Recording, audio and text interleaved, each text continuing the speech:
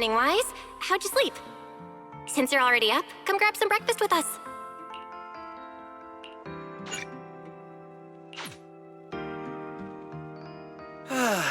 Having breakfast together with you guys every morning like this, I don't know, it just feels like...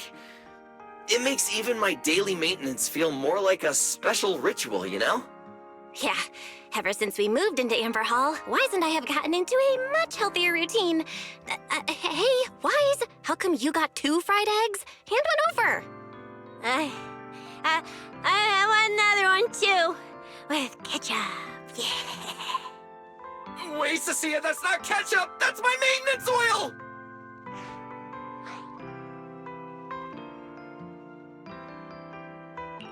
What's wrong, Cissia? Those dark circles are pretty intense. Did you have a rough night? Yeah.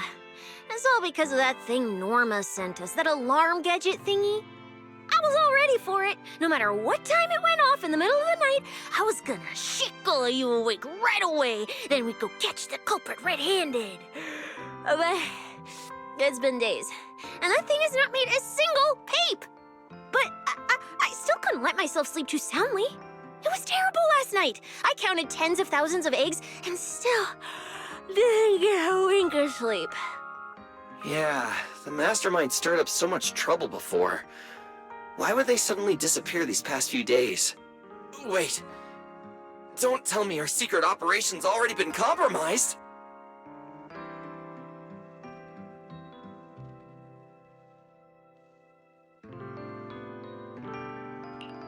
I don't think so. The truth behind the Bamboo corruption incidents was never made public. As far as I know, the only people who really know what happened are Lady Dracene and us. But from the culprit's perspective, now would be the perfect time to make a move. We still haven't figured everything out, and we're all being thrown off by those false leads. They seem to have vanished into thin air. Or maybe they're just waiting for the right moment. Well, if we're talking about recent events in Roscaelifer, then yeah, all those outsiders showing up on the island fits the bill, right? Yeah. That really cool Sunbringer lady did mention something like that. Wait, this culprit! They're not planning to use the crowd and all the confusion to launch an ambush, are they? Probably not, right? I heard today's welcome tea party is being hosted by the ESD. Valina and Norma will both be there, plus all 3 Sunbringers. How dumb would this guy have to be to try anything right under their noses? Fair. But something still feels off. I guess we'll just have to see how things play out. Oh, right. Wise, what about Toby? The Bamboo we saved with Valina's security key? Has his memory data been restored yet? Oh, right! Norma said before that he might have a key clue about the culprit!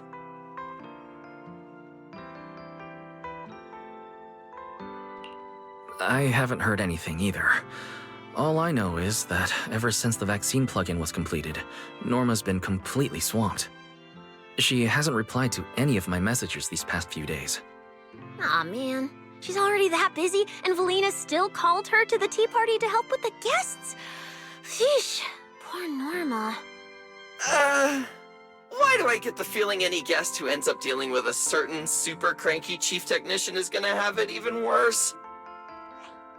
Well, breakfast is just about done.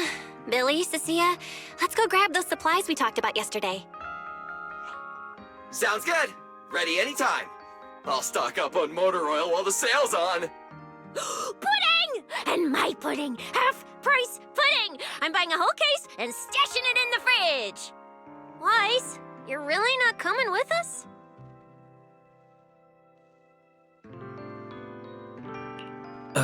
Something just came up. There's been a bit of an issue with the HDD, and I'll need some time to deal with it. You guys go on ahead. Yeah, Wise already gave me his shopping list. Let's go ahead without him this time. Well then, I'll leave things on that end to you, Wise. Why do I get the feeling you two are hiding something from us? You're totally overthinking it. More importantly, if we don't hurry, your pudding might sell out. Huh? Oh, right! I almost forgot. Let's go, let's go! Any later and we really won't make it!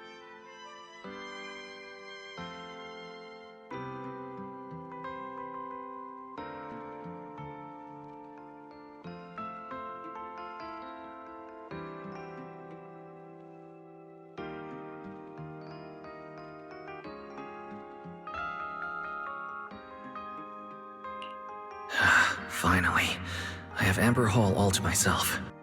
It's almost time. That girl, she does have quite the knack for making things difficult. But it's broad daylight. How is she planning to get here? Don't tell me she's going to climb through the window in the middle of the day.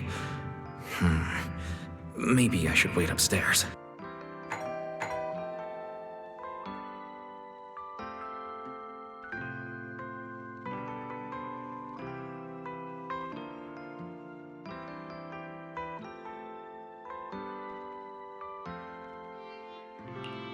Huh? Someone's here? Who could it be? And of all the times... Alright, I'll see who it is first, then figure out how to handle this. Who could it be?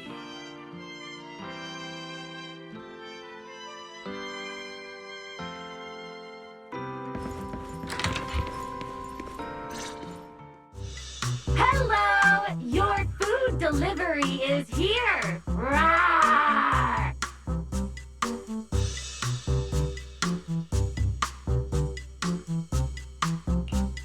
Food delivery? We weren't expecting any... Oh, wait, that voice... It's you? Oh my! You recognize my voice right away. And I could have sworn I sounded pretty convincing. Come on, don't just stand there in silence. Give me a hand. A hand? What do you need help with? So, the head is a little smaller on the inside than it looks, which means, Alright, I accidentally got stuck in it. Could you help me?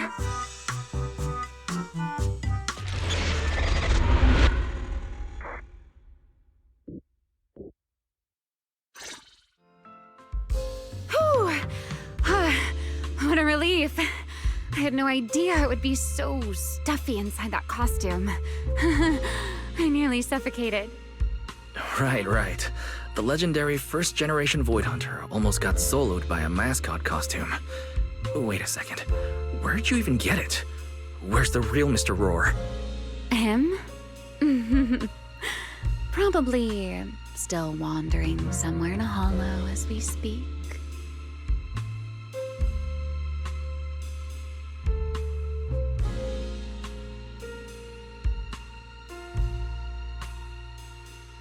Do you have any idea how dangerous that is?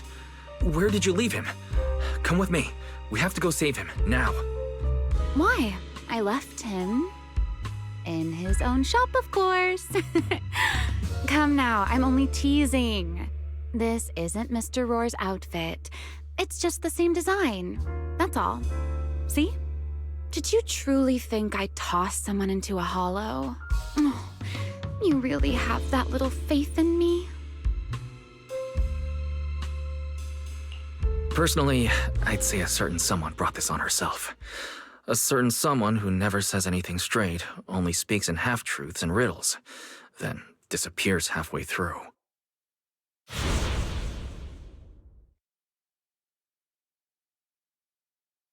Think about your understanding. Everything you know.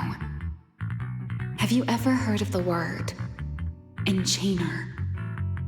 Enchainer? Doesn't ring a bell. What is it? Just as I thought.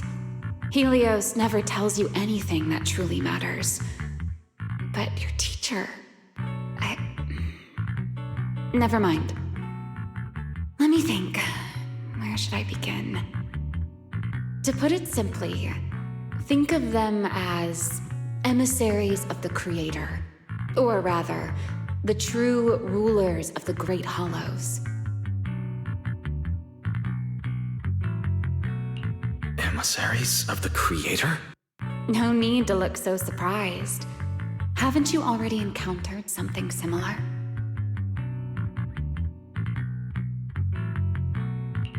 You mean, from that time in Lemnian Hollow? The Creator's vessel? Bingo. You got it. Still, while it bore some resemblance to an enchainer, it still had quite a long way to go before it could truly become one. Of course, had you not stopped it back then and instead let it fully absorb the Qingming Sword's power, it likely would have fully evolved into the enchainer of Lemnian Hollow. I would have gained full dominion over the laws within Lemnian Hollow, whether that's miasma or anything else. Just thinking about it, that would have been a tough battle. Enchainer's Qingming Sword? Hold on. How did we get this far off topic? Weren't we discussing Gerta-Blulu? We are, aren't we? This is a topic related to Gerta-Blulu. The Gerta-Blulu as it stands now is less of an enchainer and more akin to... of all times. Never mind. Our little Q&A session ends here for tonight. 1 week from now, in the morning, I'll come find you again. Keep it a secret, won't you? Imagine if anyone found out that Mr. Transfer Student is actually a partner in crime to Miss Fugitive. Just thinking about the trouble that would cause gives me a headache. Huh? Wait, Remielle, don't go. At least finish what you were saying.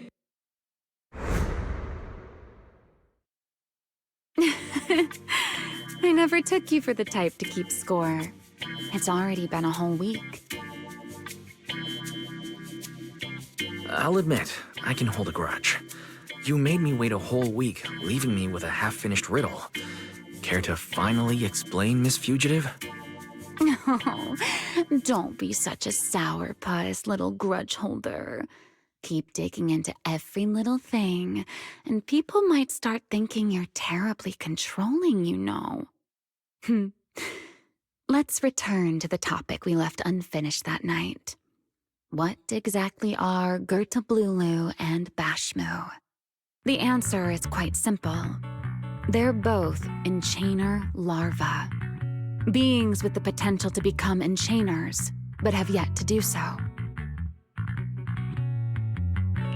Enchainer larva? Correct. Similar things appeared in my time as well, but no one ever learned where they truly came from.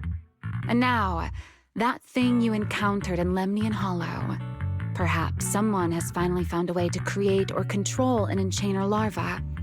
Who can say? As for the key to whether the larva can become an enchainer, I imagine you have already guessed the answer.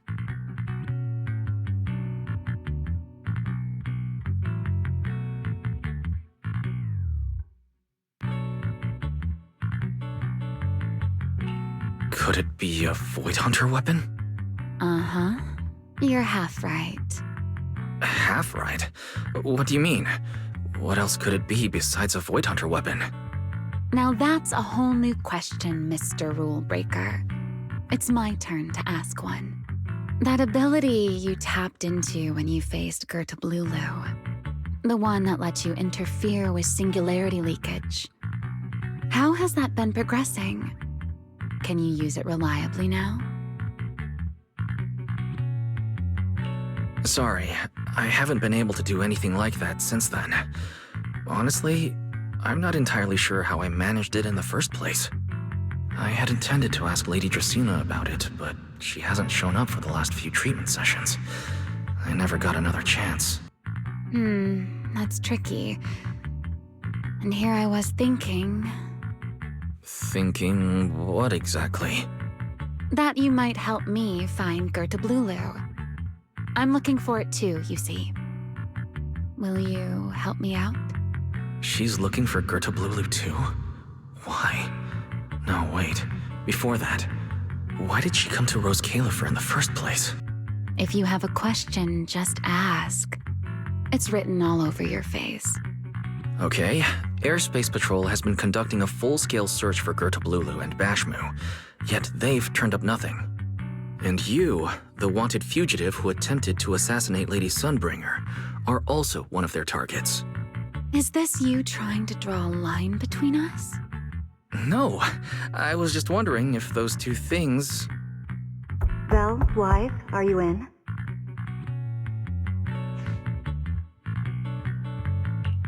Huh? Was that Valina? What's she doing here? Oh no. Remielle, quickly! Please pardon me. It's about something urgent, so I let myself in. Hi! No, sorry. Good morning, Valina. Good morning. Are you having breakfast with Mr. Roar? Huh? Mr. Roar? Oh, right. Mr. Roar and I are, No, Lady Valina. I only stopped by to confirm this lovely, handsome gentleman's order. Roar! Order? Right. Cissia's birthday is coming up, so I wanted to order a cake for her. But this absent-minded gentleman forgot to choose a flavor. That's why I'm here to confirm it with him. Rawr. Looks like you two have serious business to handle, so I won't keep you any longer, rawr. As for the flavor, sir, give it a little more thought. I'll stop by again tomorrow morning to confirm your choice. Rawr! Mr. Roar seems somewhat different from usual today. Maybe a little. By the way, what brings you here today?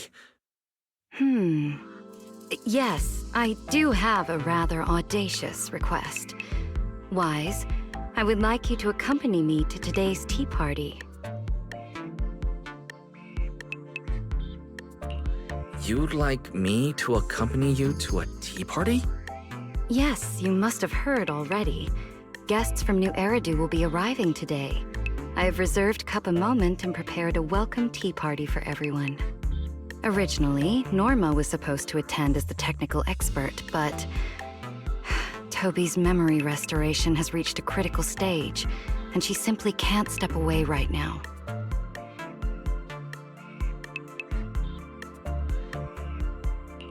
So, if I'm understanding correctly, you'd like me to attend in Norma's place? Not quite like that. Wise, I would like you and Belle to attend with me as the collaborators recommended by Mayor Mayflower. On top of that, since you arrived on our island a little earlier, I believe sharing your experience here with the guests at the tea party would help everyone settle in a bit faster. Got it. Belle went shopping with Billy and Cissia earlier, but I can go with you. Thank you for understanding, Wise. Let's go. There'll be quite a few important guests at the tea party, right? There's no need to be nervous. It isn't a formal occasion.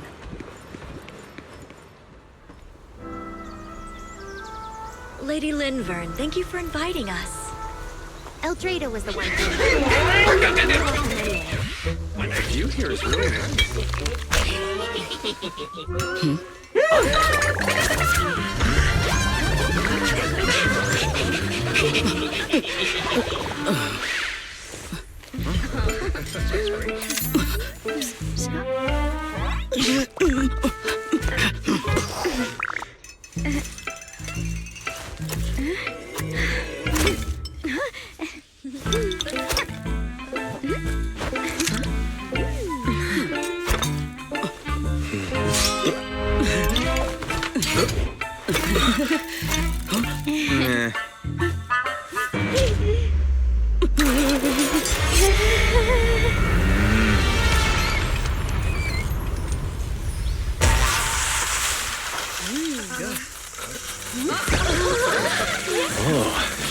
lively.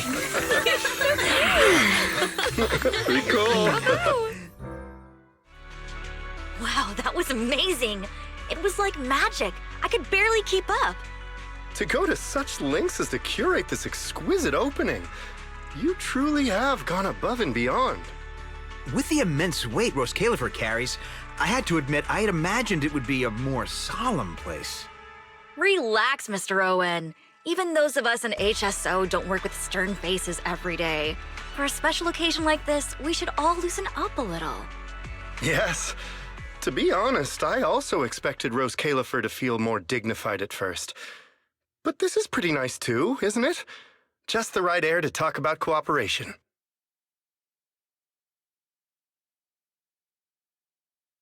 Oh, thank goodness we were spared any major complications. What happened just now? That wasn't part of your plan, was it? Hardly. If I'm not mistaken, this little mishap is the handiwork of those little ones from the Enna gang. Enna gang?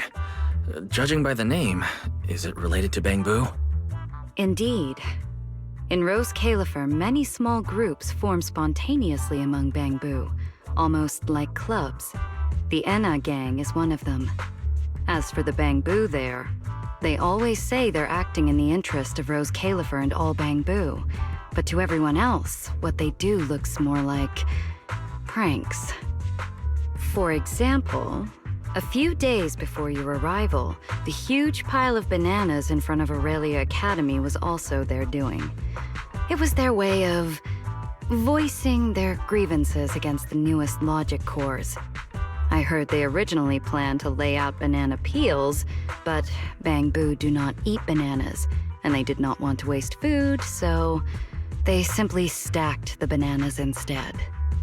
As it turned out, the students thought they were a special courtesy arranged by the ESD, and they were quite delighted for a while.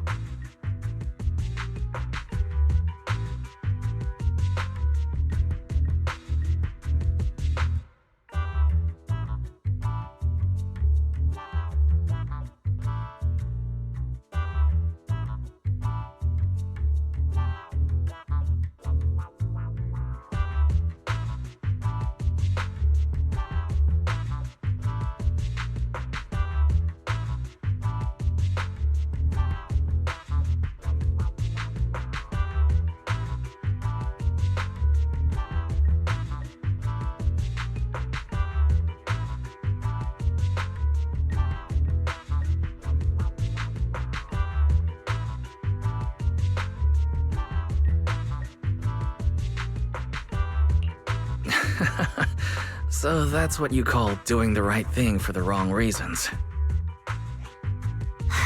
At the same time, they don't have bad intentions. What harm could those Bangbu possibly mean? They're only a little uneasy about recent changes on the island. It's fine, it's fine. Indulging their wild ideas once in a while can count as a little break from work, I'd say. Not everyone can handle their antics as effortlessly as you do, Lady Lindverne. Lady Lindverne. That sounds familiar. Wait, this is... Allow me to make a formal introduction. Wise, this is the director of the Airspace Patrol Department, Lady Lindverne Sunbringer. Oh my, no need for the lady business. How many times have I said it? We're far past the point of formalities, aren't we? Then again, no matter how many times I say it, in all of Roscaelifer, aside from Eldrada and little Dracena, Claret's about the only one who doesn't treat me like their boss. After all, not just anyone can be like Miss Claret and end up becoming Lady Lindverne's creditor. All right. Allow me to introduce myself. Hello, Wise. I am Lindverne, Director of Airspace Patrol. I've already heard a bit about you from Dracene and Sigrid. I didn't expect you to uncover an important clue about the Bangbu corruption incidents right after arriving. That's quite impressive.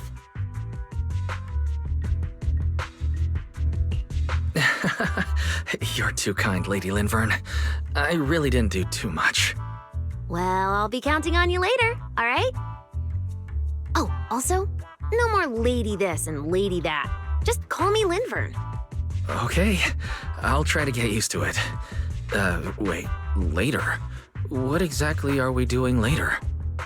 What else? The troublesome parts of the tea party, of course. I'm terrible at occasions like this. All that stiff etiquette, the small talk, having to smile the whole time. Eldrade or Dracene should have attended, but Eldrade has been busy with who knows what lately, and Dracene's tied up with the CCD's singularity leakage, so I had no choice but to make an appearance. Dealing with all that formality, just thinking about it is exhausting. So, I spoke with Valina. Well, actually, Lady Lindverne was the one who insisted on asking you to come. So you haven't told him yet, Valina? Oh well, no matter. You look like the type who's good at socializing. I'll leave it to you, all right?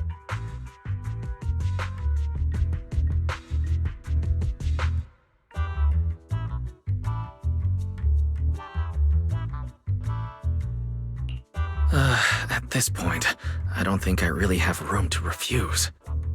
The third Sunbringer, Lindverne of Airspace Patrol. I never expected her to be like this.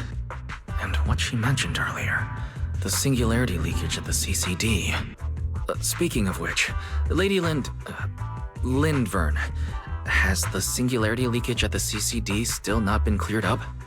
Yeah, it seemed to have returned to normal at the time, but the surrounding area hasn't fully left its activated state. In other words, it's only dormant for now, and could flare up again nearby at any moment. I've already sent people to help handle it, but Tracy will probably be busy for a while yet. Once she's done, I'll ask her what happened. And maybe pinch those little cheeks of hers too. Oh, right. Speaking of talking to people, don't forget to say hello to Claret later.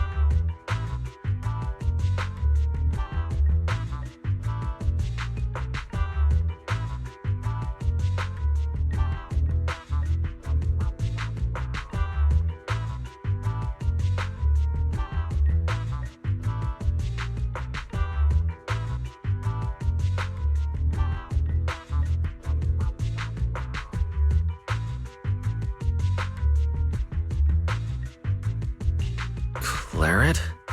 That girl over there. See her? The blonde one with the expression that says, "You owe me 200 million dennies, so pay up before you even talk." She's the director of Flint Workshop and the current heir to the Flint family. All the porcelain used during your treatment was produced at the workshop in Virium. I only returned from there with her yesterday. In a sense, she's your benefactor. So the moment has finally come. Good luck, Wise. I believe you can survive this trial.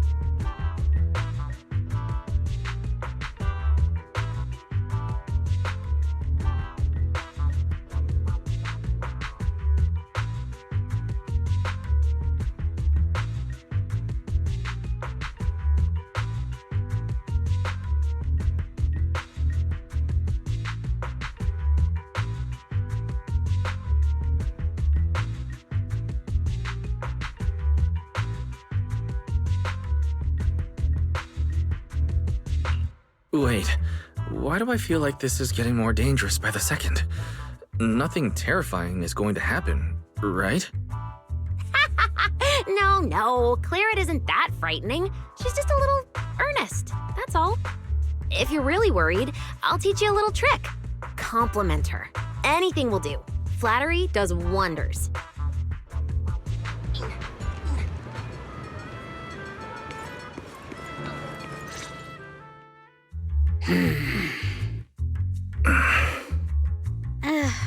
So, who are you?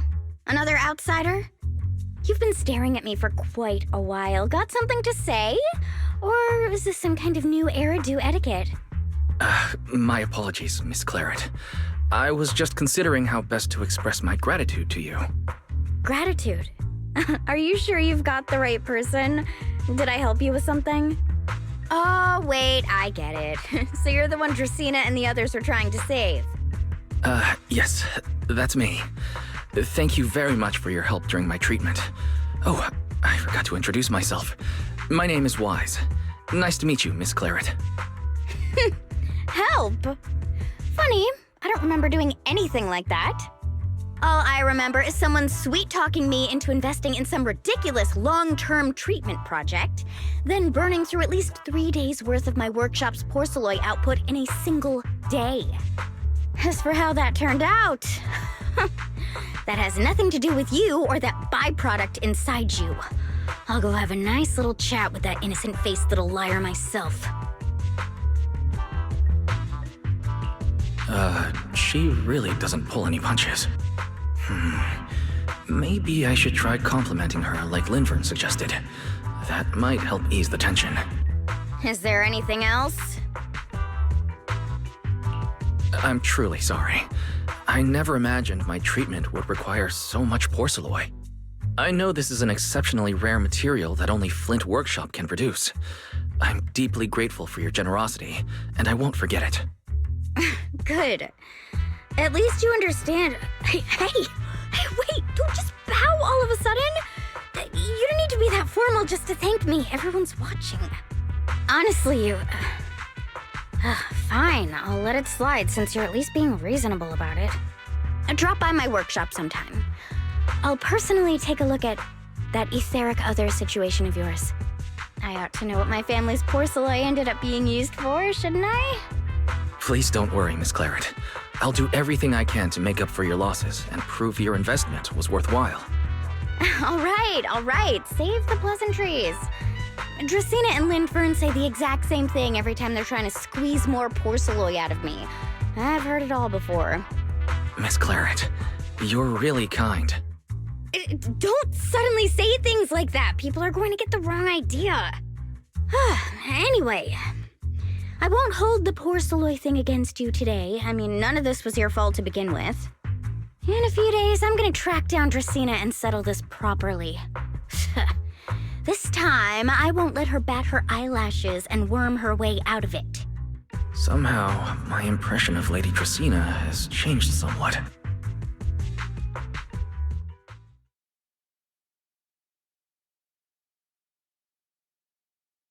Valina, Sigrid, what's wrong? What happened? No need to be so tense, Wise. It's just a small matter. Not all the guests scheduled to arrive on the island today have shown up yet. One of the airships ran into some trouble while passing through the storm belt. That held things up a bit. They're just now pulling into port. The tea party's already halfway through, and neither Lady Lindverne nor I, since we're the ones hosting, can just slip away in the middle of it. So, I will be the one in charge of welcoming this batch of guests. And, Mr. Wise, I would like you to come along with me.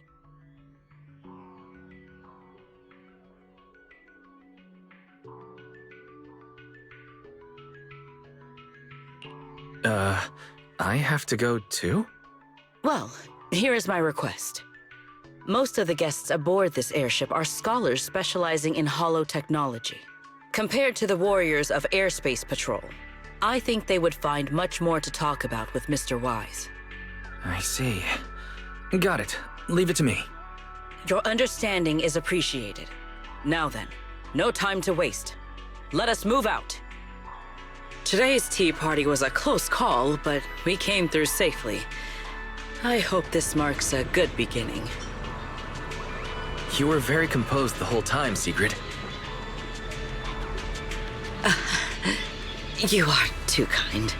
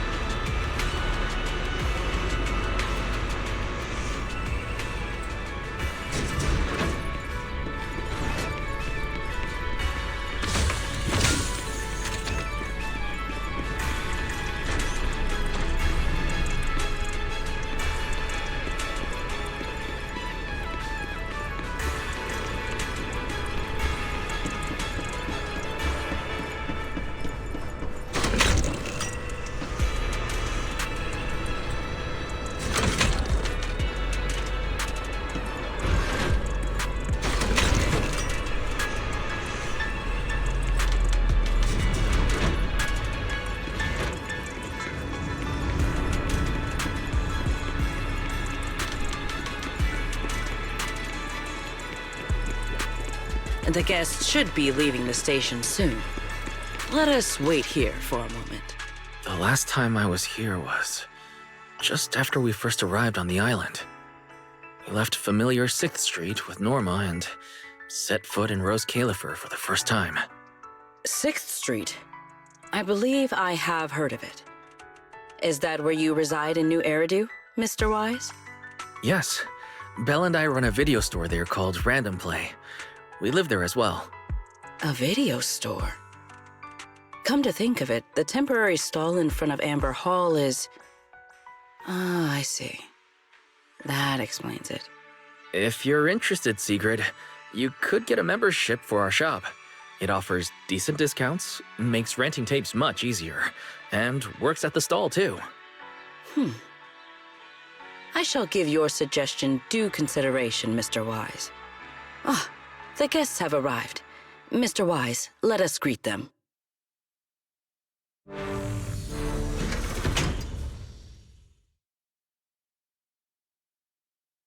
Honored guests, you have come a long way. I am Sigrid de Lazure, Deputy Director of the Roscaelifer Airspace Patrol Department. On behalf of Roscaelifer, I extend my sincerest welcome to you all. This is Mr. Wise, a holo navigation specialist referred to us by New Eridu City Administration. He has previously worked with the External Strategy Department and the Central Computing Department. You're too kind. I only arrived a few days before everyone else, but I hope I can offer a few useful pointers for your time in Roscaelifer. Greetings. I am Salvi, the interim leader of this expedition and a member of the White Star Institute. My research mainly focuses on ethereal ecology. Please allow me to introduce the other guests traveling with me. This is Professor Oakley from Metis Academy.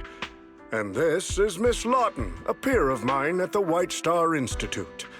Both are scholars who have spent years studying the fundamental properties of hollows. And this is Miss Truvia, daughter of Mr. Mossient, the head of High Ambitions Corp. Like you, she is also a specialist in hollow navigation. What? It can't be. It's really her. What did I tell ya? We were always gonna win this one. Icarus 2 points, Phaethon 0.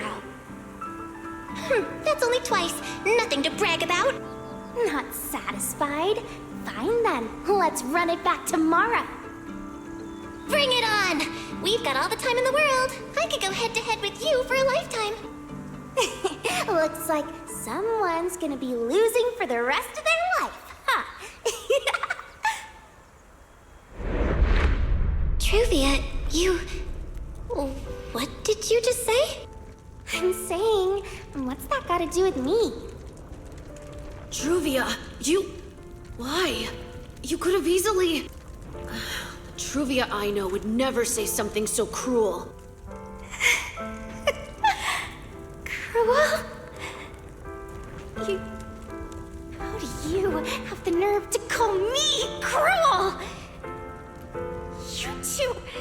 You're the ones who are...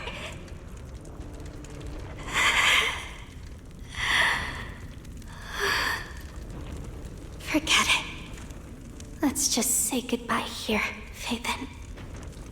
I know I said goodbye, but I still hope that for the rest of this life, we never have to see each other again.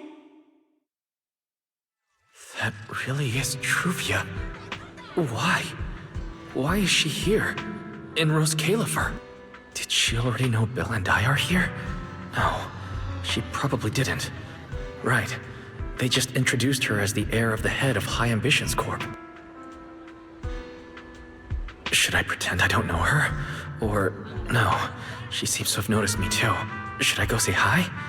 No, never mind, when it comes down to it. Wise, Mr. Wise. Yes? Yes. Mr. Wise, Mr. Salvi just mentioned that since both you and Miss Truvia here are experts in hollow navigation, you should have quite a few topics in common. Well, I'm not really an expert or anything. When it comes to specialized knowledge and technical skills, you'd really want to consult Miss Truvia for that. You give me too much credit. Our group primarily researches civilian equipment and technology. I wouldn't call myself a specialist.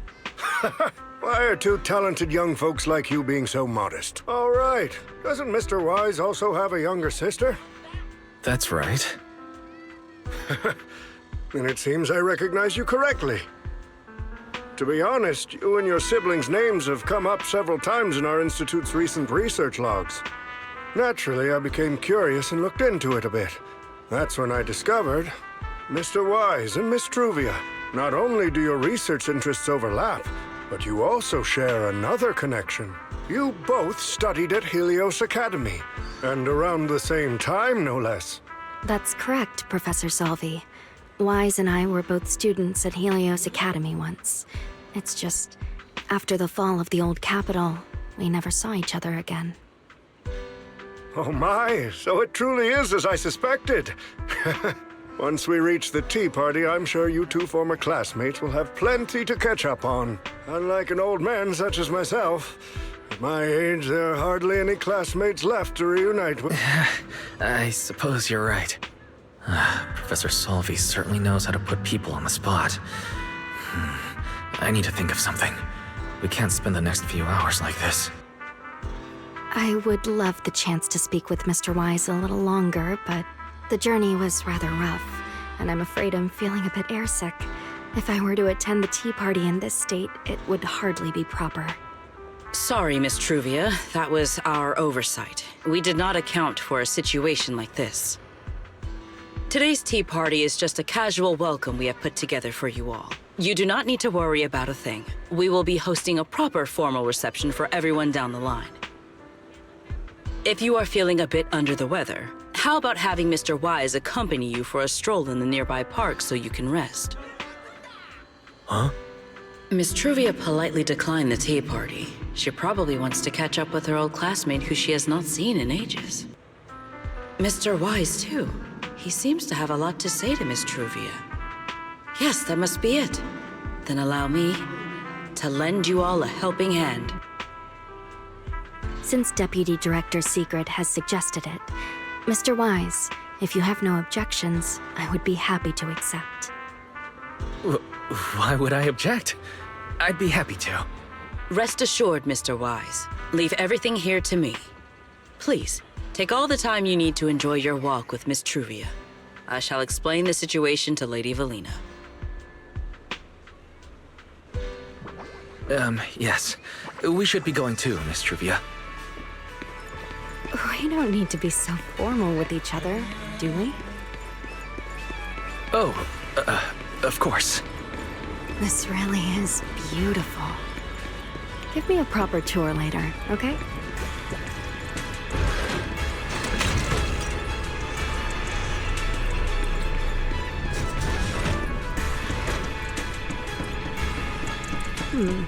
That silver tree. It's not made of The nameplate really does say Porceloy. I heard Roscaelifer was the homeland of Porceloy, but I never imagined they'd use it for public decoration.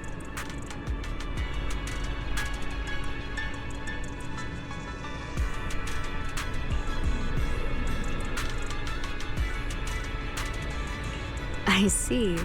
Wise, you keep saying you aren't that familiar with this place, but you always seem to have an answer for all my questions. I've heard the Porceloy veins in Buastrum are also essential to the computation of Rosetta data. How much do you know about the connection between the two? Really? Or could it be that this touches on Roscaelifer's secrets you can't exactly share with someone from tops like me?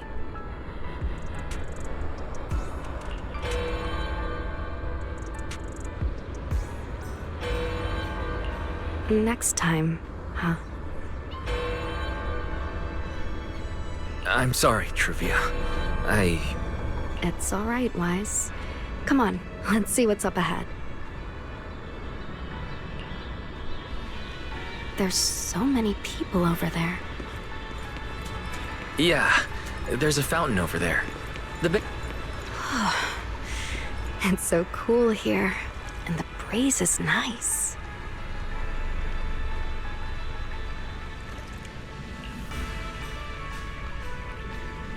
Thank you. I'm feeling much better now. This flight was way longer than expected, and I ran out of motion sickness medicine halfway through. It's much better than it was back then.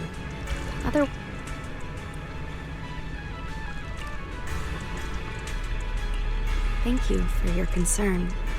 My father may be getting on in years, but he's in good health. He still handles many matters personally. That wasn't really what I meant. Mosient has always had high expectations for Truvia and the others, but he's also strict.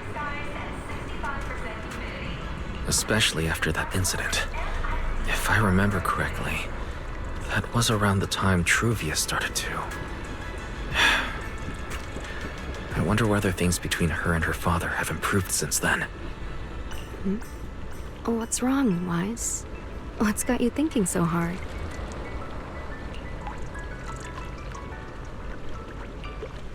All right, then. Let's keep going. There seems to be a large structure up ahead. Is that a chessboard?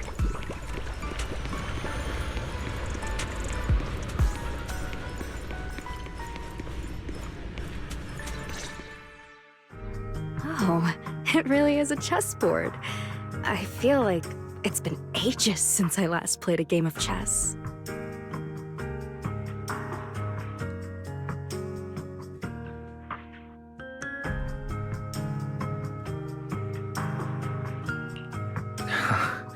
Same here. I still remember. Back then, Belle and I were both really into chess. Whenever exams weren't looming over us, we'd always be going head-to-head on the board. She and I were both pretty clueless back then. She was always setting you off, and I just stood there watching most of the time, rarely stepping in to stop her. It's okay, Wise. It's all in the past now. How have you been after all these years? Oh, and what about Belle? Is she doing all right?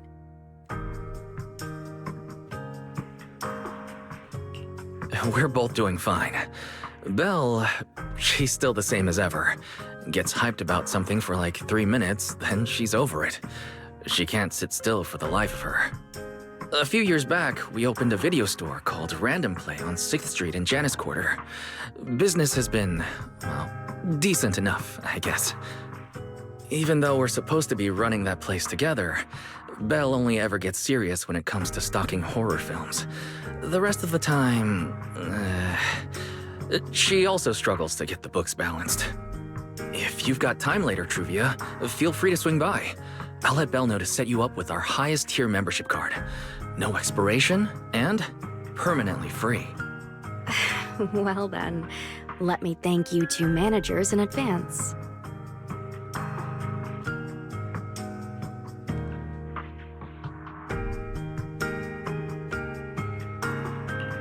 What about you, Truvia? All these years, have you been doing well? I guess I'm doing all right. Over the years, with my father's assistance, I've continued my research on holo communication and navigation.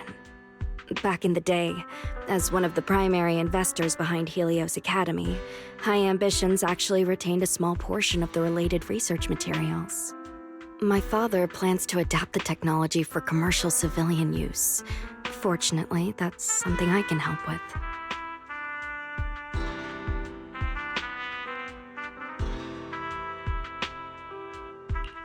What Truvia means is High Ambitions Corp. They've been conducting research related to the HDD this whole time?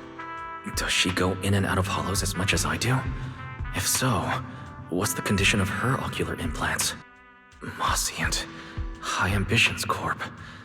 Do they even know that Helios never resolved the hidden dangers behind this power? No, I need to make things clear with Truvia. Even if it means... Truvia, are you... Truvia, are you still using the ocular implants Helios Academy put in us? As fellow holo navigation specialists, I think we both already know the answer to that question, don't we? Of course, I'm not trying to point fingers, and I have no intention of judging the choices you've made.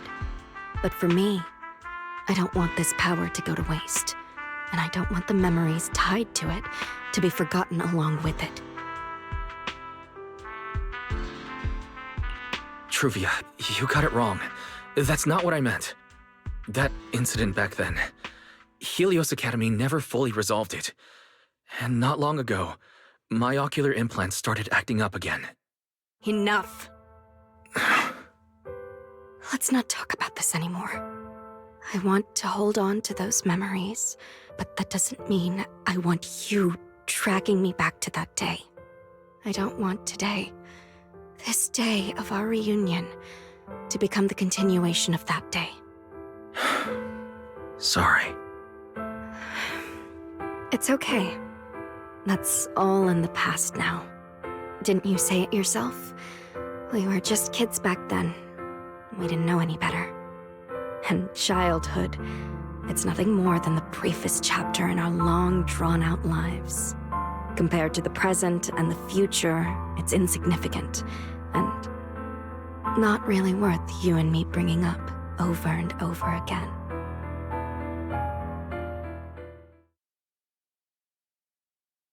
Wise, Truvia, I knew you'd be here. Belle, what are you doing here? We were heading back after shopping when we passed by Cup a Moment just as the tea party was wrapping up.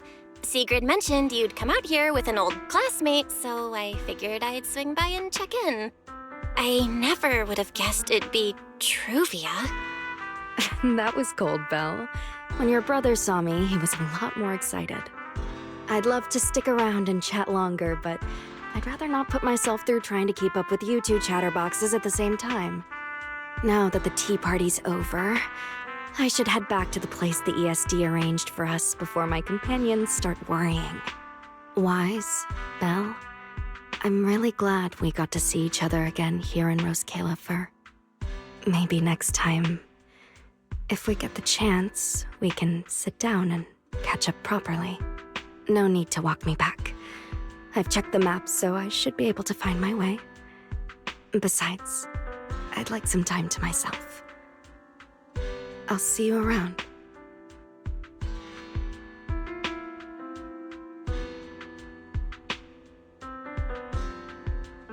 Did something happen just now? When I got here, the vibe felt kinda off.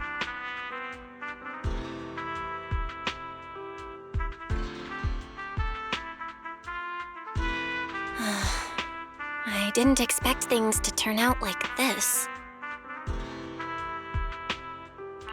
Sorry, Belle. I got ahead of myself. I should have thought it through before bringing up the ocular implants with her.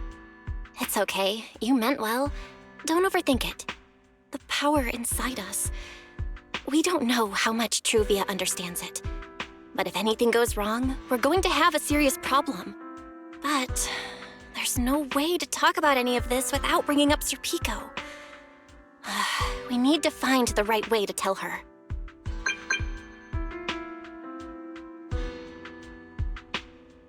Oh, it's a message from Norma. Toby's made some progress. She said all of Toby's memory data has been fully restored. And there's something important she wants to show us. She's telling us to get to the academy ASAP. All right, let's head over there now. Something important. Could it be a clue to the real culprit? We should hurry and find Norma.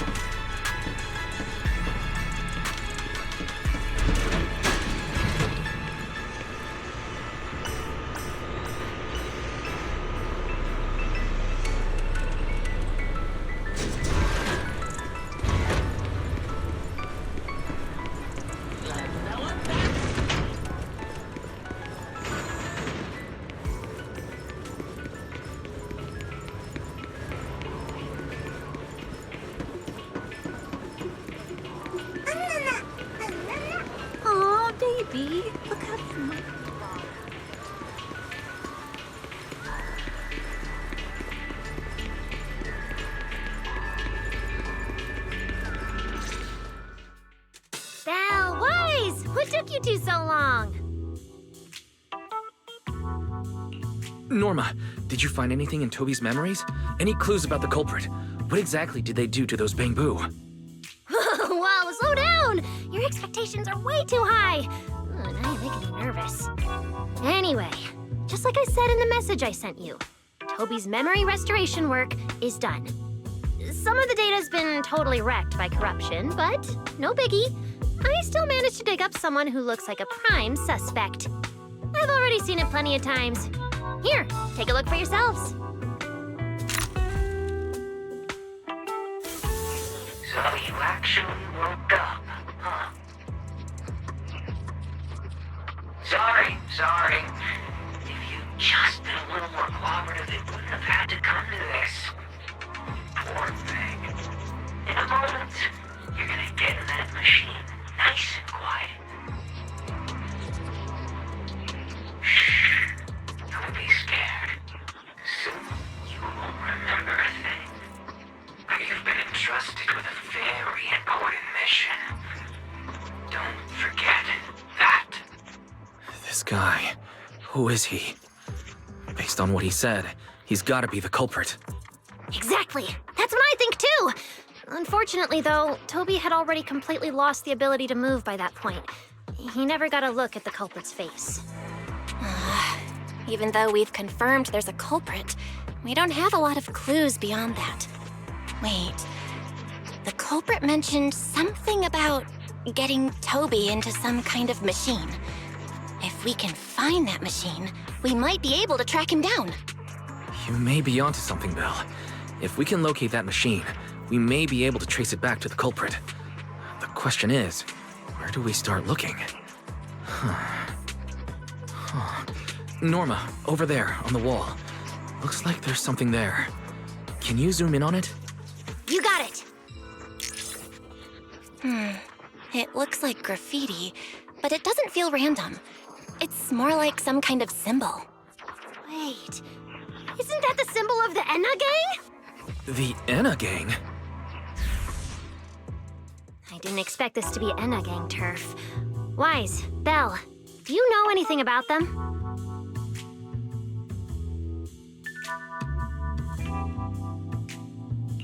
I ran into them at the welcome tea party today. Thankfully, it was just a few harmless pranks. Nothing serious. Oh, again? Those little guys sure have energy to burn. But how did they end up getting involved with the culprit? It's also possible that the culprit just happened to be on Enna gang turf. I've heard the Enna gang is an organization that really cares about bamboo rights. They shouldn't be colluding with humans who intend to harm bamboo. Looks like the only way to find out is to check out the Enna gang's turf ourselves. Norma, do you know where we should start looking? I don't know the exact location. I just heard they sometimes meet up near the Clink Market on Gear Street to swap bottle caps they've scavenged.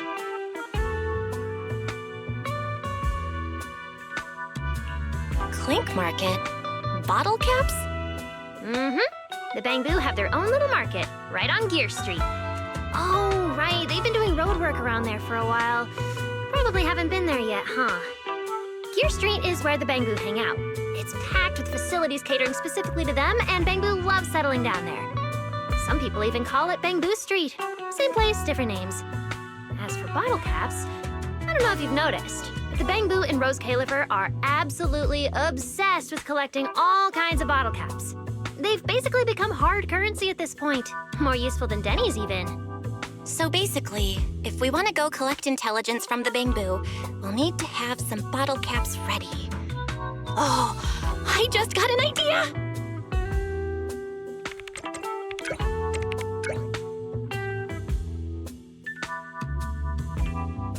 I'm here, Wise. Belle, check it out! Are these bottle caps enough? Cissia, are you secretly a bamboo or something? Where'd you get all these bottle caps? What are you even talking about? I brought these myself. Before coming to Roscaelifer, I was worried there wouldn't be anything good to eat, so I stuffed a ton of snacks and drinks into my luggage. And then, things have been crazy lately with one emergency after another. I forgot to take out the trash in my room, and then blah, blah, blah, blah. Anyway, the bottle caps you wanted, I found them for ya. Never thought the day would come when I'd be grateful that Cissia never bothered to take out the trash. But what do you guys need so many bottle caps for? Feeding your bamboo?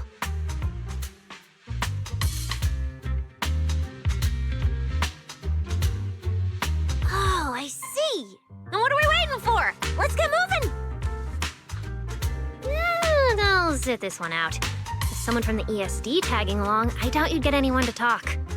Here, I've marked Gear Street on the map for you. The road there should have been fixed up yesterday, so you can head straight over. But hey, don't go telling anyone I'm the one who tipped you off. All right, let's go. We'll catch you later, Norma. It seems Clink Market is located on Gear Street. I have planned a route for you, Master.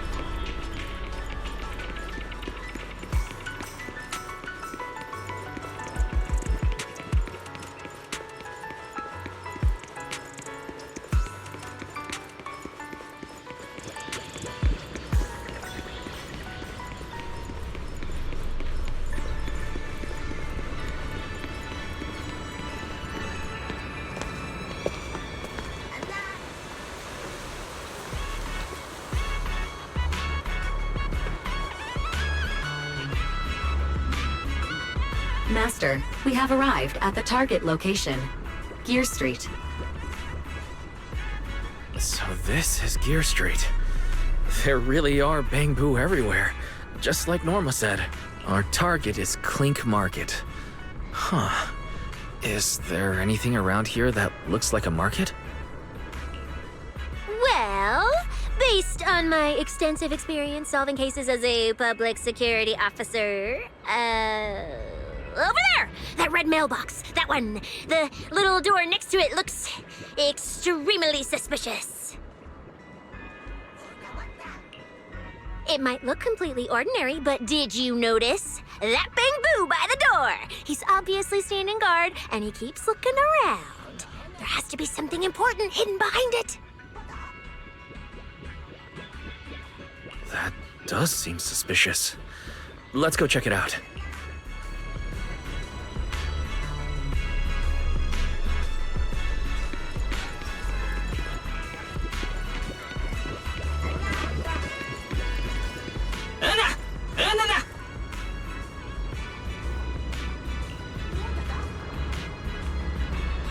I want to visit Clink Market and pick up something for my bamboo back home.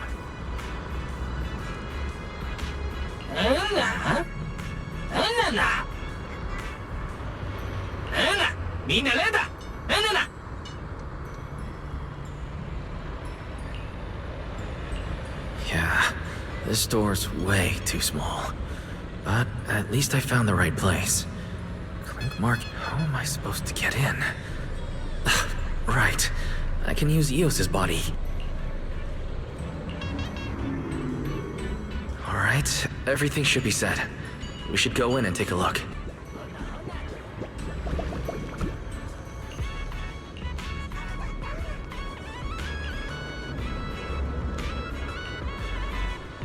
Would you look at that? There really is a whole other world behind this door.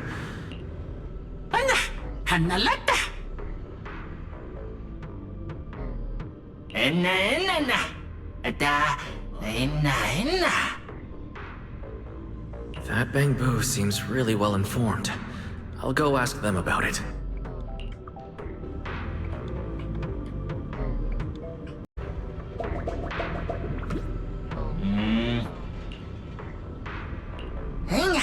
What the?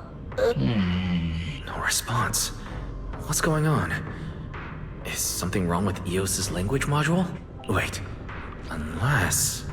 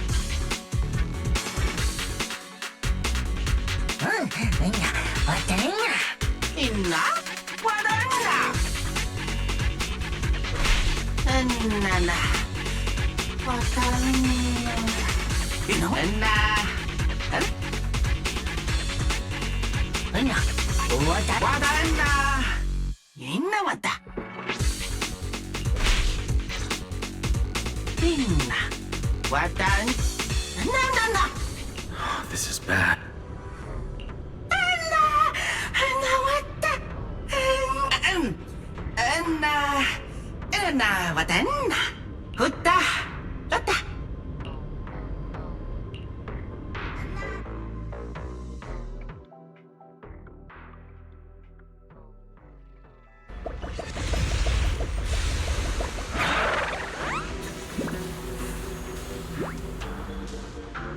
Whoa. I never expected such a huge space beneath Buastrom. According to the guard, if... Master, I suggest taking the elevator ahead to reach your destination. To think there are Bangbu living beneath the city, along with a secret gang. Though it's true only Bangbu can get around freely in a place this tight. I wonder what the Enna gang's hideout is like.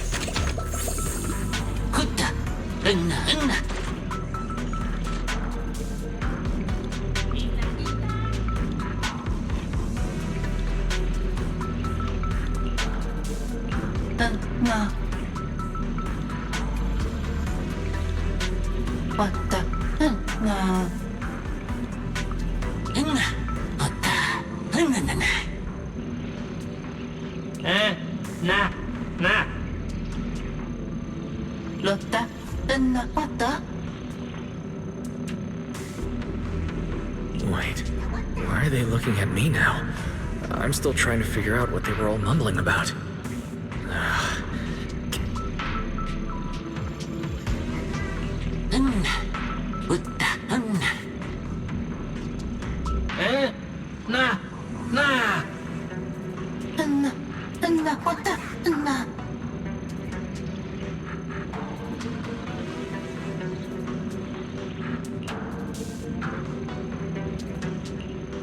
The elevator's broken.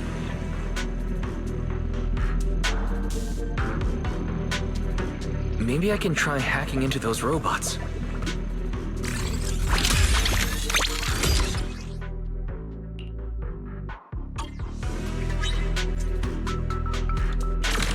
It worked. Just as I thought. Let's take this side path and see where it leads. I don't see a switch for the drawbridge. Maybe I can try ramming it.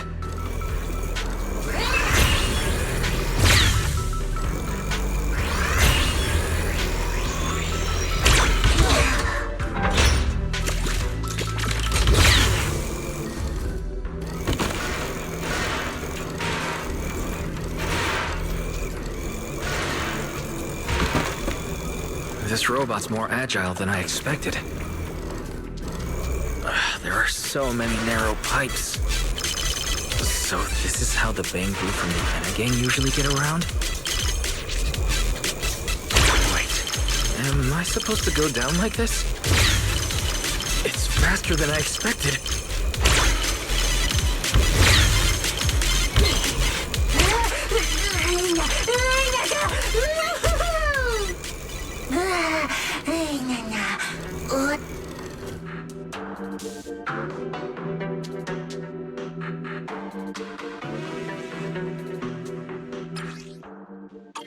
It should open if I hit that switch.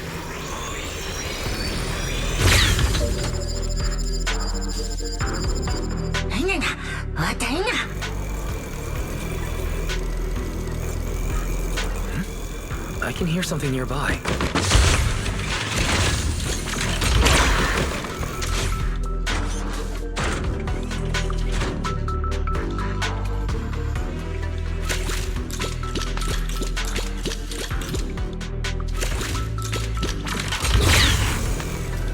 The circuit box is gonna catch fire. No wonder the elevator.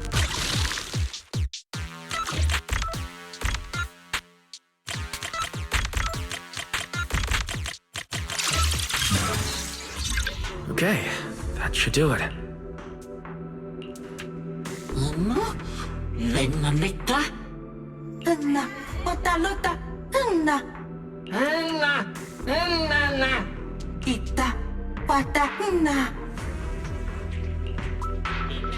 The Anna gang's bamboo keep mentioning this revelation. It's been bothering me for a while. What a new Eridu is it? Could it be a clue about the culprit? Or maybe...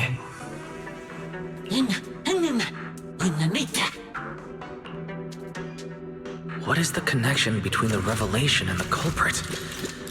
It's still bothering me.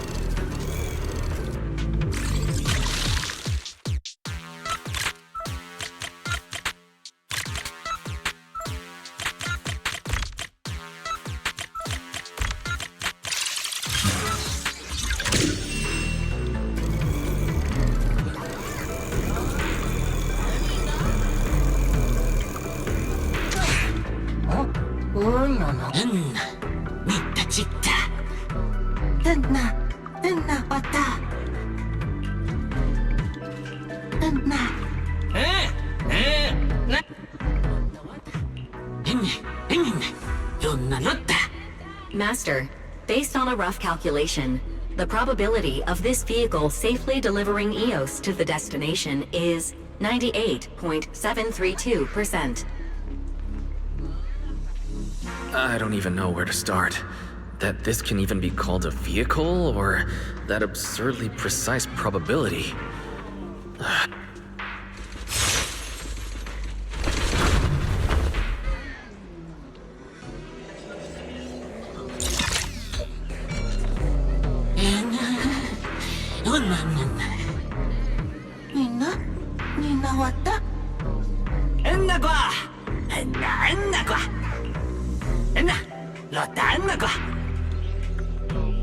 Griff. So he's the boss of the Enna gang. Maybe he knows something about the culprit. Come to think of it, this place really does resemble what we saw in Toby's memories. Also, something's really strange. Almost all the bamboo here seem to be data boo. Why is that?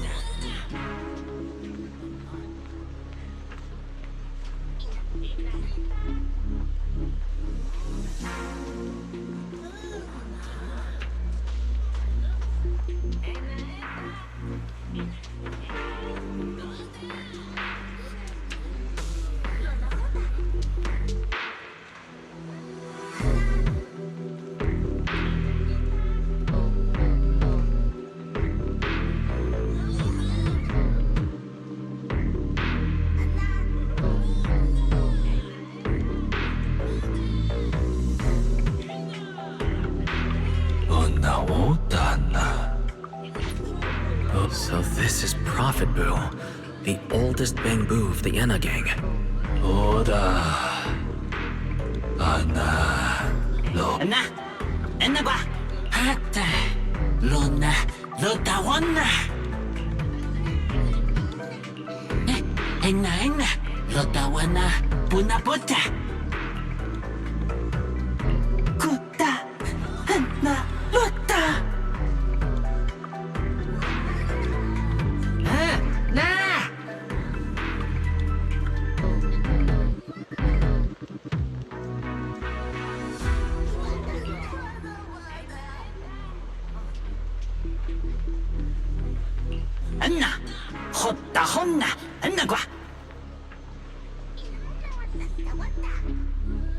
I'm starting to regret fixing that elevator. This revelation thing. I don't even know what it is. Apologies, Master. No relevant data found regarding the Enna gang's revelation. Suggestion: respond vaguely and attempt to bluff your way through.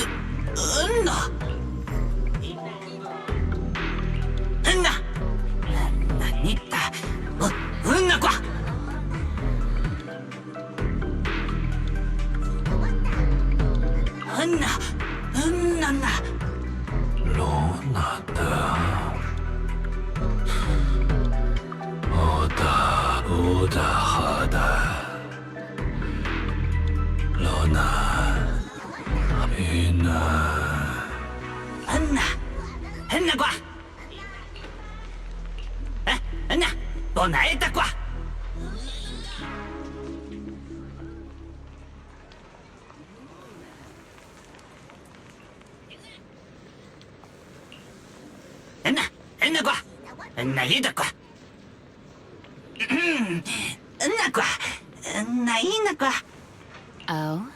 Is that so? Then come on in.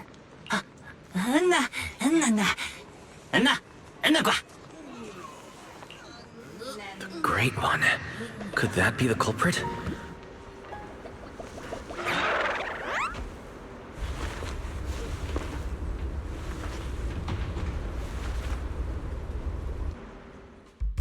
Remielle? What are you doing here?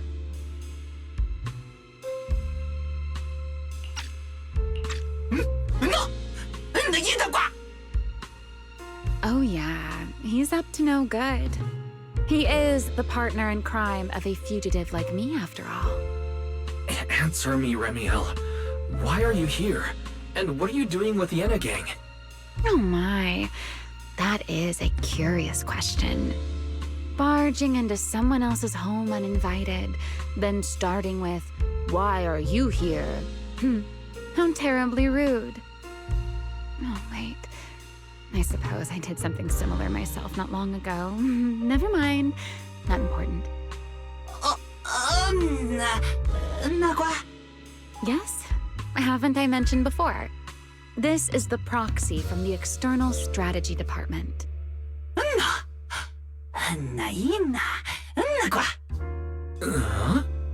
A little too talkative, aren't we, Griff?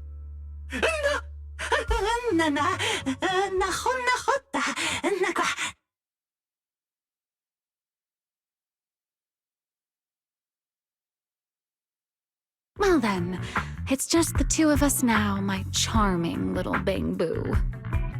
I must say, I didn't expect you to have such a practical, yet rather adorable, little skill.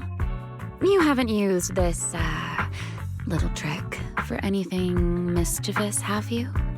I feel like you're imagining something really weird. Wait, how did you manage to get me off track again? If I remember correctly, in our Q&A game, it's my turn to ask the questions. Sure. What would you like to know this time?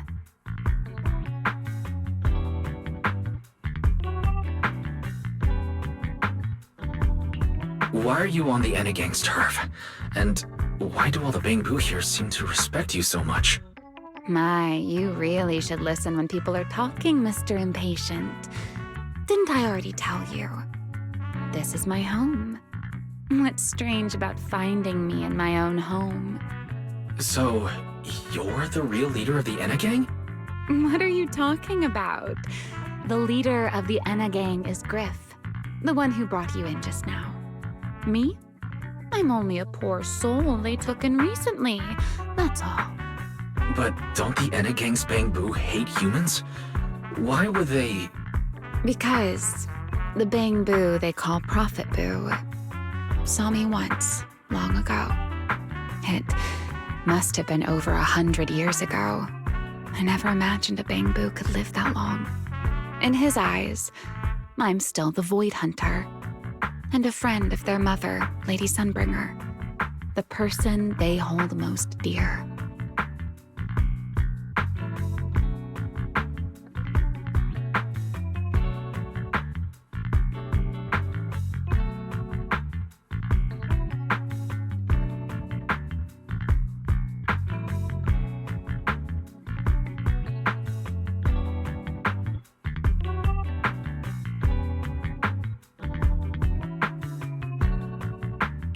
But that makes even less sense. Weren't you wanted because you tried to assassinate Lady Sunbringer and failed? In which case, shouldn't the Enna gang's Bang-Boo hate you even more? Oh, that part's simple. Because, as far as the Enna gang understands it, the 3 Sunbringers now governing Roscaelifer, they're all imposters. What did you say? The 3 Lady Sunbringers we have now, even if they're not exactly as they once were, they're still Sunbringers, aren't they? Who knows? At the very least, the Enagang Bangbu don't see it that way. They believe only in the revelation they saw. And to them, it's proof that the true Lady Sunbringer is calling out for help. The revelation they saw. What exactly was it? How should I know? I'm not a Bangbu. But I've heard this so-called revelation is a vision that occasionally appears to Databoo while they're processing Rosetta data. The true Lady Sunbringer, imprisoned in endless darkness. Huh? Wait, the real Lady Sunbringer is imprisoned? By whom? No, that doesn't make sense. I can't imagine anyone being capable of something like that. Sorry, I've got no idea either. All right, Mr. Curious. I've answered quite a few of your questions already. Is it my turn now?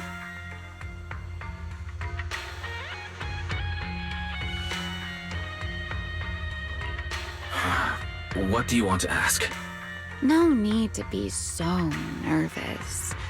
Aren't we close enough to tell each other anything by now? My question is the same as yours. Why are you here, my dear proxy?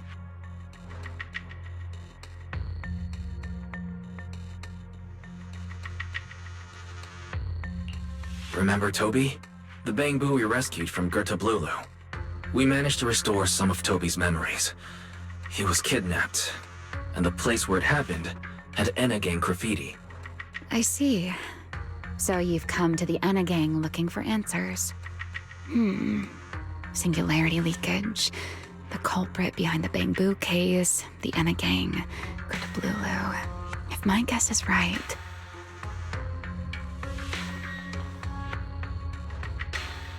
What is it, Remielle? No, it's nothing. Just a passing thought. Speaking of which, how about I do you a little favor, Mr. Detective? I can step in as Lady Remielle of the Enagang, put in a good word for you, and have the Enagang Bangbu assist you in locating this, crime scene.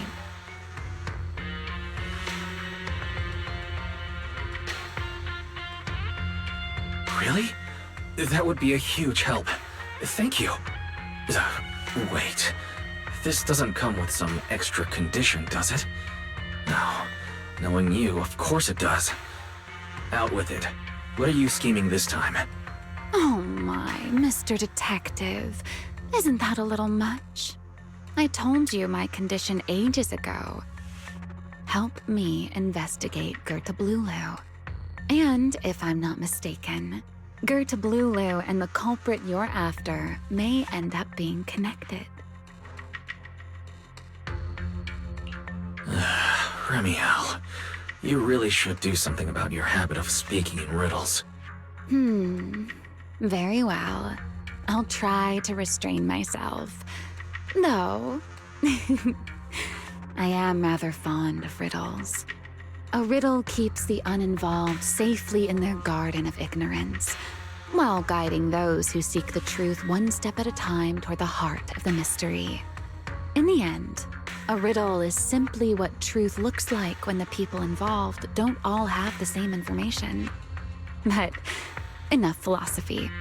Let's ask Griff about the place you're searching for. Griff's good at rallying people. He'll definitely be able to help. I hope everything goes smoothly.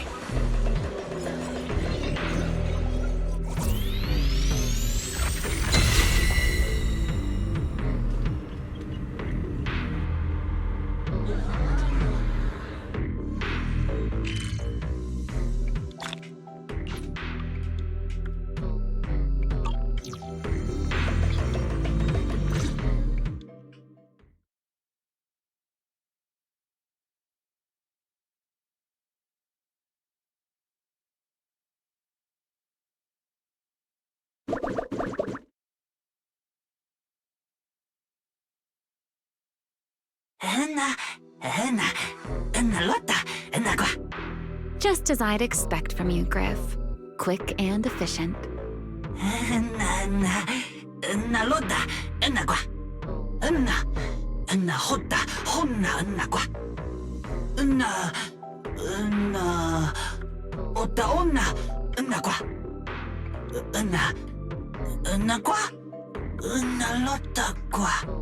Don't worry, Griff. I'll go with him. Huh? You're coming with me, Remielle? Wasn't that our agreement? I help you follow the culprit's trail, and you help me investigate Gerda Blulu. What? Have you forgotten already, my dear partner in crime?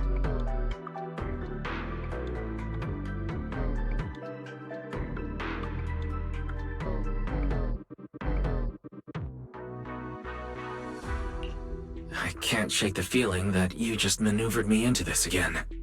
This is one of those moments when overthinking won't do you any favors, Mr. Detective.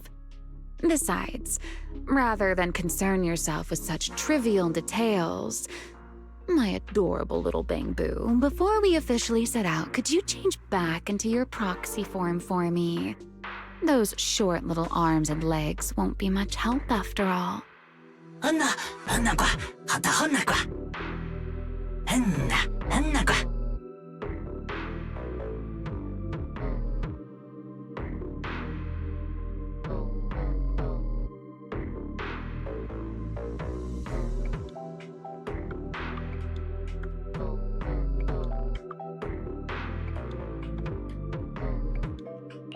Understood. I'll head there now.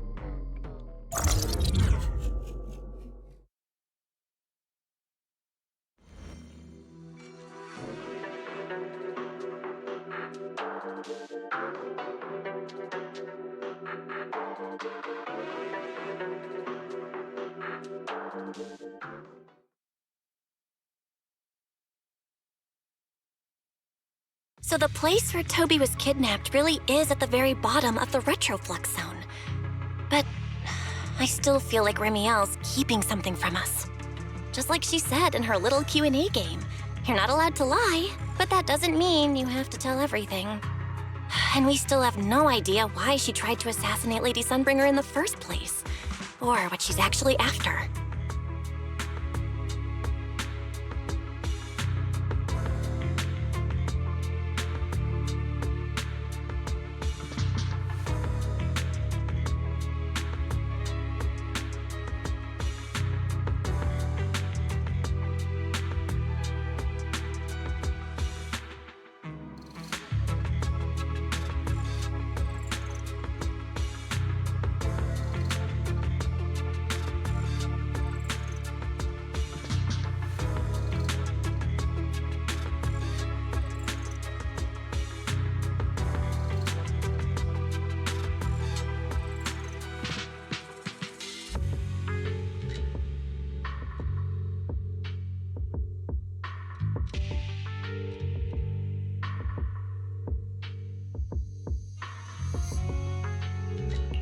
Yeah, I considered asking her directly why she tried to assassinate Lady Sunbringer while we were in the retroflux zone, but I doubt I'd get a straightforward answer. As for her objective, that's much clearer. She wants to use mine and Pyrois' ability to manipulate the singularity leakage to help locate Gerda Blulu. Toby's kidnapping, the recurring singularity leakages, Gerda Blulu. I have a feeling there's a connection between all of them that we're still missing. Yeah, Remielle hinted at something similar as well.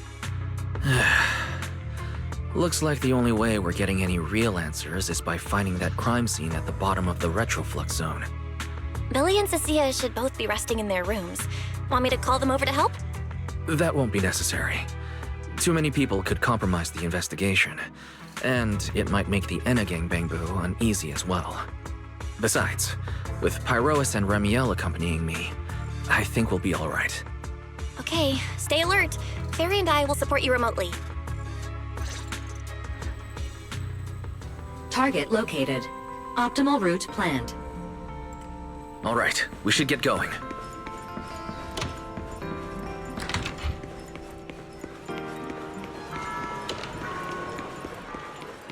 Forget your troubles. And let time. Approaching the target location. Navigation complete. Pardon me. Is something troubling you? You have been circling this phone booth for quite some time now.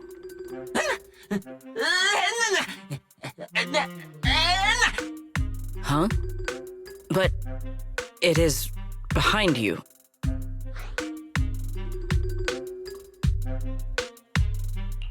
Sigrid, I wasn't expecting to see you here. What's going on? Greetings, Mr. Wise. While on patrol, I came across this Bangbu citizen. He appeared to be in some distress, so I stopped to inquire about his situation.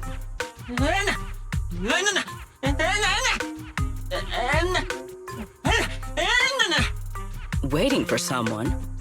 And who might that be?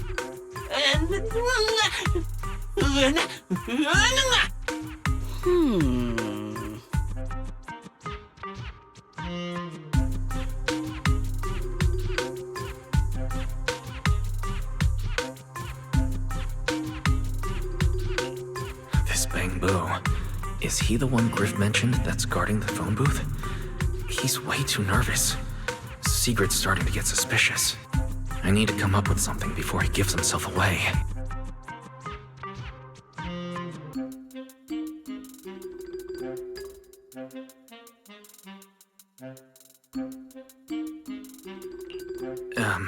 Sigrid, actually. The person he's waiting for is... I see. Citizen, the one you await is Mr. Gaboo. Is that right?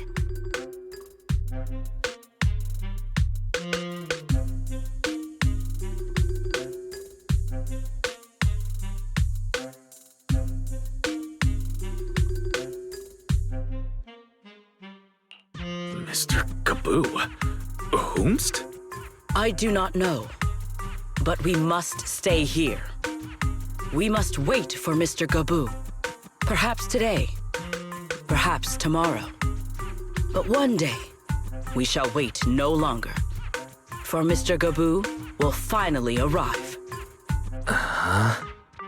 Oh, it's a line from the famous play, Awaiting Gaboo. Did I get that right, Mr. Actor?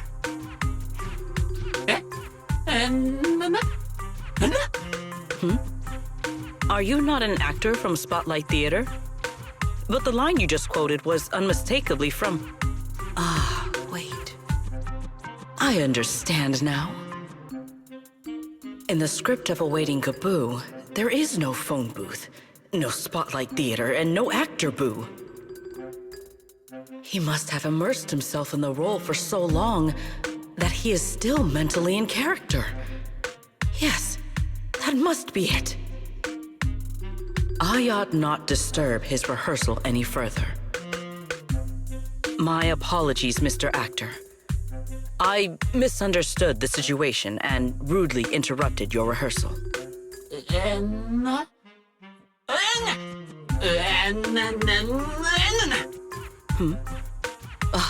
Indeed.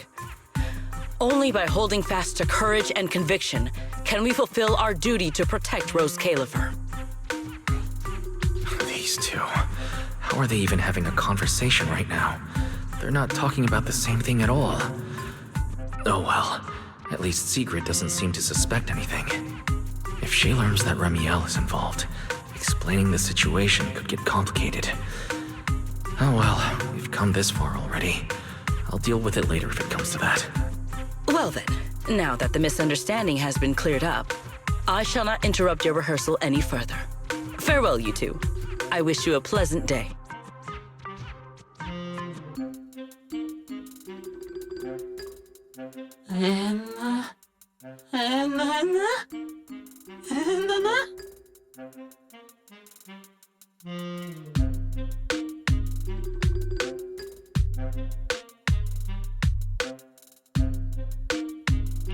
No, absolutely not. This has been a huge misunderstanding.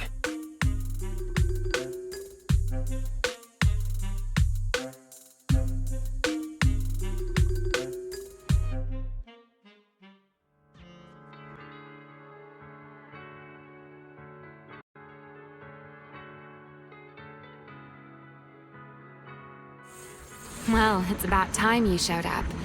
Amber Hall isn't that far. What kept you?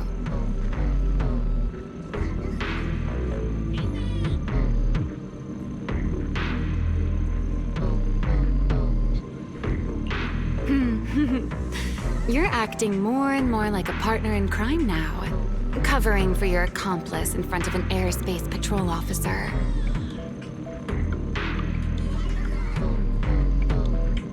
Still, I have some understanding of what kind of person Sigrid is. Rigid, earnest, and her intuition is unnervingly sharp. She's certainly difficult to deal with. Fair enough. That's the nature of intuition. Sometimes it's right, sometimes it isn't. All right, enough of that. We should head off to the crime scene on the lower level of the retroflux zone. The entrance is this way. Griff is already waiting for us.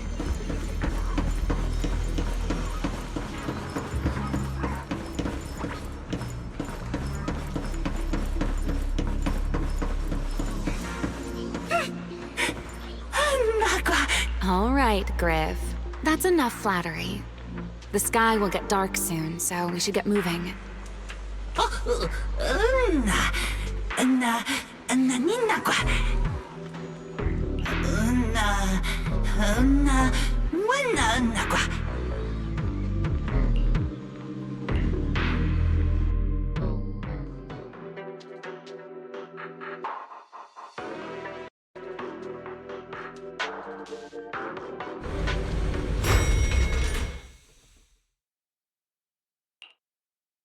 Here we are, the bottom floor of the retroflux zone.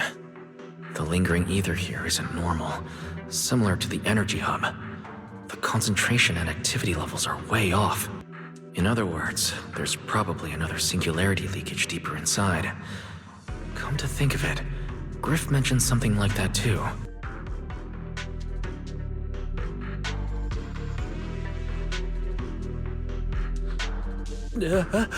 No, that tickles. Remielle, what are you doing? Why, to bring a certain someone back from his own little world, of course. Now then, Mr. Detective, what new clue have you uncovered?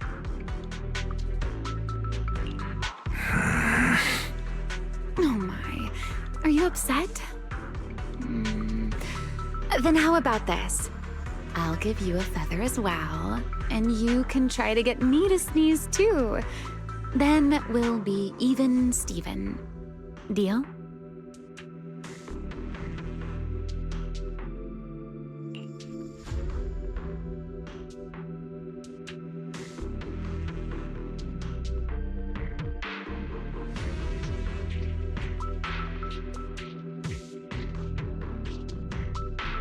There. Now we're even. So, tell me, what did you find? The lingering ether in this area. Its concentration and activity aren't normal. It's a lot like the energy hub. In other words, the deeper we go, the higher the chances of encountering a singularity leakage. So, as we keep moving deeper, we'll need to avoid singularity leakages as much as possible. Remielle, I need you to follow my directions, okay? I'm confident in my abilities as a proxy, so it shouldn't be a problem. Remielle? Are you listening? Remielle. I'm listening. Please, go on. I already finished, Miss Absent-Minded Void Hunter. My apologies. My mind wandered for a moment. It won't happen again. But I did hear everything you said. Really. Relax. I'll follow your lead. After all, you're Phaethon, the legendary proxy. I'll leave the route planning to you, oh great Phaethon. Must we use that title? Oh, great wanted Void Hunter? I swear, you're always way more demanding of me than anyone else.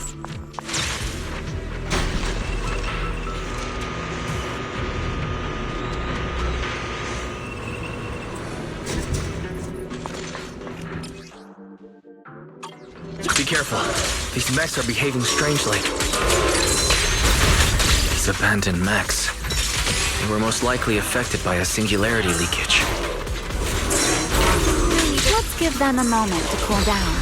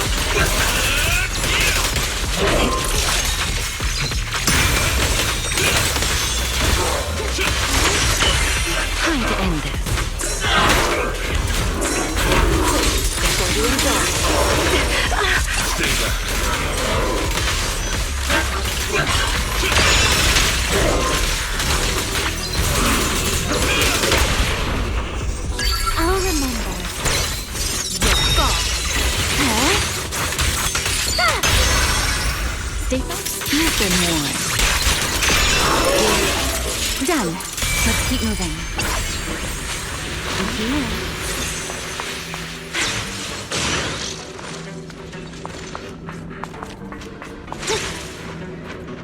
The nearby ether activity looks abnormal. Could it be a singularity leakage?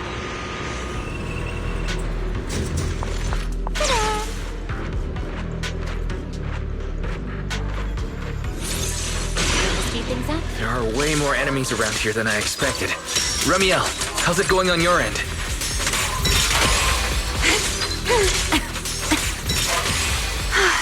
These enemies are far too strong. I couldn't possibly defeat them. Abandoned mech beats first-generation Void Hunter. That would make quite the headline. Speaking of which, your combat skills are improving rather slowly, aren't they? For something I picked up so recently, I'd say I'm doing pretty well. I heard that, Pyrois.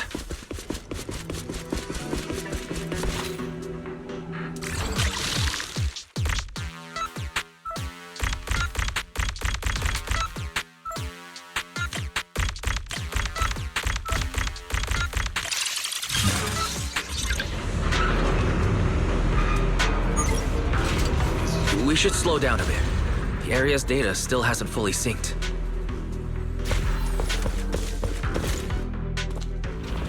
Remy, wait, don't!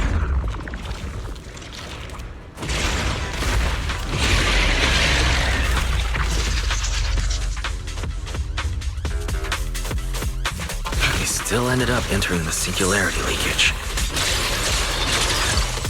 Since we're here, let's finish this quickly. All right. Let's handle this, Pyrois. Strike down!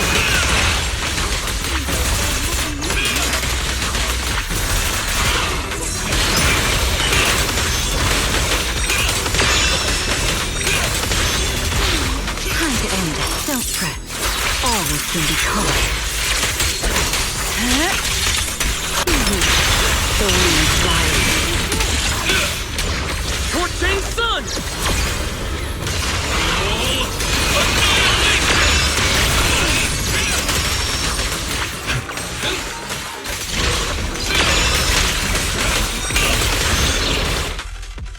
All right. The enemies are dealt with. Let's keep moving. After all that, we still ended up entering the singularity leakage. Remielle, didn't we agree? Follow my directions and avoid singularity leakages whenever possible. Sorry. That was my bad. It won't happen again. I'm not like you, Remielle. You were right. When it comes to combat skills, I really haven't improved much. I've mostly just been relying on Pyrois' power. That's why I've been trying to stay away from those dangerous singularity leakages. At the very least, I don't want us getting dragged into a fight where I'd only hold you back. If you ask me, you're being far too hard on yourself, Mr. Proxy. The proxies I've known, well, there haven't been many, But among them, the only ones capable of entering a hollow and fighting in person are you and Joyous. What was it you all ended up calling him again? Ah, right. The predecessor of proxies. I'd love to see the look on his face if he ever heard that title. Look at it this way. You're already enough of a legend to stand shoulder to shoulder with the predecessor of proxies. Does that make you feel a little better? Thanks, Remielle. But putting me on the same level as Mr. Joyous? You're giving me way too much credit. It's not such a stretch. If you ask me, his combat skills may actually be worse than yours. He's your complete opposite. Always convinced he can handle anything. Yet the moment a real fight begins, he's the first one flat on the ground. And you're the sort of person who's already doing well, yet still quietly tells themselves it isn't enough. For a beginner, your combat skills have improved remarkably quickly. I know many of your friends excel in combat, but there's no need to measure yourself against them. Don't forget, you're proxy. You always have been, and you still are. There are many things only you can do. As for the things you can't do alone, I believe your friends will be right beside you to accomplish them together.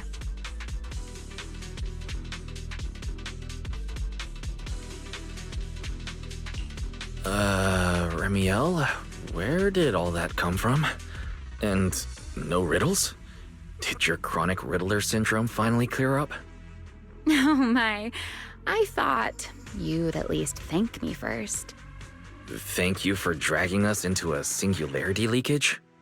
For sharing a bit of old gossip about Joyous, of course. There aren't many people in this world who still remember what happened back then. Remielle.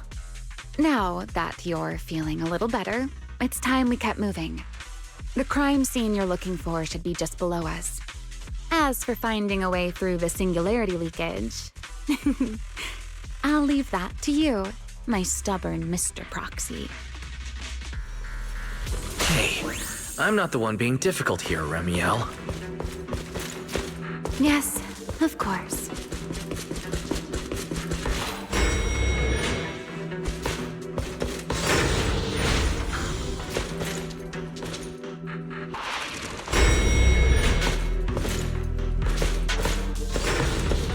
I'll leave the fighting to you, Remielle. As you say, Mr. Proxy.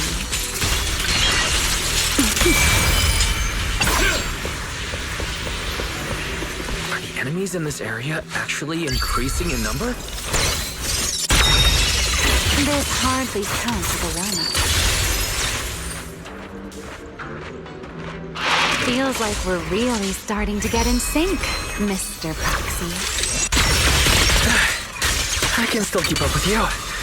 If I push just a little harder. Spin.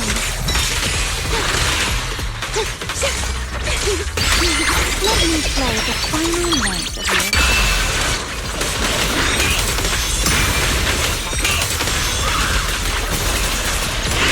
Everlasting flame! Strike out!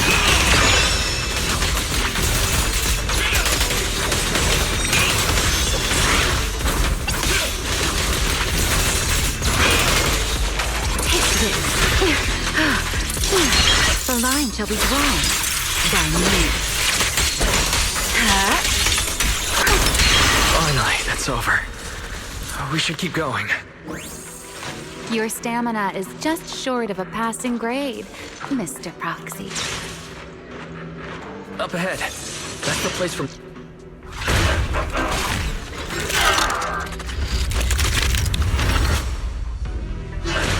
That's a strong ether activity reaction. Master, I'm picking up ether activity similar to that of Toby. In other words, the culprit used this mech to hurt Toby. Remielle, don't completely destroy it. It has clues connected to the culprit. That's asking a great deal. Fine. Understood.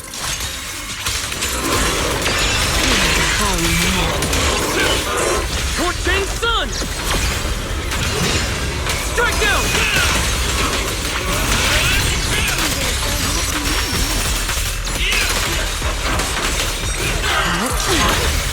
Attack! Let the stage be even more dazzling. Insolent guests scatter the wind scatters the path, and you are next.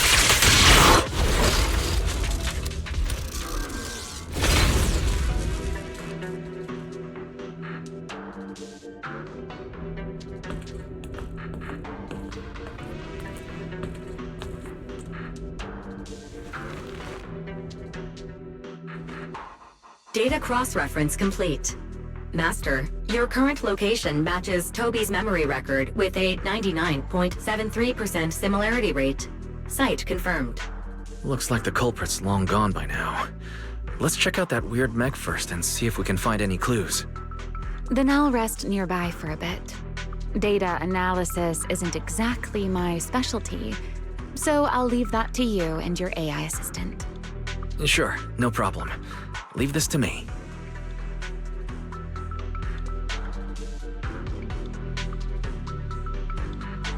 Just as I thought. The culprit used this mech to implant potent ether into the bamboo. And there's something else. I'm seeing traces of a virus inside the bamboo. Was the culprit trying to control them remotely and make them commit crimes? Or maybe... Best be quick, Mr. Proxy. I damaged that mech's ether battery during the fight, so there's no telling when it might explode. Huh? Why didn't you mention that sooner? Wait, what's this? A video? No, it looks like a photo. Huh? How is that possible? He's alive?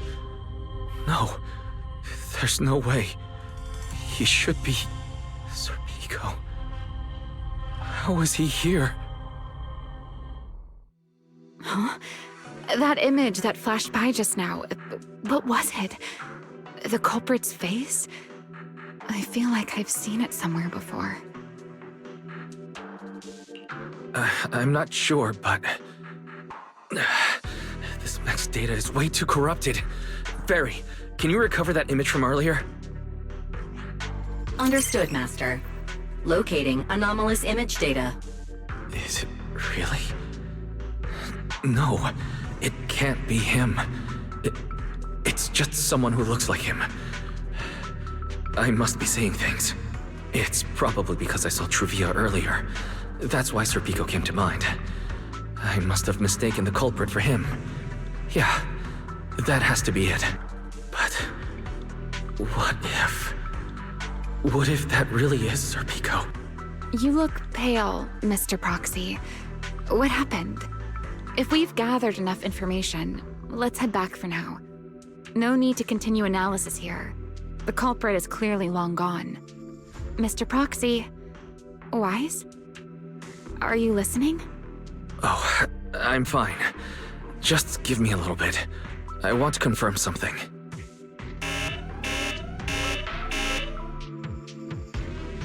Why, stay away from that mech. The explosive device is Close. I need to figure this out. Wait! The clue! What did you do? What did you do? You have a death wish or something? Are you trying to get yourself killed?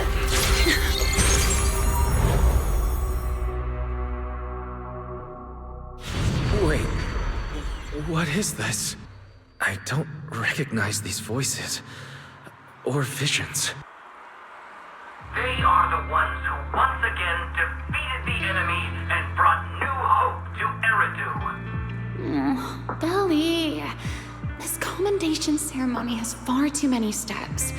My legs are killing me from standing here. My back itches. Everyone is watching. Behave. If you're going to be so proper about it, then stop replying. Next, please welcome Colonel Vike and Lieutenant Colonel Dan of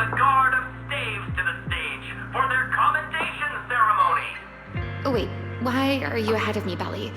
Shouldn't this be sorted by surname initials? Why are they using given names instead? Because it's sorted by rank. A colonel comes before a lieutenant colonel. That makes sense, doesn't it? These are Remielle's memories. But why am I seeing them? If I'm not mistaken, the person beside her is also one of the first-generation Void Hunters. A colonel of the Guard of Staves. Belliora Vike. And this one is... That is all I wish to add regarding the experiment. Professor Archie should have already gone over the rest with you. Relax, Sunbringer. It'll be fine. You and RK have already explained the experiment to us nearly 100 times, each in your own way. Then can you repeat it back to me, Remielle? Don't worry, Sunbringer. I've memorized everything for her. I'll be watching over her during the experiment as well. So, there shouldn't be any problems. What do you mean, shouldn't? Belly, you're supposed to say it'll definitely be fine. The Karma Core sealed within the Void Hunter weapon. At the moment, most of our research remains entirely theoretical. As for further resonating with it, Professor Archie's experimental plan remains only theoretically feasible. Belliora, Remielle, before the experiment officially begins, you may still back out at any time. No one will hold it against you. What are you talking about, Sunbringer? Of course someone would hold it against me. If I were to back down out of fear and throw away a chance that might let us conquer the Hollows once and for all, my future self would never forgive me for it. Sealed within a Void Hunter weapon. A Karma Core. What is that? I've never heard of it. Belly, you've been distracted today. What's on your mind? Nothing in particular. Really? Then does that mean you stepped on my feet 3 times in a row on purpose? Ugh. Come on, don't be so tense. We don't get to dance together every day. Just try to enjoy it, okay? I know what you're thinking, but look at me. I'm not worried at all. Because I know that in tomorrow's experiment, no matter what happens, you'll be right there with me. As you always have. Yeah. Just like always.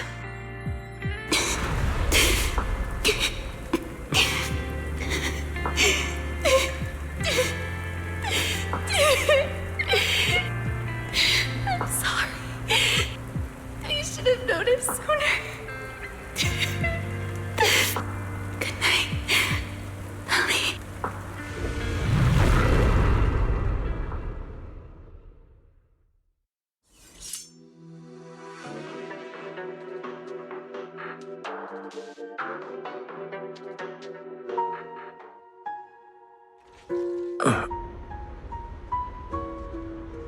Where am I?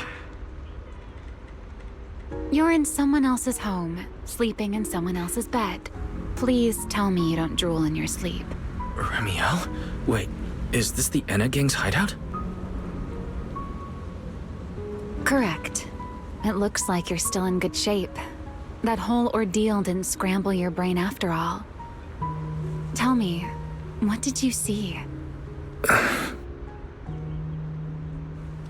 Now, don't go quiet on me, Mr. Proxy. Unless, are you perhaps a little too bashful to speak up? Worried you might be mistaken for a peeping Tom?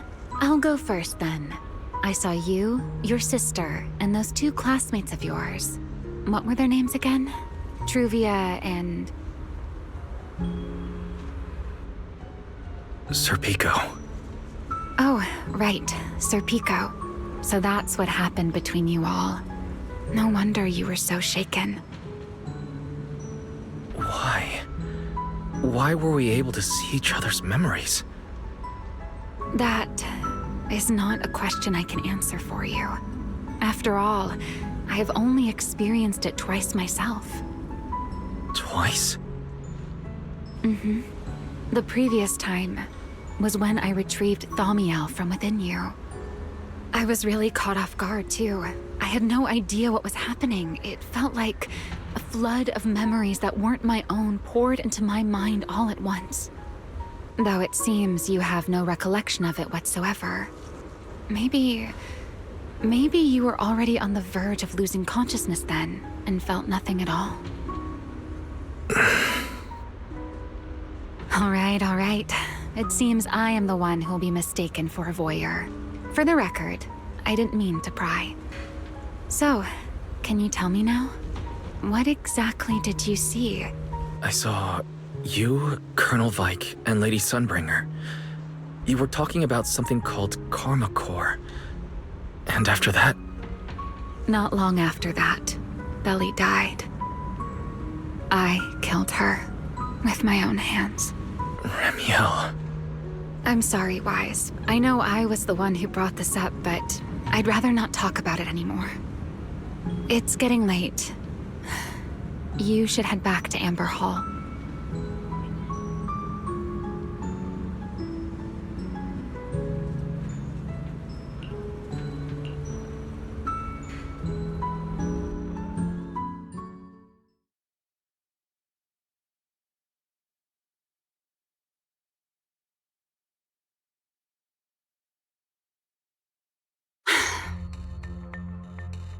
Does everyone in that covenant of yours have this nasty habit of haunting people like restless ghosts? I'm simply concerned about your mental state, Remielle. Then this is the worst possible time to appear. I can at least pretend you don't exist if you just stay away. Sorry. If you are truly sorry, then disappear. Now. You knew all along that Phaethon and I would have that strange resonance, didn't you? I'll take your silence as a yes. Yes. I knew all along that he would have an anomalous resonance with you.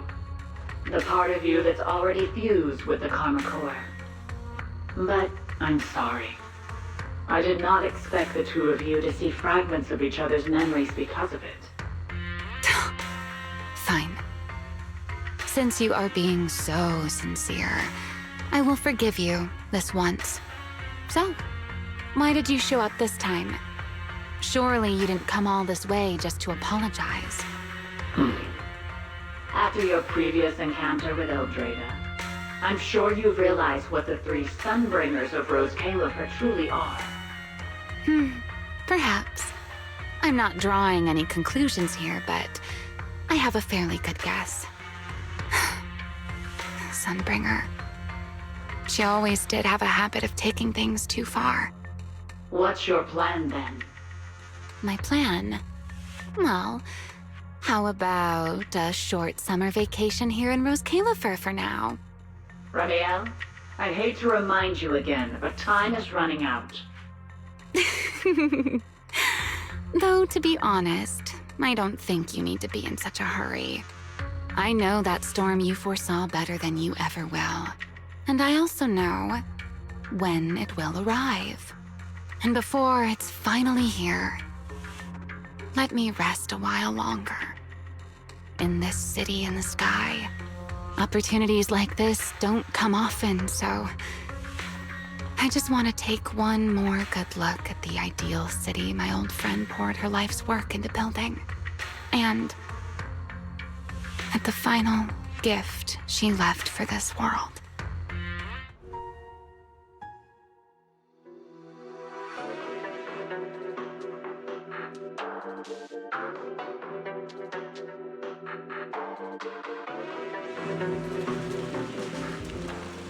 I've never seen Remielle look that sad before.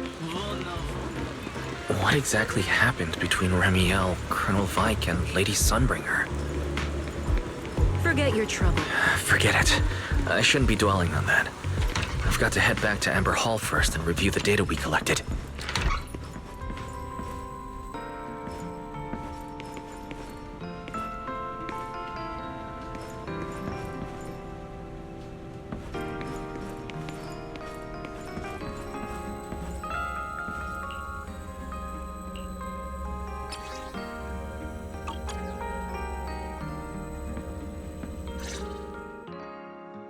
Guys, you're finally back!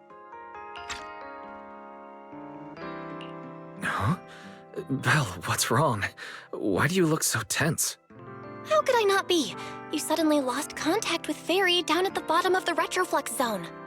If Remielle hadn't used your phone to let me know you were safe, I was about to grab Billy and Cissia and come looking for you. Sorry. That's my fault. I should have let you know. Wait, how did Remielle know my phone password? Did she learn it back then?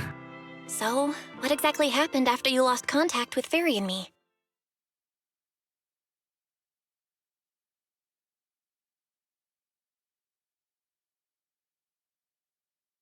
You shared each other's memories. Can our ocular implants really do that?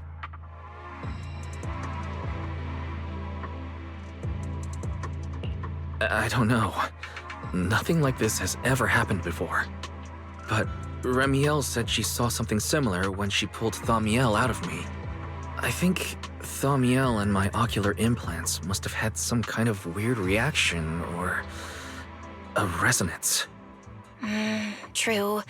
Both times Thaumiel was there. But you spent quite some time with Remielle before, and nothing like that happened, right?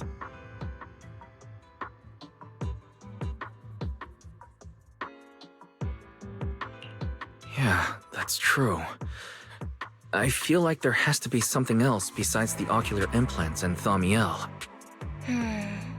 How about we go ask Lady Dracene the night after tomorrow? She's overseeing our treatment, so she may know more about this.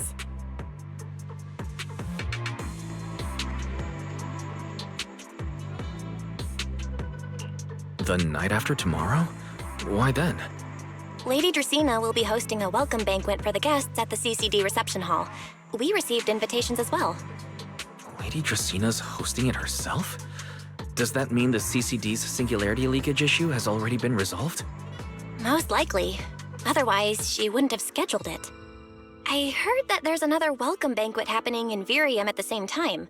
Lady Lindverne and the ESD are hosting it for guests who still haven't been cleared to land in Buastrom. When I went out this afternoon, I ran into Valina and Norma. It looked like they were already heading to Virium to make preparations.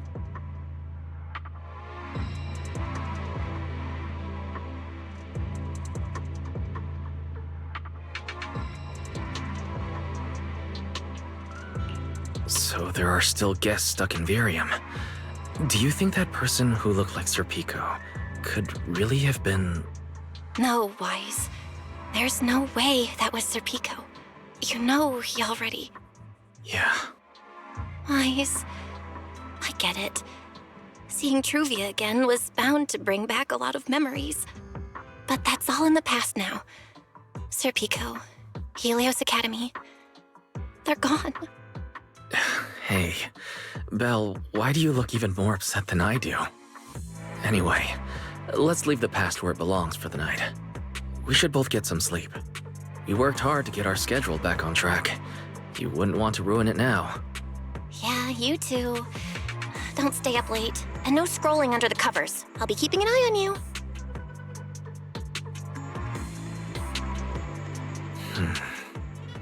Maybe I should take another look at the data from the retroflux zone before I call it a night.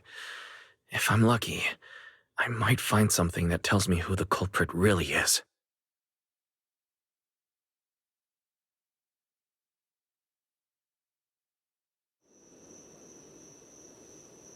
Wise? Your light's still on. Still working. Wise?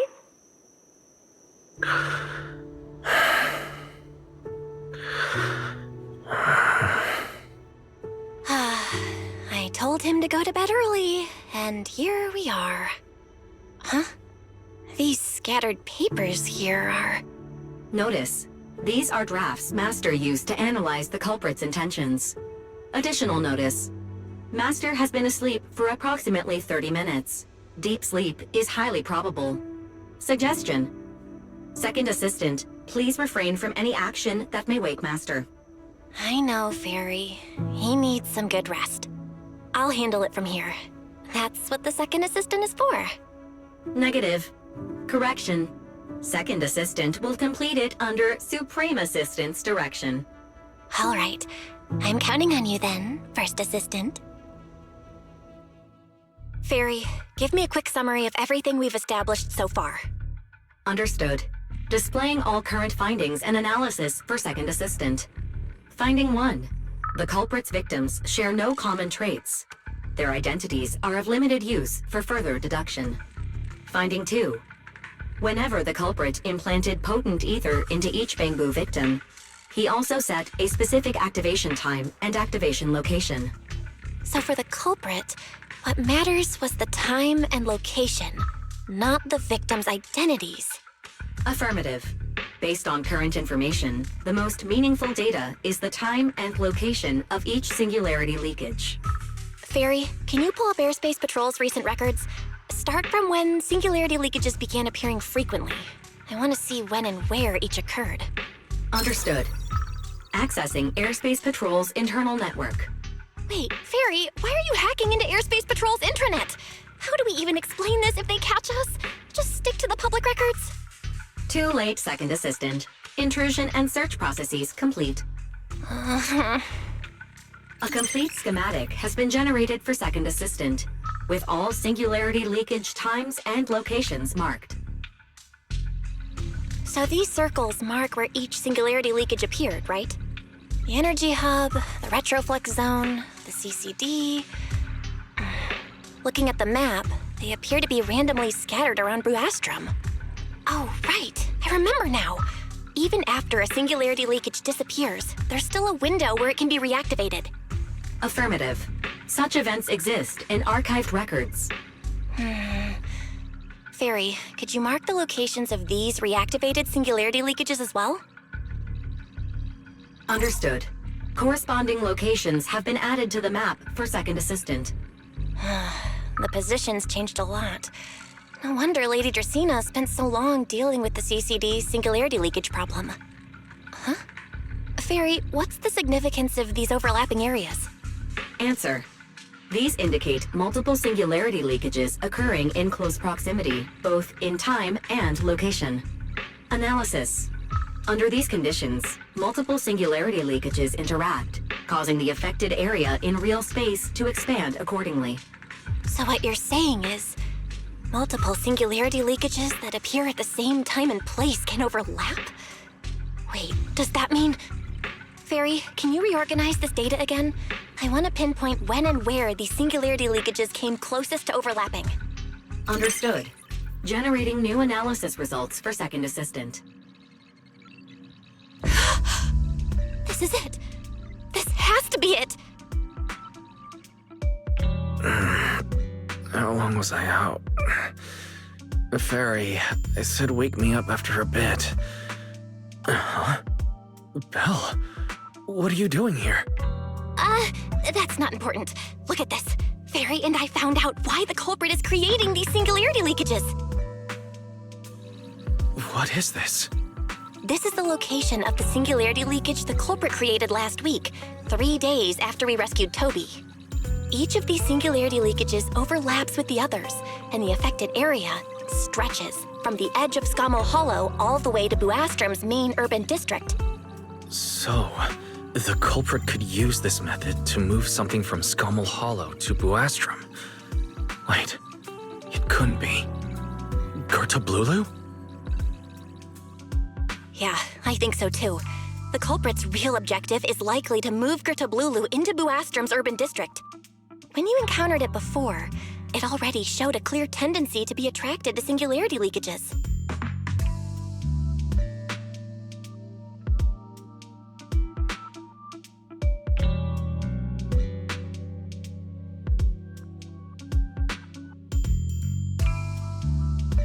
Okay, but what happens after that?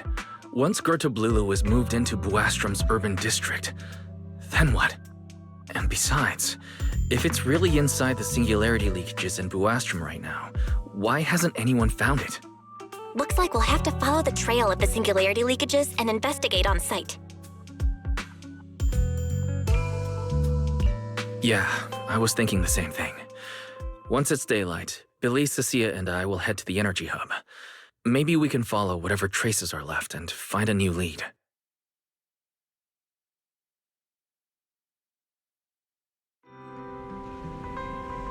I slept pretty badly last night. Oh well. I should head downstairs and find Billy and the others first. Wise! There you are! Belle already told us everything. Now that's our manager! You found a clue on the culprit in no time at all! Alright, time to investigate the site. We'll head to the energy hub and trace the singularity leakages as they appear, until we locate either the culprit or Gerta Blulu. Right. Fairy and I will stay here and back you up remotely, just like before. Wise, if you run into the culprit or Gerta Blulu, don't do anything reckless, okay? Your safety comes first. Don't worry, Belle. I promise I'll be extra careful. We'll protect the manager too! Yeah, don't worry, Belle. If anything goes wrong, I'll grab Wise and make a run for it. Oh, sorry, Billy, you're on your own, buddy. No problem! A Starlight Knight always protects their companions until their dying breath! Wow, seriously? Come on, don't say stuff like that, it's bad luck. Anyway, it's getting late. Let's go!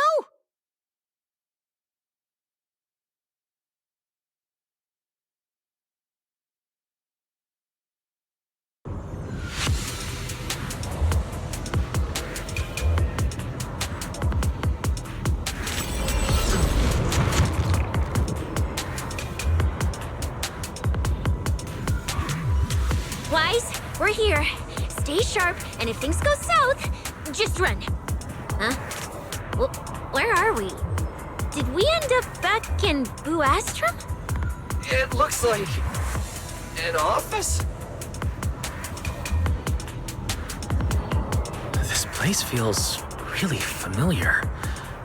Wait, isn't this Lady Dracena's office? Valina brought me here before. Huh?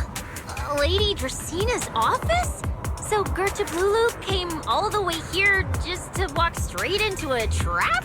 But Lady Dracena never mentioned anything like that. Strange. We expected the trail of singularity leakages to lead into Buastrum, but why would it end at Lady Dracena's office? Wait! Footsteps outside! Hide! Now!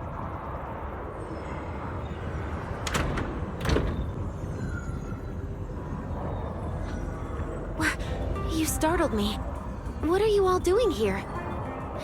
Well, actually, Wise, you explain.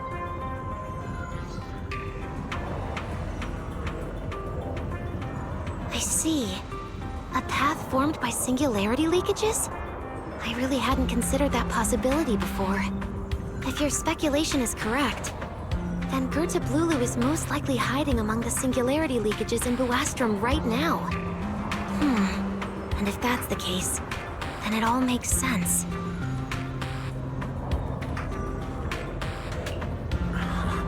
Lady Dracena, do you have any other clues? Well, you see, a few nights ago, a small singularity leakage appeared near my office. Considering that, together with your deductions, the target of both the culprit and Gerta Blulu is most likely... Wise, could I ask these two to step outside for a moment? After all, their identities... It's all right, Lady Dracena. We're all friends here. It shouldn't be an issue. I understand, but this concerns Roscaelifer's highest level secrets. The fewer people who know, the better. Especially considering who these two are. A new Eridu public security officer and, an unemployed freeloader.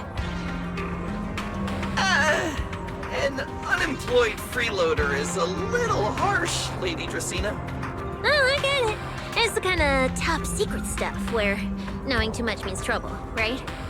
Maybe even getting silenced permanently? Yeah, more or less. It's a bit complicated, so Wise and I will need some time to talk. Cissia and Billy, you can return to Amber Hall and rest. Once we're done, someone will escort Wise back to you. Right away! No problem, Lady Dracena. Me and this robot vacuum will disappear right now. We already stopped listening.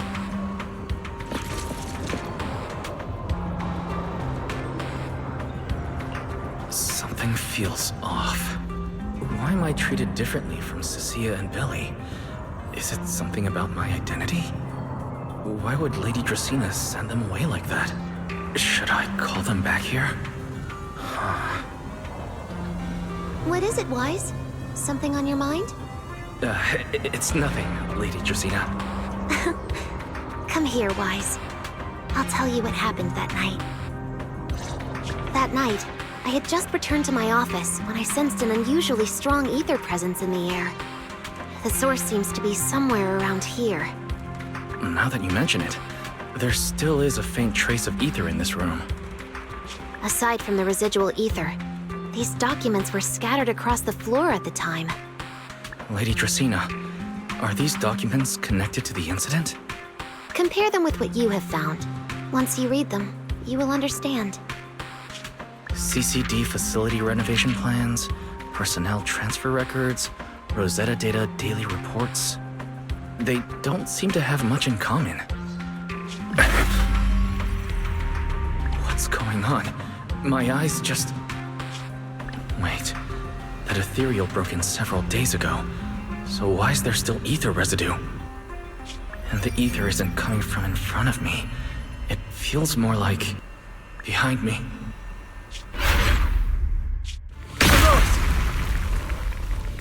I knew it. You're not Lady Dracene. What exactly are you? Lady Dracene. I'm Truvia from High Ambitions Corp.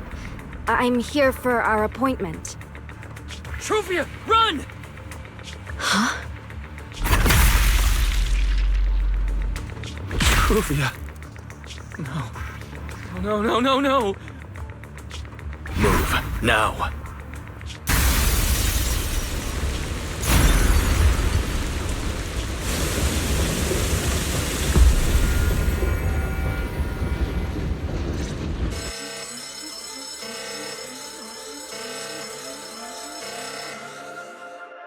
Lady Dracene, are you unharmed?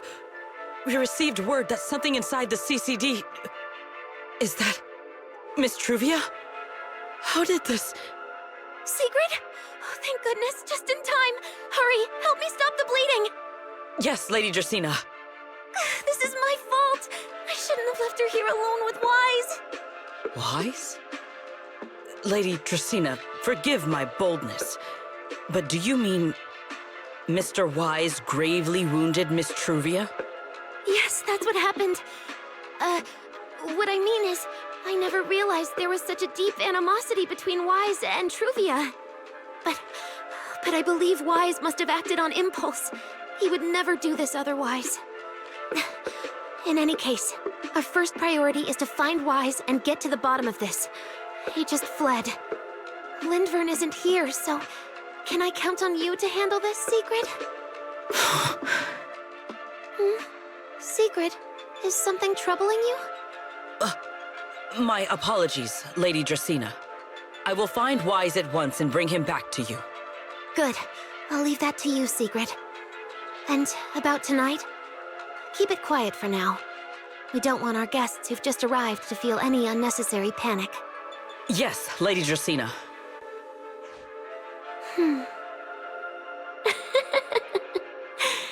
Go, Sigrid.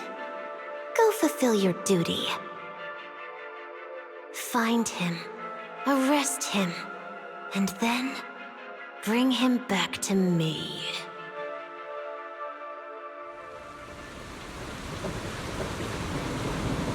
Pyrois! Why did you pull me away? Truvia. She was right there. Why wouldn't you let me save her? Because she's beyond saving. Her wounds were clearly fatal. There was no way to save her. And that thing that appeared like Sunbringer, we cannot face it on our own. Are you powerful, Pyrois? You're supposed to be powerful, Pyrois. So why? Why didn't you use that power to save her? Are you sure? Do you really want to see the rest of Roscaelifer buried alongside your old classmate? Acting on impulse won't save her. and it won't help you either. Take some time to clear your head in the rain before that thing finds you. And then go do what only you can do.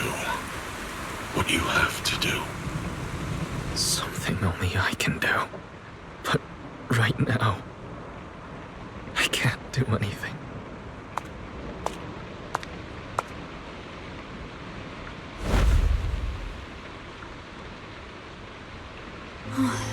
You sure look like a mess.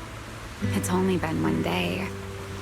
How did you end up like this? Remielle, why are you here? The airspace patrol alarms have been going off non-stop, so I had to check, didn't I? They could be looking for their fugitive. So, how did you manage to end up in such a mess? All right. If you don't want to talk, fine. But don't stand out here in the rain, okay? You'll catch a cold. And if you don't want to go home... Oh, right. Amber Hall's already surrounded by the airspace patrol. Going back now would be walking straight into a trap. In that case, why not come to my place for a while? At least I can give you somewhere to sleep. If you don't answer, then I'll take your silence as a yes.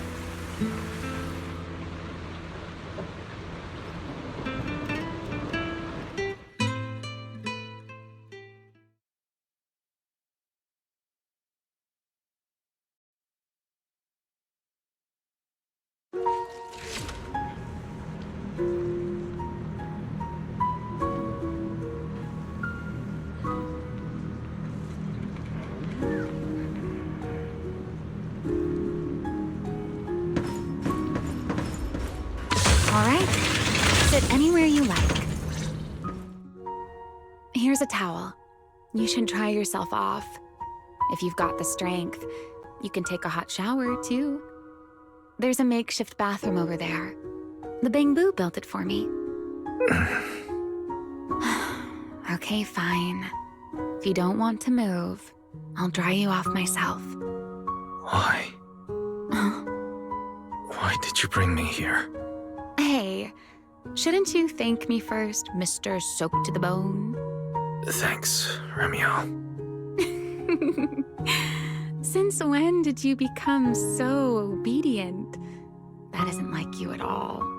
If you really want to show your thanks, here, it's your turn.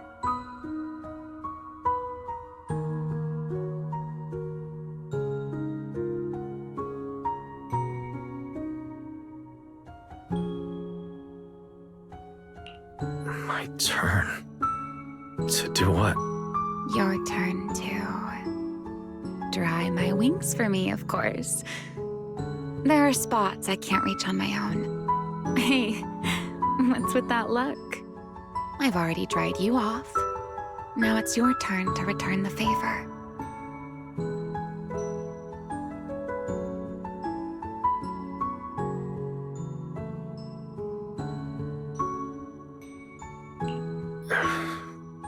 All right.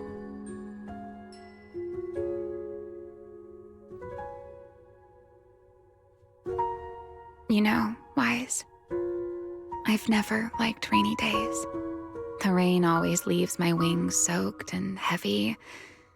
Shake as I might, I can never quite dry them. The same goes for taking a shower, though at least I can manage to keep my wings from getting too wet.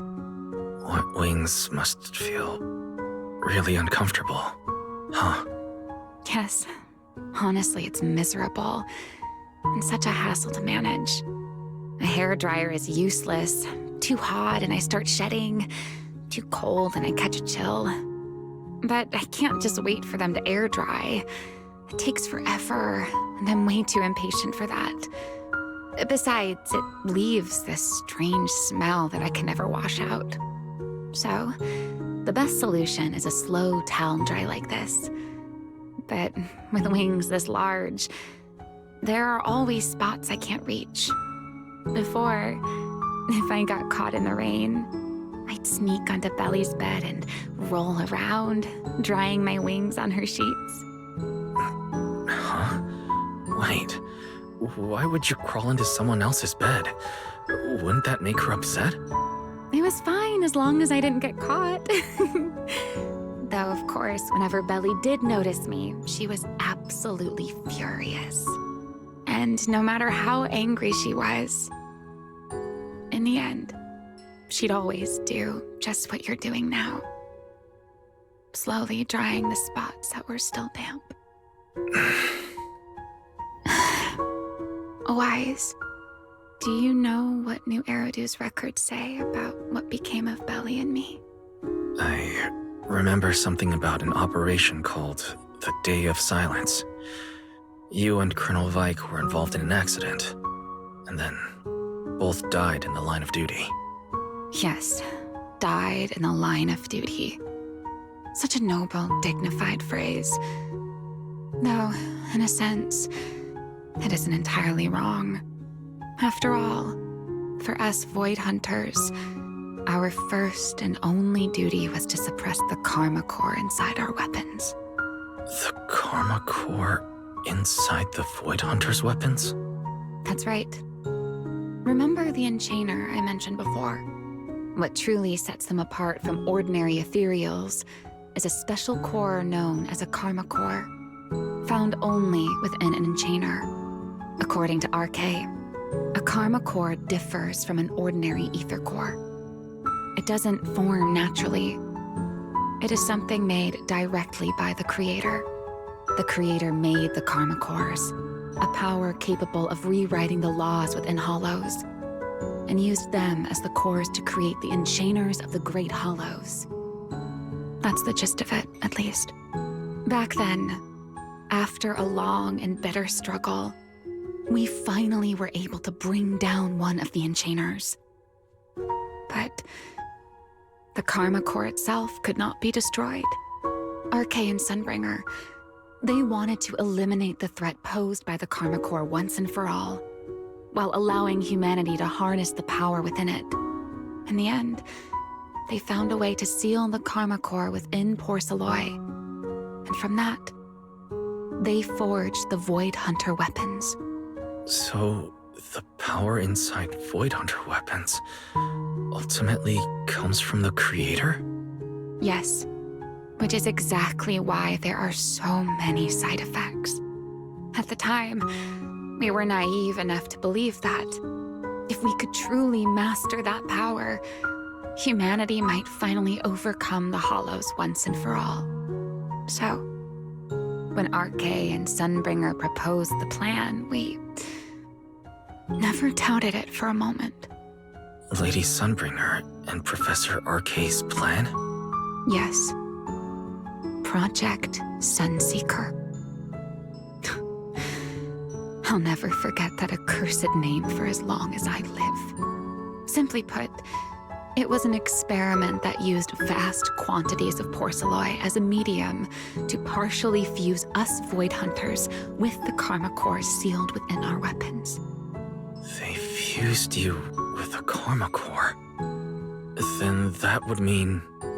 It meant we'd become artificial enchainers. No more enduring the costs of wielding Void Hunter weapons, and perhaps even achieving a stronger form to defend New Eridu. Looking back, I can hardly believe I fell for RK's lies so easily. So, it was in that experiment when you and Colonel Vike... Yes. Belly and I were the final participants. Or rather, the final test subjects. Looking back, I wonder if Belly already knew the truth behind RK and Sunbringer's plan. Otherwise, she probably wouldn't have insisted on coming along. She's never been one to enjoy the spotlight. If only I'd realized what she was thinking sooner. Remielle. RK was extremely meticulous, always laying out careful, detailed plans.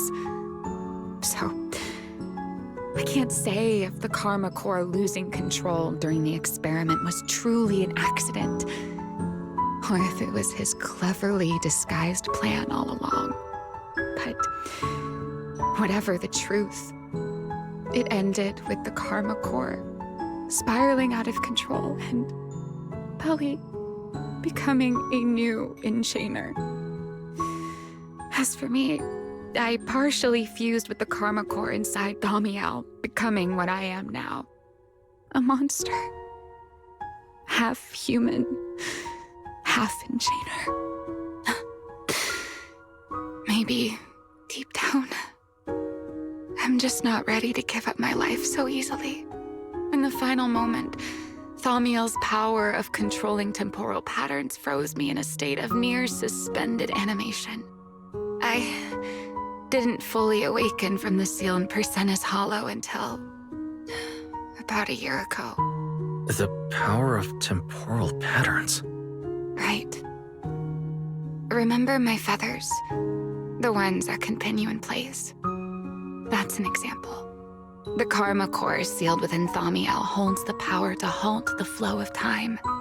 And because I partially fused with the Karma Core, even without Thaumiel, I can replicate a similar effect on a smaller scale. But that little bit of power isn't nearly enough to take on those 3 Sunbringers. That's why I had to reclaim Thaumiel. Even if it accelerates my path to becoming an enchainer, I still have to...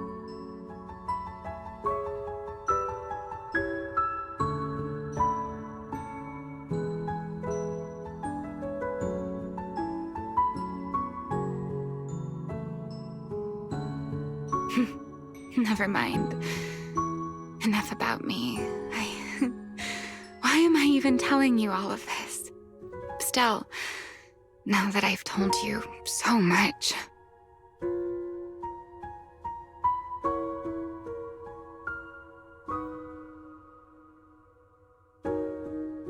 It's your turn. Huh? My turn again? For what exactly? To tell me your story, of course. Let's call it another round of our little Q&A game. You didn't actually ask, but I had a feeling you'd want to know. So I went ahead and answered anyway. Now, it's your turn. I wasn't actually going to ask you anything. You simply started explaining it on your own. Fair enough. But once you say certain things out loud, they don't weigh on you quite as much anymore. Or perhaps you'd like a little help getting started? Let me think. Serpico and Truvia. They transferred to Helios not long after Belle and I started there. They came from a prominent background. They were the adopted children of Mosient, the head of High Ambitions Corp. They were exceptional students as well, so it didn't take long for them to become some of the Academy's most talked about students. We were all studying under Miss Carroll at the time, and before long, we became close friends.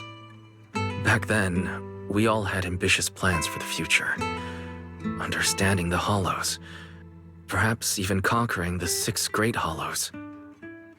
In our teacher's words, we were meant to seize the sun called Helios.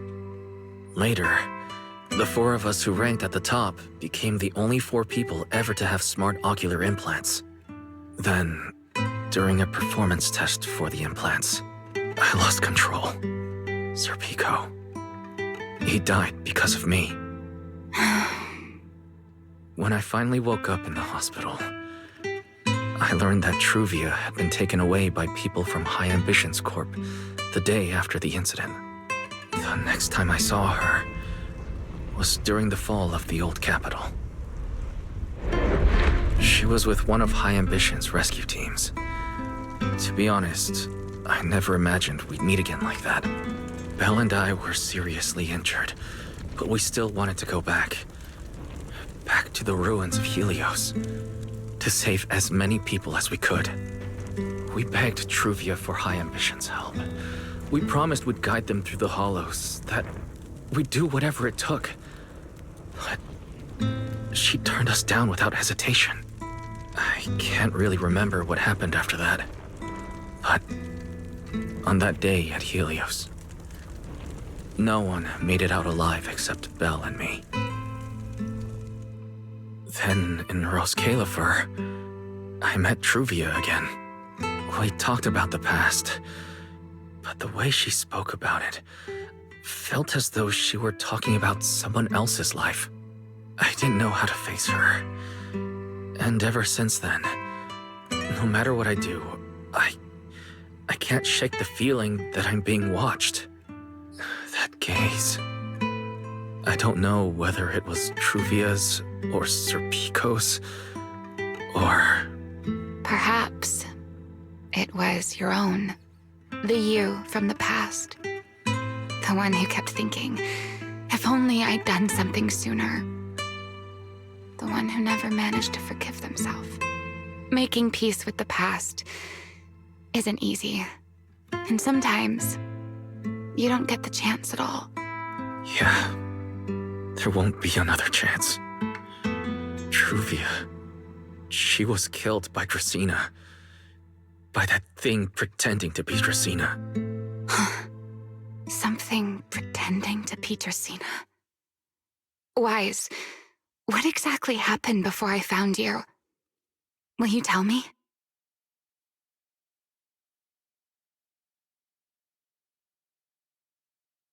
I see. So that means Dracene, the youngest of the Sunbringers, had already... No. Judging from the timeline and the outcome, perhaps not yet.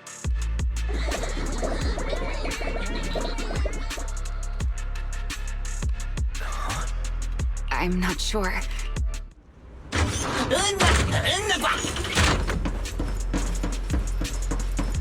Forgive me, but I cannot obey. Is that secret?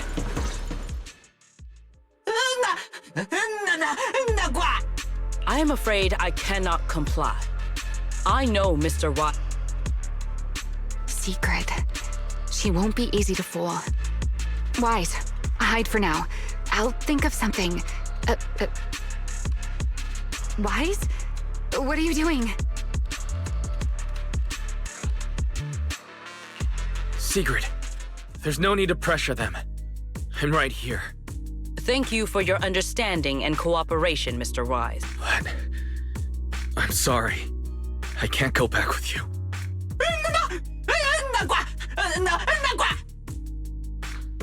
Well, since Wise has already stepped out into the open, I suppose there's little point in my remaining hidden. This would be our first proper face-to-face meeting, would it not? Deputy Director of Airspace Patrol. Remielle. Now that is an unexpected development. Mr. Wise, Lady Dracene has ordered a search for you. But our only aim is to uncover the truth of what happened inside the CCD. So please, come back with me. As for this fugitive wanted for the attempted assassination of Lady Eldrada... Just so we're clear, if you decide to make a move here, you'll be the only one who dies. How can you be so sure before you actually try?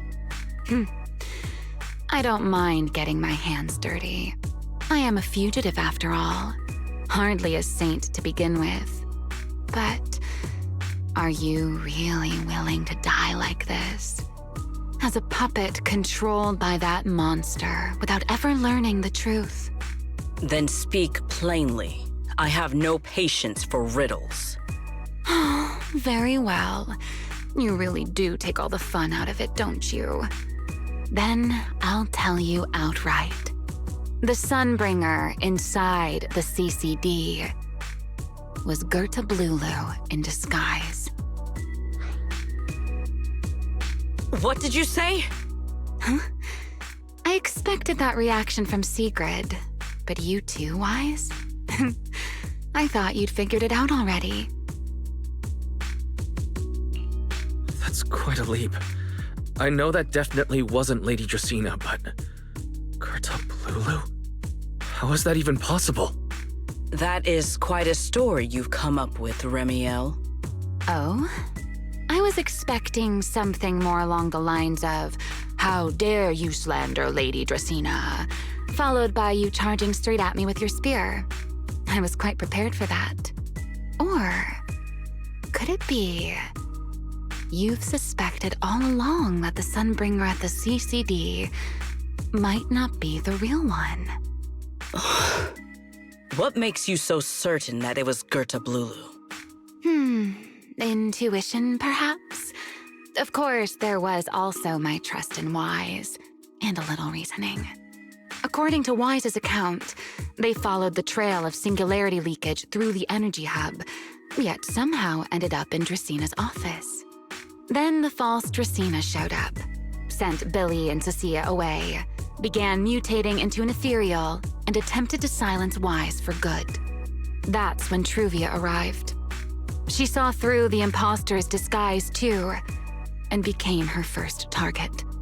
After that, Sigrid, Dracena ordered you to bring Wise back to the CCD and uncover the truth. Have I got that right? Yeah. Sigrid, I understand why you'd find it hard to believe, but this is what I saw with my own eyes. I did receive orders from Lady Dracena. But what does that prove? Let's put it this way, Sigrid. Before you arrived, based solely on Wise's description, I assumed Lady Dracena's karma core had gone out of control and turned her into an enchainer. But from what we've seen before, if that were the case, there is no way she could have retained her human consciousness, much less continued issuing orders to you.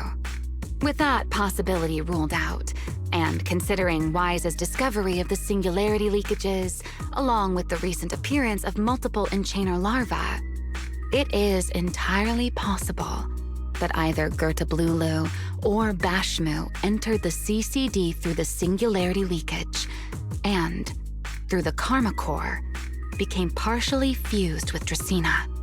How could that even be possible? It seems you have at least a basic understanding of enchainers and karma cores. Good. That saves me a fair bit of explanation.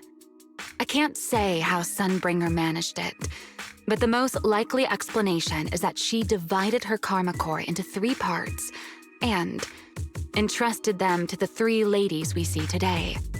That would also explain why Gerta Blulu and Bashmu appeared at roughly the same time.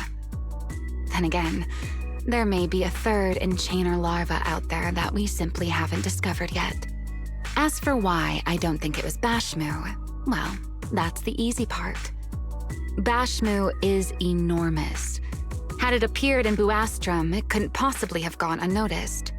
So, either it was Gerta Blulu or a 3rd enchainer larva we haven't discovered yet.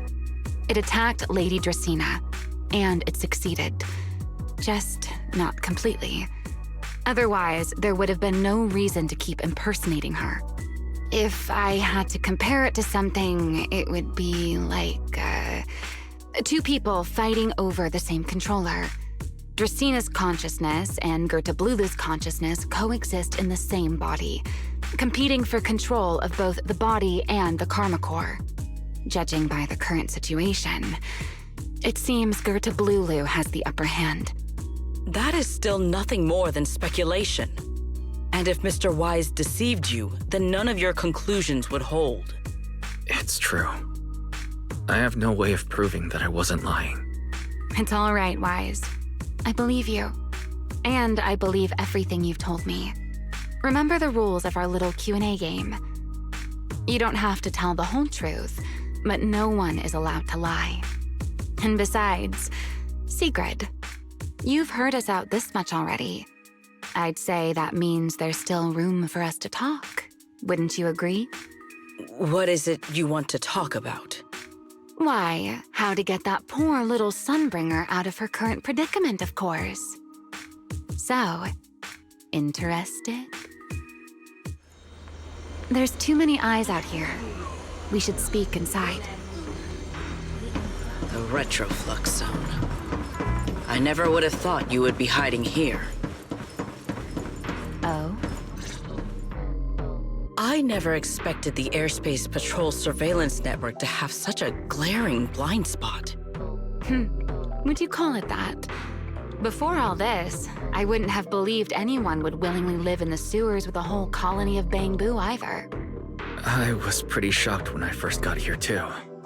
All right, let's save the small talk for later.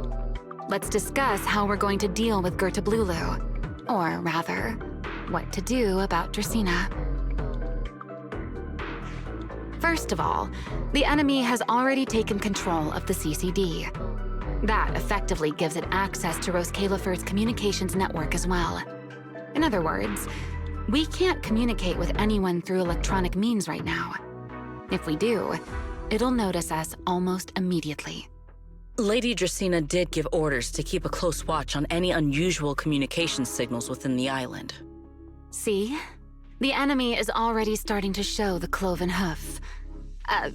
No offense to horse tyrants, of course. Go on. Dealing with it wouldn't actually be difficult. The real problem is how to do it quietly. Even I can't be sure I could bring it down in a single strike. None of us knows how deeply it has fused with the Karma Core.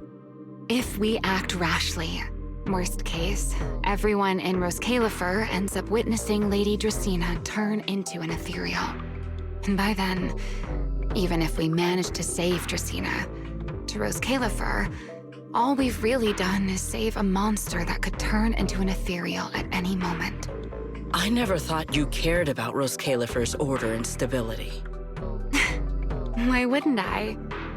This is the utopia my friend built with her own hands.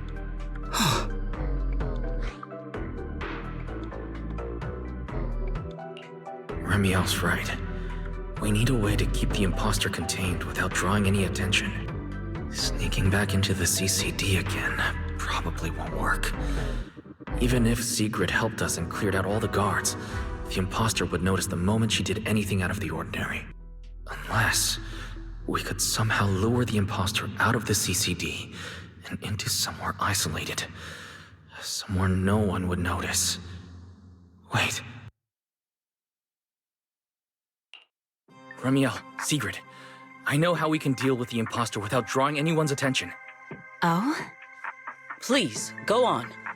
Tomorrow evening, the CCD will be holding a welcoming banquet for the island's guests in its reception hall. Lady Dracene is scheduled to host it herself, which means she'll have to appear in person. That does sound promising. We could go in as guests instead of forcing our way into the CCD. That would save us a great deal of trouble. But, Mr. Wise, with so many guests around, how do you plan to stay unnoticed?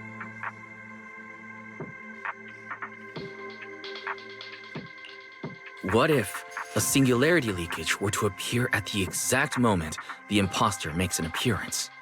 Or rather, a passage formed by multiple singularity leakages. That's how it was transferred to Buastrom in the first place. So naturally, we can use the same method to send it back. And if there are no airspace patrol soldiers near the hollow at the time, then it shouldn't attract any attention, right? I am starting to lose track of what you mean, Mr. Wise. How are you going to make a singularity leakage appear in the CCD reception hall at that exact time? Yesterday, Remielle and I found the culprit's crime scene at the bottom of the retroflux zone. We also figured out how those singularity leakages are being created. I think I can make something similar. As long as we keep it under control, nobody at the banquet should be in any danger. Fighting fire with fire, are we? Yeah. As long as we have stable hollow observation data to run the calculations. Oh, wait. No. I don't have the HDD with me. And I can't contact Belle or Fairy either. So, how am I supposed to get stable hollow observation data? Uh-oh. That look on your face tells me something's wrong, Wise. If you are concerned about obtaining stable hollow observation data, while I am not an expert in that field, I should still be able to offer some assistance. There is a derelict area known as Rosewick within the Scommel Hollow. During patrols, we discovered equipment there that is similar to what the CCD uses to process Rosetta data. However, due to their excessive size, they were left abandoned on site and never retrieved. If the equipment is still operational, we should be able to make use of it. But without data boot to handle the calculations, that would probably take... Oh, the Enna Gang's Bangbu. Most of the Enna Gang's Bangbu used to be CCD data boo. If they're willing to help us. Don't you remember, Wise? In their eyes, those 3 Sunbringers are all imposters. Anyway, leave this to me. At the very least, Prophet Boo should be willing to do me this favor. That leaves one final question. How are we supposed to get into Scommel Hollow without tipping off the imposter?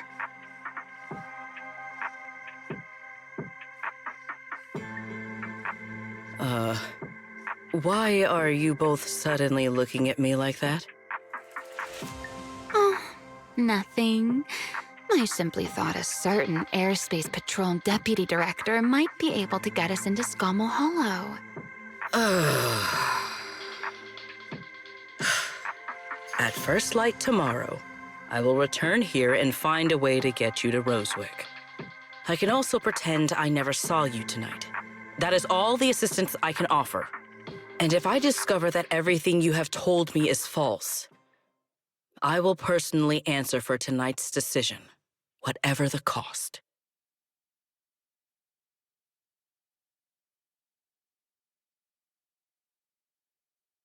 Before I leave, there is one final matter I would like to confirm with you, Remielle. Mm-hmm.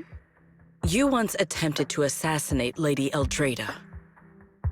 Why, then, are you going to such lengths to save Lady Dracene? Because none of them are the Sunbringer I'm looking for.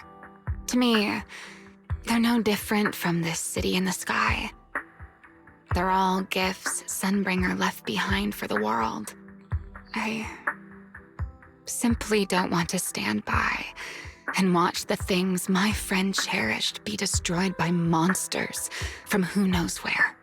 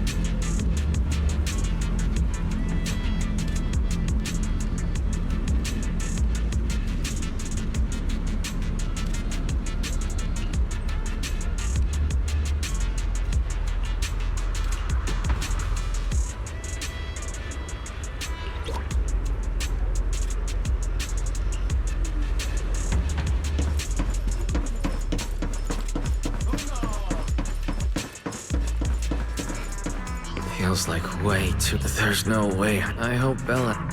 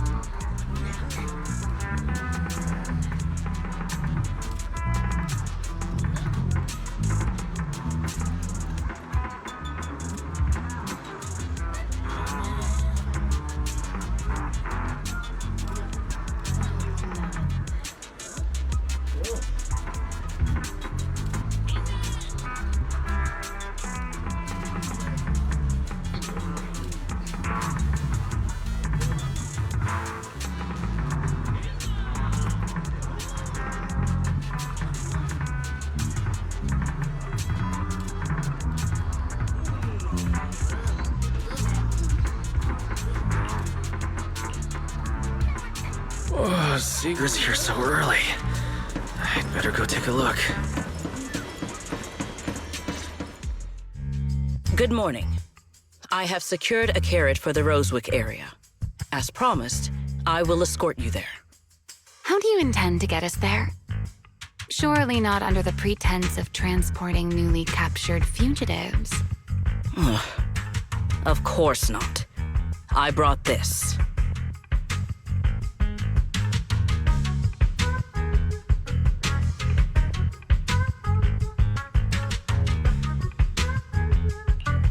That hesitation was very telling.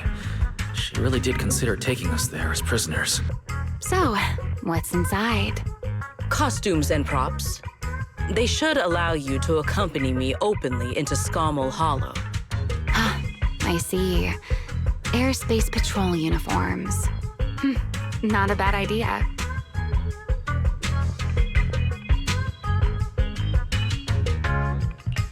Right.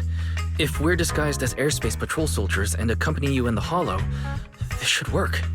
Thank you, Sigrid.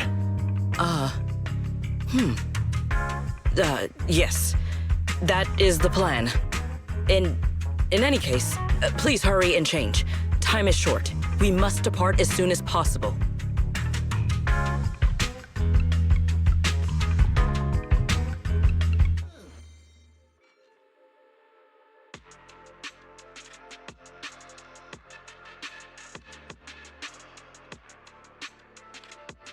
Hey, look!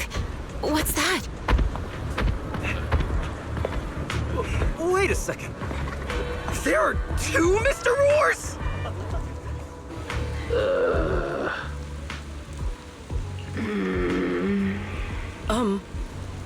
Is something the matter?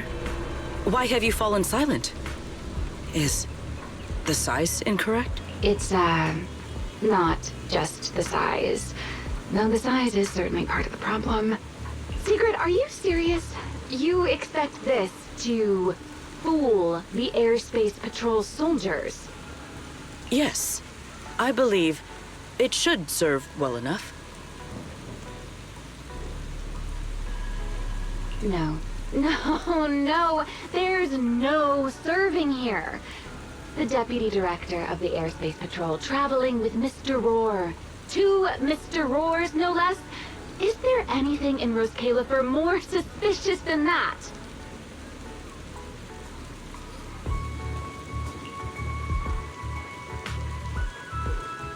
Remielle, calm down. I'm sure Sigrid has her reasons for this.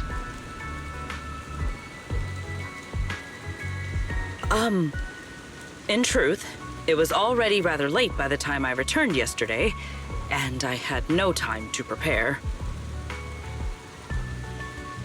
As luck would have it, one of our squad members found a Mr. Roar mascot suit near Beckford Street during yesterday's routine patrol, so I brought it with me.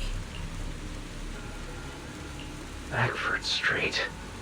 Remielle, is this the one you left there the day before yesterday?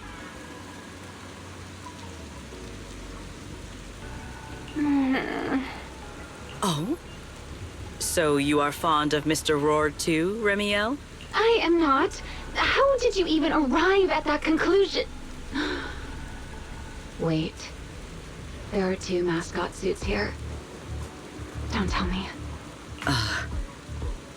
The other one is mine.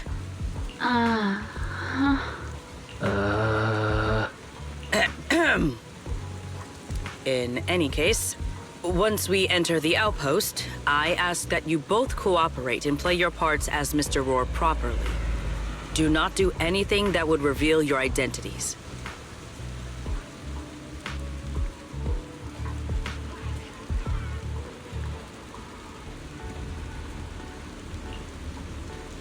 Understood, Deputy Director Sigrid. From now on, we're the Roar twins.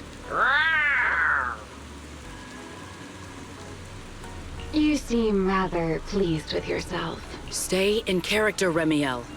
Every sentence Mr. Roar says must end with "Rawr."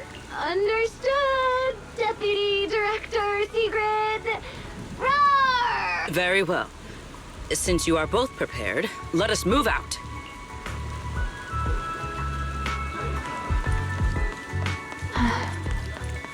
never thought I'd be putting this outfit on a second time. Looked to me like you were enjoying yourself last time. Good morning, You Lady two. Sigrid. Do not Up and forget about to add early as always, huh? to the end of your sentences. They are? Mr. Roar.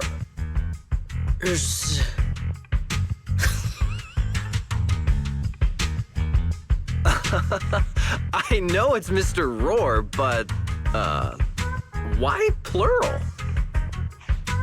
Obviously, Mr. Roar has a twin. Huh. Since when did that become part of his backstory? I've never heard of that before.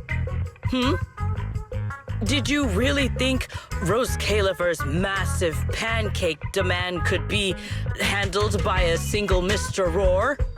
Mr. Roars, please tell my subordinate the truth.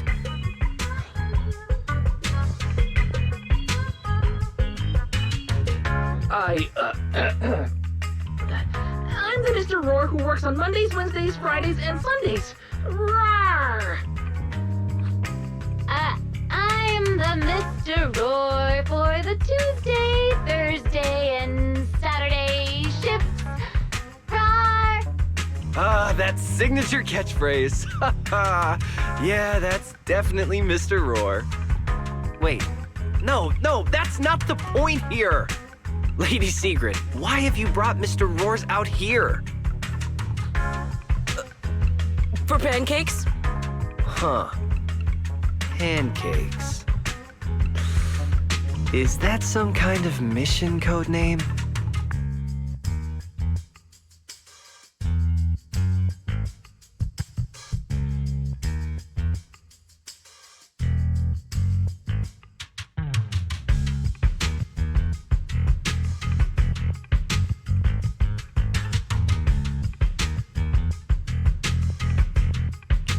Oh no, he's definitely suspicious. And why pancakes? Who would bring Mr. Roar into the hollow just for pancakes? I can't believe I actually went along with this absurd disguise plan. I get it now, Lady Sigrid! Huh? The pancake ingredients were lost in the hollow, weren't they? That's why you rushed two Mr. Roars in to help search for them. I understand completely! Roscaelifer needs pancakes just as much as Airspace Patrol needs you and Lady Lindverne! What is this guy even talking about? How did he get from pancakes to that? Affirmative. That is correct. No. That is definitely not what you meant. That pause was way too obvious. Oh, I understand everything now! Lady Sigrid, please, wait a moment.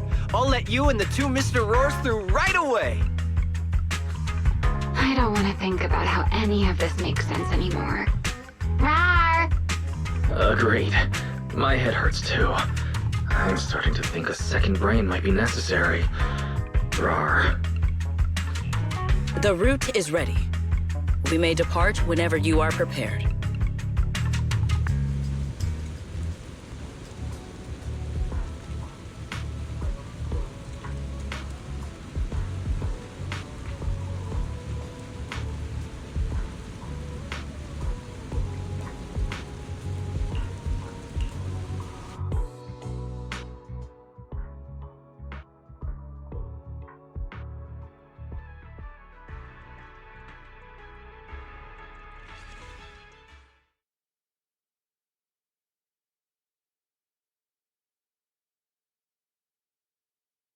All right. From here on, there is no need to worry about being spotted by my subordinates. There are no scheduled patrols in Rosewick today. What are you two doing?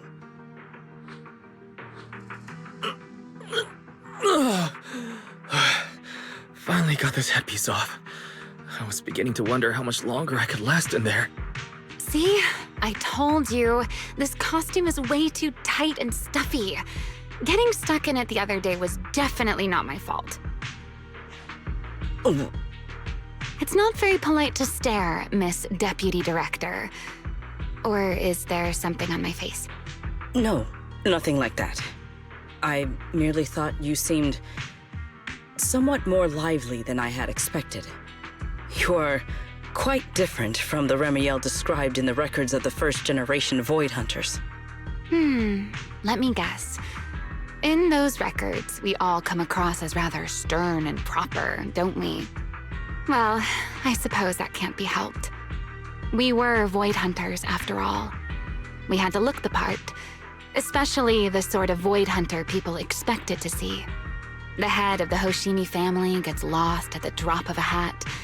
Sunbringer is a bit socially awkward, and Joyous spends every other day nursing a hangover.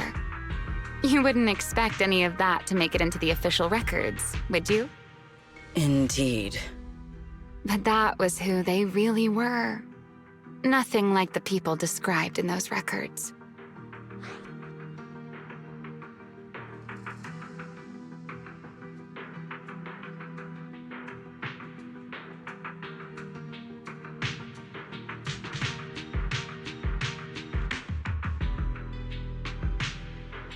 What about you, Remielle?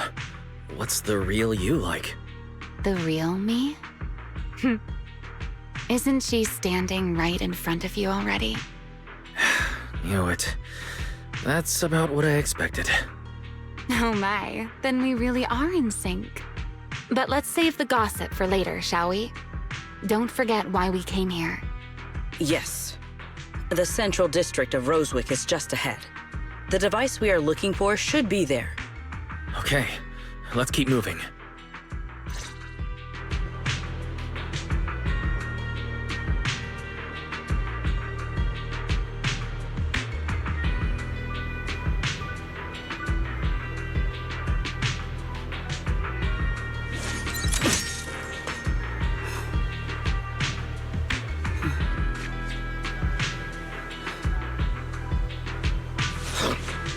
No enemies came through just now, did they?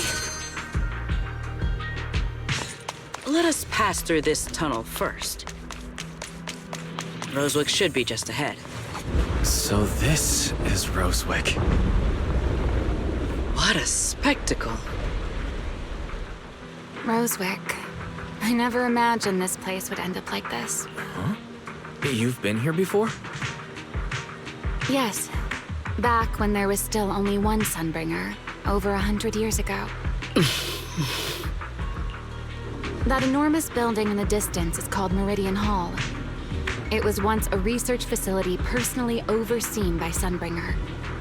And the main focus of that research was to work with Joyous and the others to verify whether the Rosetta Data computational model was viable. But as for how this place ended up in the Hollow, that I don't know. Of course, the Research Institute back then didn't look like this. At the very least, it wasn't so twisted. It should be fine. Many of the facilities inside Meridian Hall were made of porcelain, so they should be pretty ether-resistant. As for the spatial structure, we'll have to rely on the back door that Sunbringer left behind.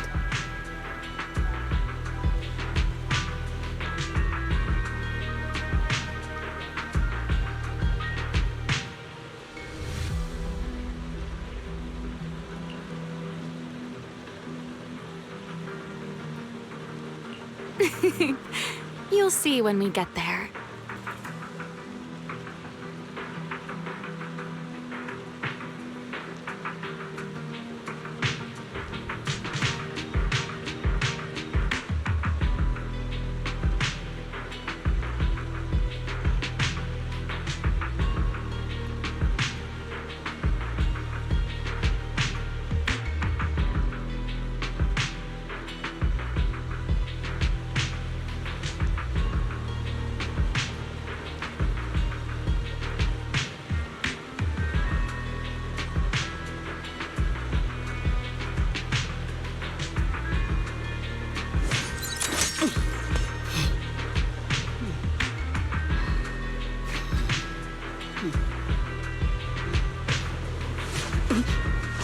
That was unbecoming of me.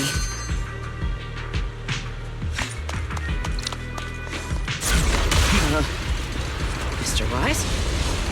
Did you ride along the tracks like this last time as well? Sorry, Secret. The first... What is that glowing over there? Well, now. Looks like the nearby ethereals spotted us. They are starting to gather. Call me anytime you need my help. There is no need. This is barely even a warm-up. Waiting. Herois! Wield the blade with me! Annihilation! Rubber tap!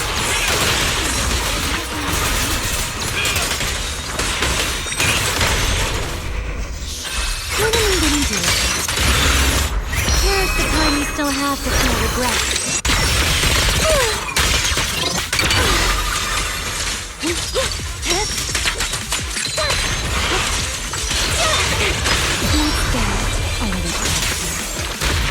With one strike! Victory! All my strength! In one strike!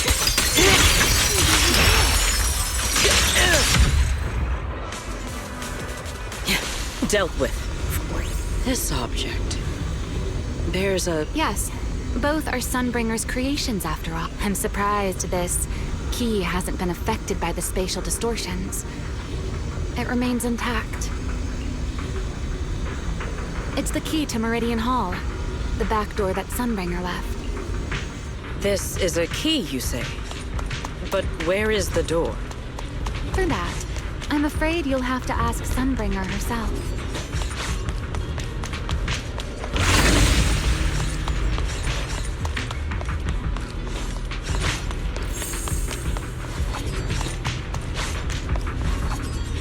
Aside from Meridian Hall, most of the buildings here were residences and other facilities prepared for the researchers who worked here. In other words, even if they were swallowed by the Hollow, it wouldn't matter. There was nothing important inside them to begin with. But Meridian Hall is different. The prototype used to verify Rosetta data is stored inside. Sunbringer, she always believed these instruments might still serve a purpose, so she designed a dedicated emergency restoration system for the entirety of Meridian Hall. That's the back door I mentioned. Once activated, it will rapidly restore the space both inside and outside to the default state recorded when the device was configured, allowing people to enter and leave.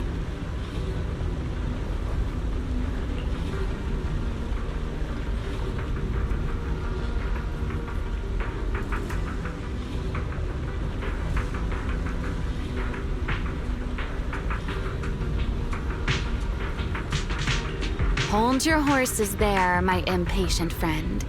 Let me finish first. There's actually two parts to this key, and we need both to enter.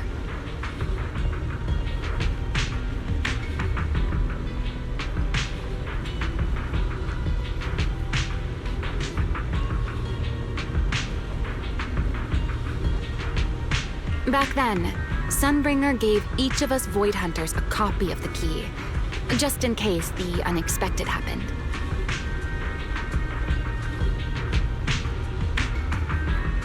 But, you know me. I thought it was quite troublesome, so, well, I simply hid both pieces of the key she gave me somewhere nearby. I mean, people hide spare keys under doormats or in flower pots all the time, right?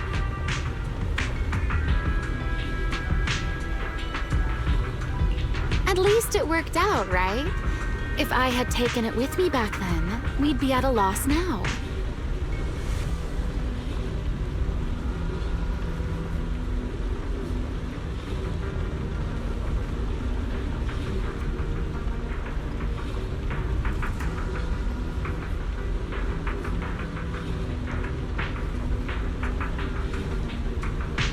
As for the other part of the key,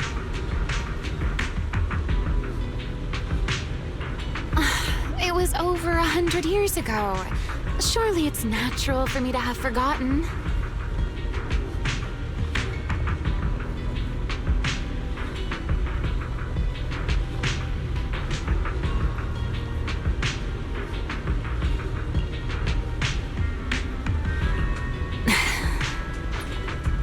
You sure are sharp. But careful there, Detective Wise. Or someone may just turn you into a static background asset with all RGB values set to 255. You two, let us cut the chatter. Since this part is still here, it stands to reason that the nearby spatial structure has not changed too drastically.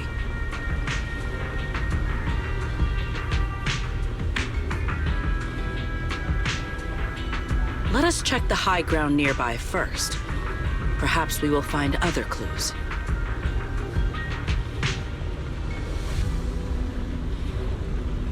Okay, but before that, let's put this part of the key into the device.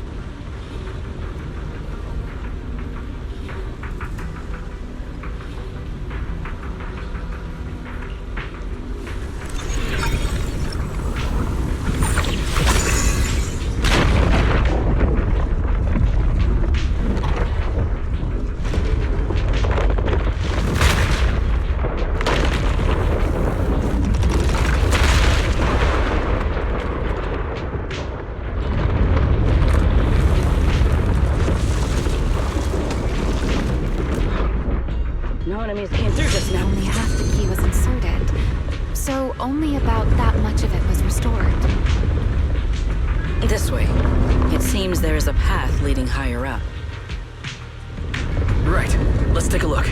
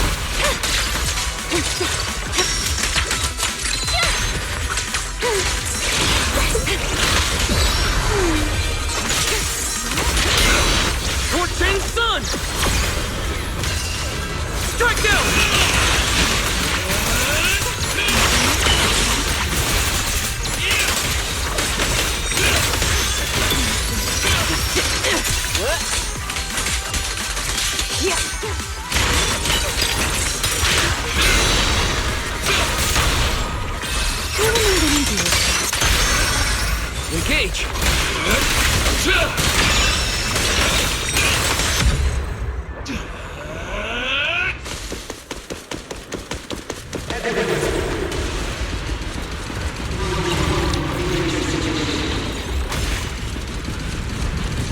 What was that sound? Enemies? That's Sunbringer. Sunbringer? But how? It's not so unusual. Let's take a look around here. I see it. The other half of the key is over there. See? I told you it was hidden somewhere high nearby. Did I not? I should be able to unlock this path if I hack the robot.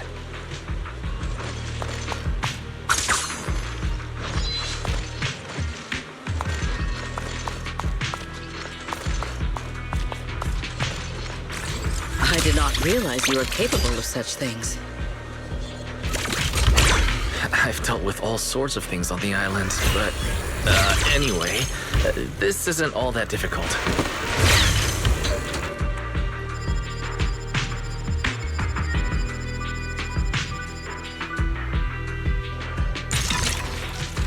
Problem solved. Let's keep moving.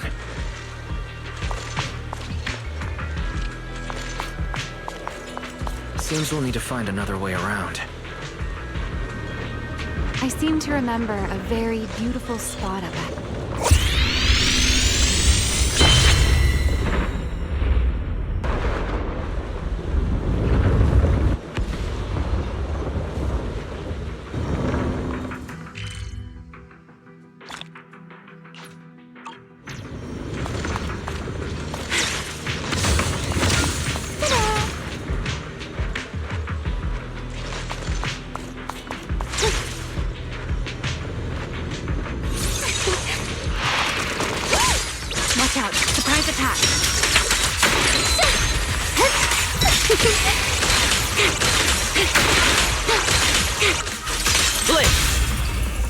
attack!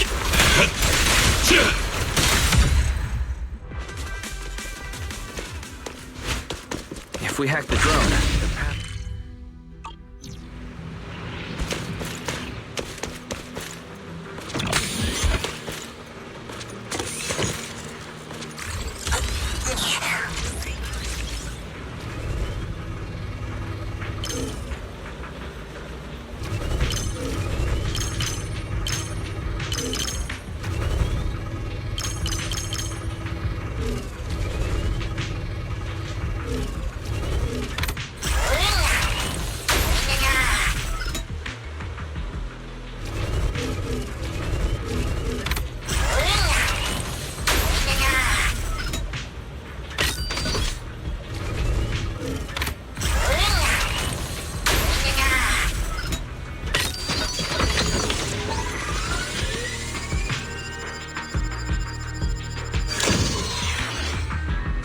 Good. We're almost at the target. That's quite an emotion.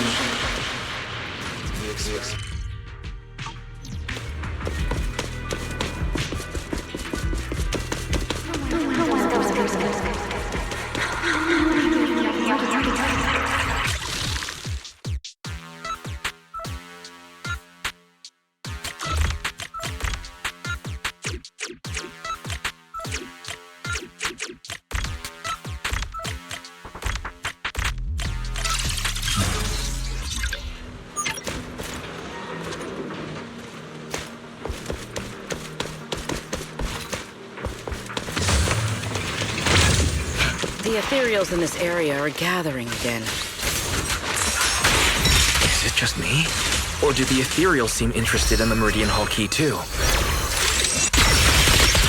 Perhaps that's just because it sparkles?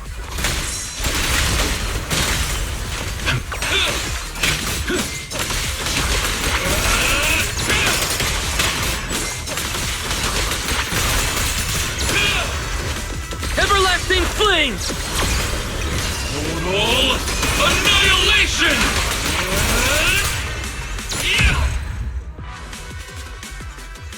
Go and take the key.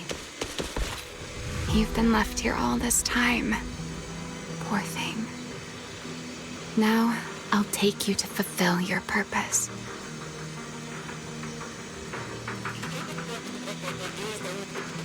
The Rosetta data. I know. A moment like this does call for celebration. Just as it did back then. Remielle, that voice. Is that...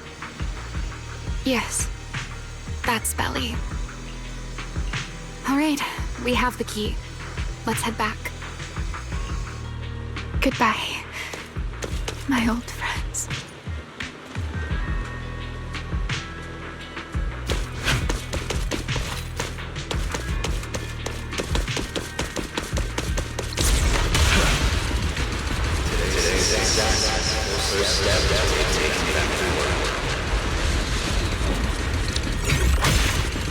Celebrate. The echoes in the hollow. They really know how to ruin. Are you okay? Yes.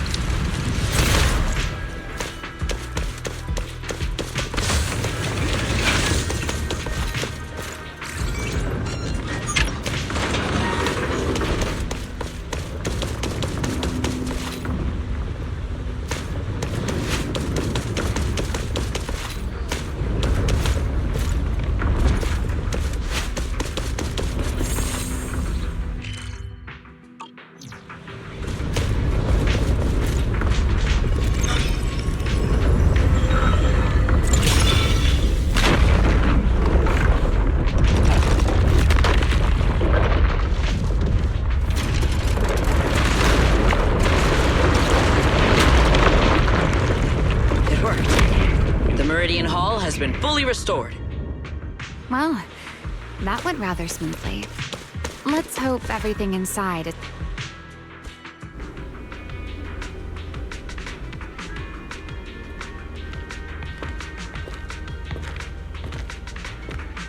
The space here is still shifting. The entire building should have returned to its original state by now, should it not? Perhaps there's a delay. The device is over 100 years old after all. A little instability is to be expected, I suppose. It seems the environmental changes won't affect our exploration much. Oh, my partner in crime. Let us keep moving forward. Why are there ethereals here as well? Eileen, if you aren't paying rent, I'm afraid I must ask you to move out.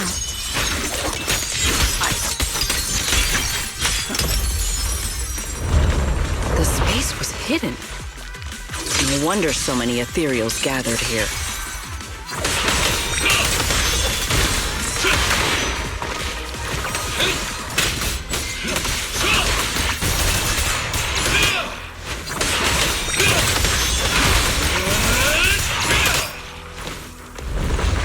Is this the last one? I was expecting something a little tougher. I can hear your heartbeat.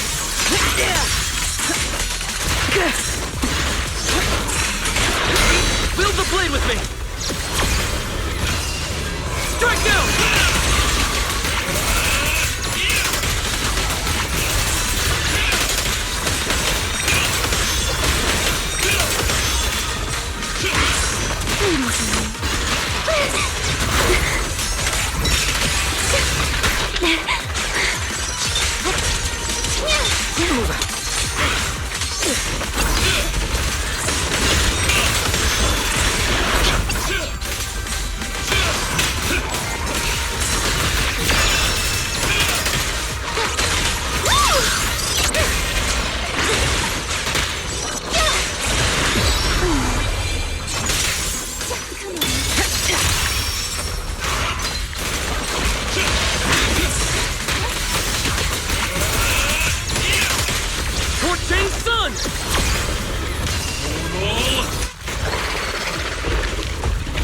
There it is, the device we're after.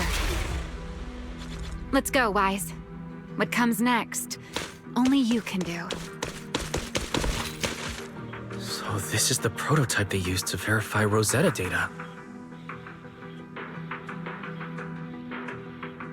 The equipment was not damaged in that fight, was it? It looks intact on the outside.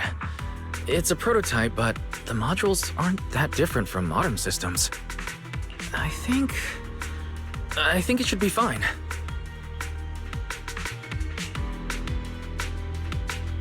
This is it. Prototype, boot up!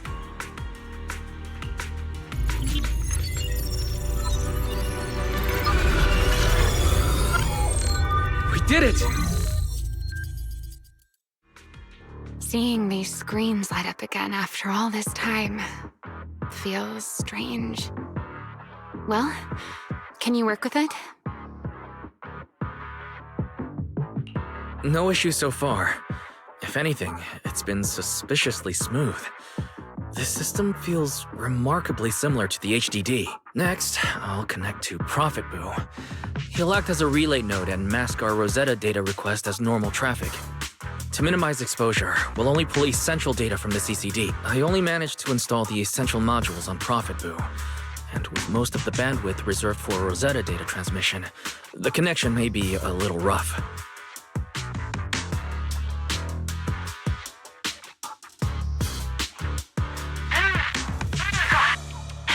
Oh, that's Griff.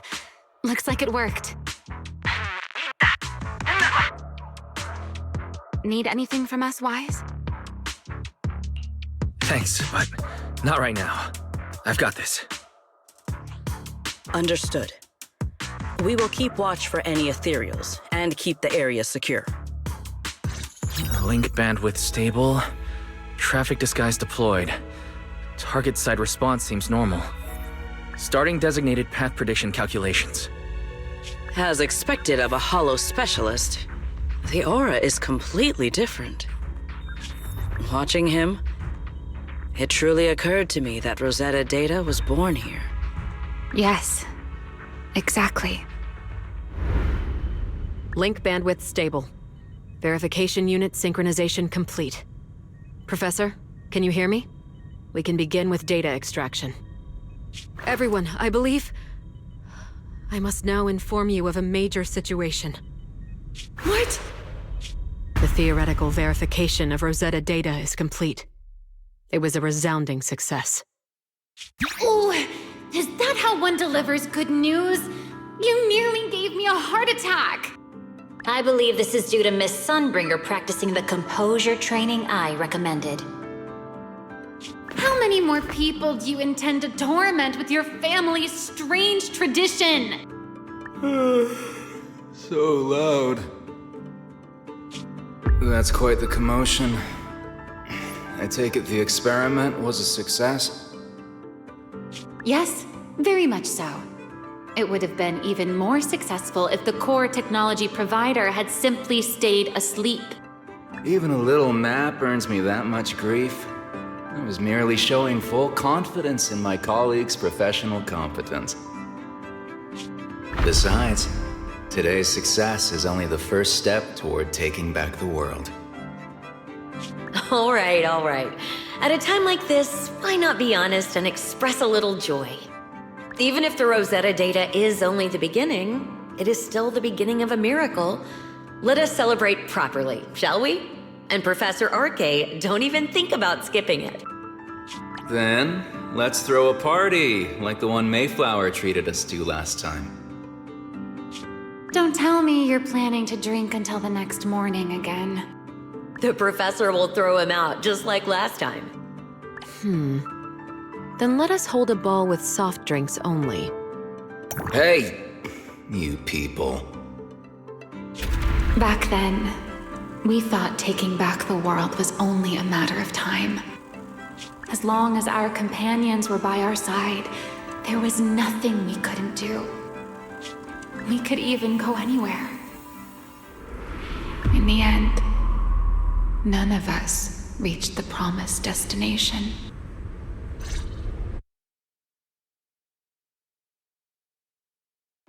Finally. That should take care of it. Mr. Wise, how did it go? Everything went smoothly. Now all that's left is to use this data to... Remielle, is something wrong? Are you alright? No, I'm all right. I simply, wanted a little more time to look around. This place brings back memories of some old friends. Are you sure you're okay, Remielle? I'm perfectly fine, really. Now that the calculations are done, let's head back. If we stay much longer, we'll miss tonight's banquet.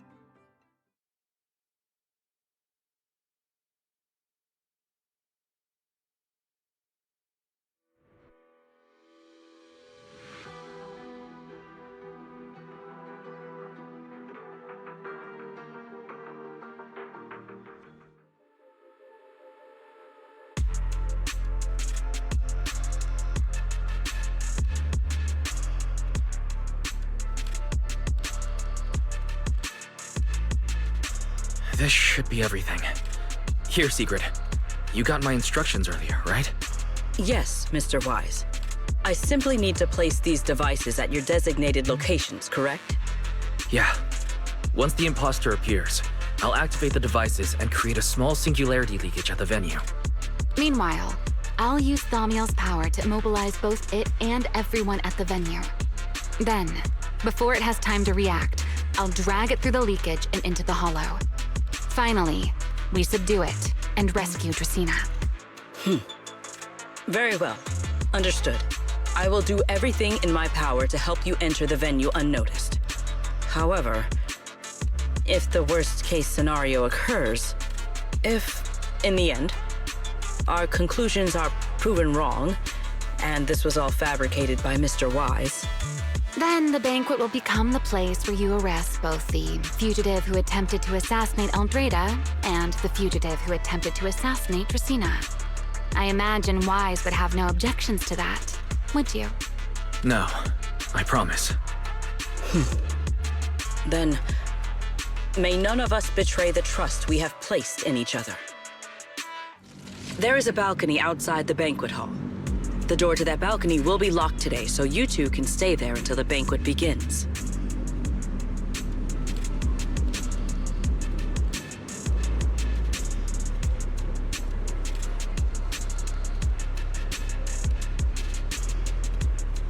When the music begins, that signals the start of the banquet. The guests will share the first dance. Once that happens, you can head directly above the hall and prepare to act.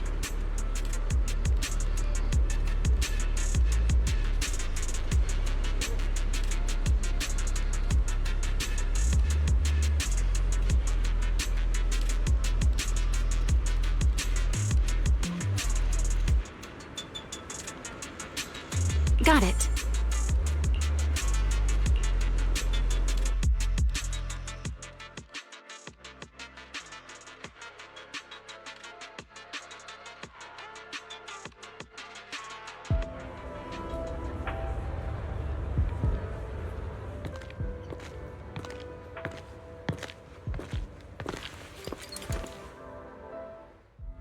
We are here. Next, I will head in and set up the device. There are surveillance cameras above the hall. Wise, you can connect to them from your end and confirm the situation. All right then. Please stay here and keep yourselves hidden. I will... Let's use the camera to check on Sigrid. This is a pretty good spot. I'm in. Oh no, a soldier's coming this way. What's going on?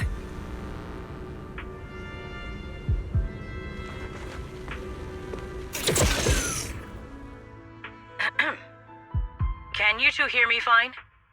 All devices are in position. Mr. Wise, you have the exact locations in sight, yes? Yes, I see them. But what happened just now? Ah, you mean the soldier who came to speak to me. He asked me what was inside, and I said, this was specially prepared for Lady Dracene. He then said, oh, I see. A heart-to-heart over dessert. On the floor, no doubt. I can hardly wait. And left. Can't believe I've grown used to the strange things that happen around her. The welcome banquet is about to begin, so I must take my leave now. I wish you two luck. Honored guests who have traveled all this way from the surface of New Eridu, welcome to roscaelifer. Oh, it's starting. Come on. We should make our way up, too. All right. I'll take the side fire escape. Why go through all that trouble? Whoa, wait! Now let us follow the music and dance with our partners. May we all have a wonderful evening. Everyone down there is dancing. Once the music ends, Greta Blulu will show up. Okay, I'm ready. Hey, what's on your mind? Remielle, stay down. What if someone sees you? Why would they? On such a beautiful night with lovely music, surely everyone's eyes are on their dance partner. And you? You were so calm a moment ago. Why so nervous now, Mr. Honor Student? No matter how we frame it, what we're about to do could be considered an assassination. To the unsuspecting crowd below, we must look like a pair of unforgivable criminals. Relax. I've witnessed spectacles far grander than this. Oh, right. The music won't end for a while yet. So, to settle those nerves, shall we share a dance of our own? Huh? Dancing? Right here, right now? Is this really the time for that? You're already my partner in crime. It's a little late to worry about propriety. For the record, I've never really danced before. If I step on your foot, please don't blame me.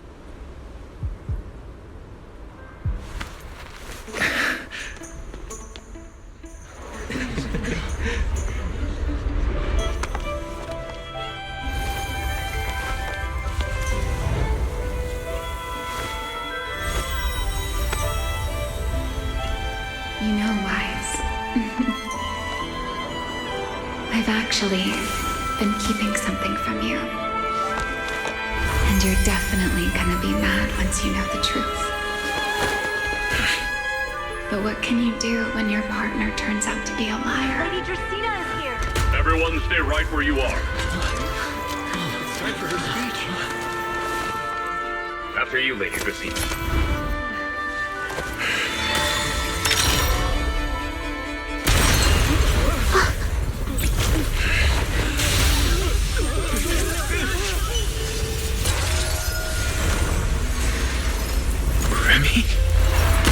I'm sorry, Wise. As this dance draws to a close, it's time for us to say goodbye.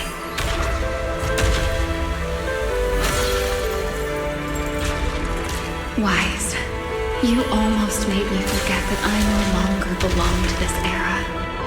I almost forgot that I was meant to fly into the abyss alone. There's still a place for you to go back to.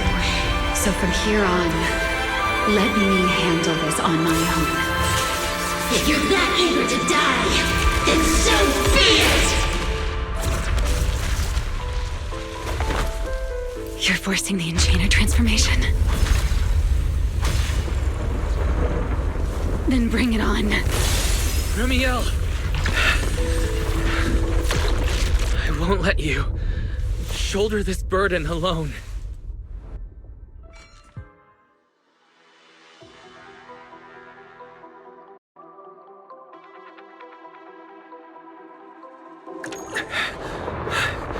Remielle, if you ever freeze me with those feathers again, I'm plucking you like a chicken. Wise, why are you here? Didn't I? You're the one who said we were partners in crime. Who leaves their partner behind like that? Sorry.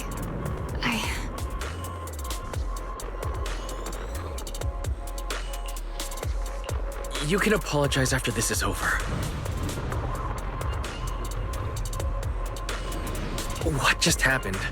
And what's that huge ether glow over there? That's Gertablulu's cocoon. Since we ruined its plans, it's trying to absorb nearby ether to make up for the energy deficit and force its fusion with the Karma Core. And completely devour Dracena. I can't be certain how much longer she can hold on. Is there any way to stop it? Do you see those new ether growths nearby? Gertablulu created them. They're basically doing the equivalent of a blood transfusion, gathering ether from the air and feeding it into the rapidly growing cocoon. In other words, if we cut off those growths, we can stop the cocoon from growing any further. Are there any main arteries among those blood vessels? Sharp as ever. Good. I found 2 in total. Sever them both, and the energy supply across this entire area will fail. Then we can destroy the cocoon. Now that player 2 has joined the game, let's get ready to clear the stage at double speed.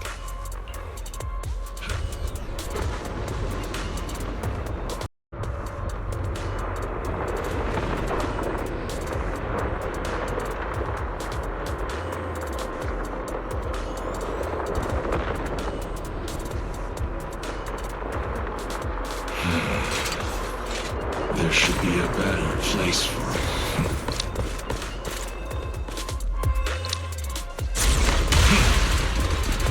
The space here is unstable. Watch your step. I'll watch the tracks. Wait for me at the end. Move. Wise, the cocoon's doing something. Watch out! The cocoon is sending out blasts at intervals. When they explode, get to the nearest... That's it. That's the first artery. The frequency of the blasts is increasing. I need to find a way into the next area.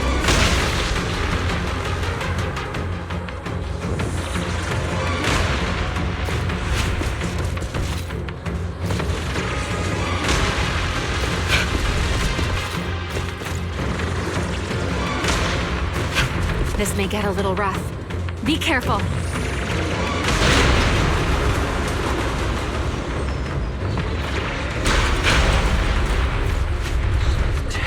Its activity level is still climbing. Don't panic. Whatever happens, stay clear of the blast. Understood. Remielle, how are things on your side? I've seen plenty. The target growth is just ahead. I'll leave it to you, Wise.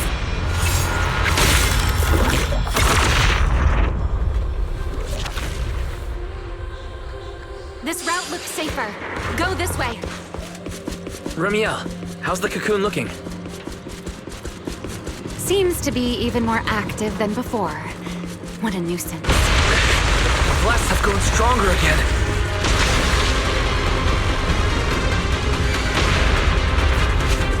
Wise, take the tracks to the next target.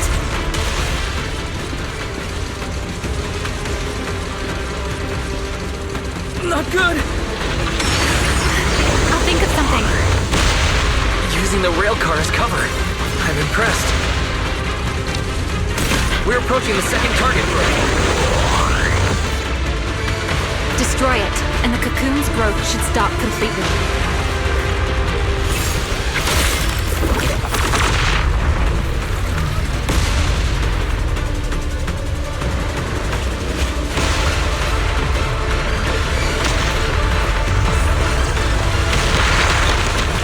This way! We're nearly there. The closer it gets to the cocoon, the stronger its reaction becomes. That only proves you've got it cornered. Move in during the gaps between explosions. Wise, ready to punch right through it? Ready! Match my rhythm. Now!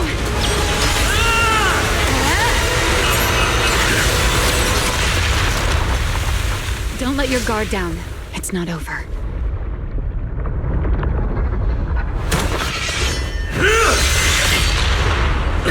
Too late. Evolution complete.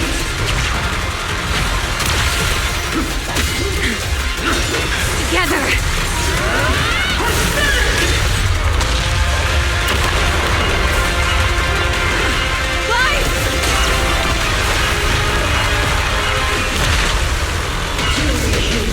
Become the sacrifice for Lindverne!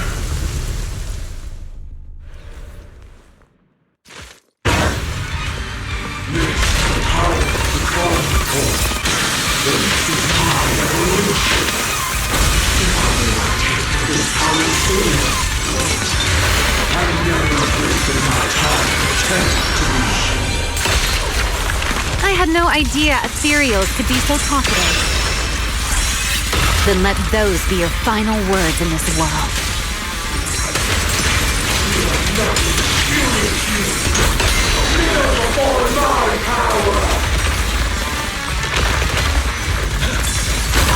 Before you embarrass yourself.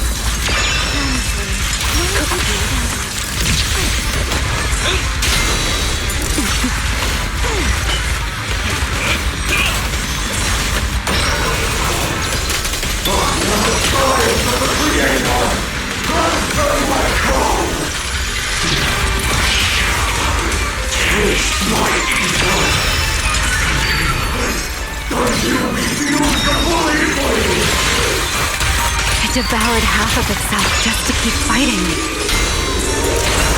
Is this how a beast born from the hollow thinks? What an awful sight. Let's put it out of its misery.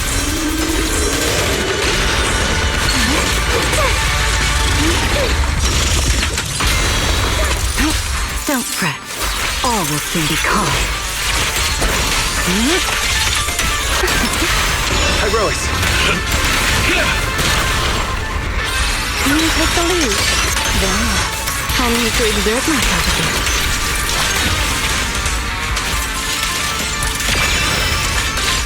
Don't get scorched by the light. I know exactly why I've chosen to spread my wings this way. Here.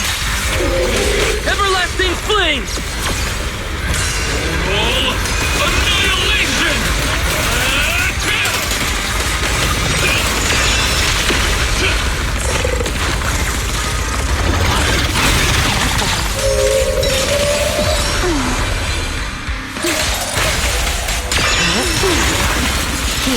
fallen limb.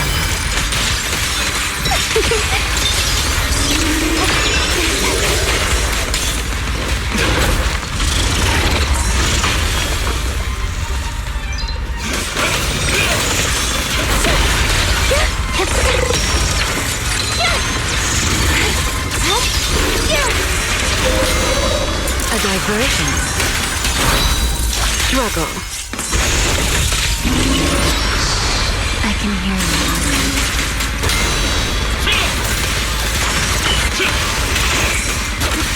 Wield the blade with me! Strike down!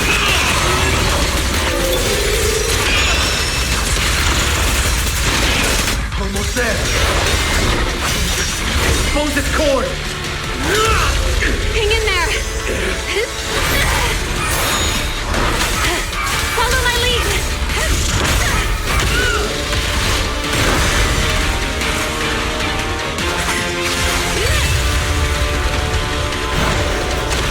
Getting away. We have to catch it! Wise, you should take a breather. Now then, it's finally time to get serious! I'm counting on you, Remy!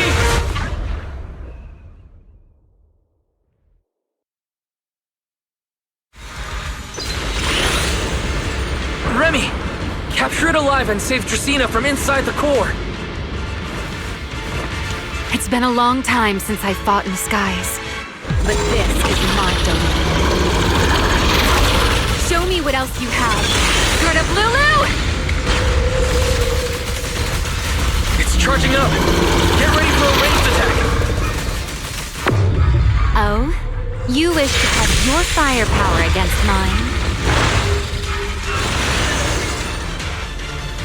Vanishing on me, are you? Hoping to catch me with that?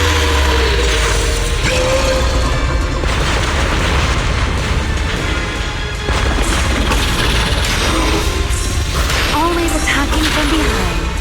Can't you face me head on? Unfortunately for you, I don't leave openings.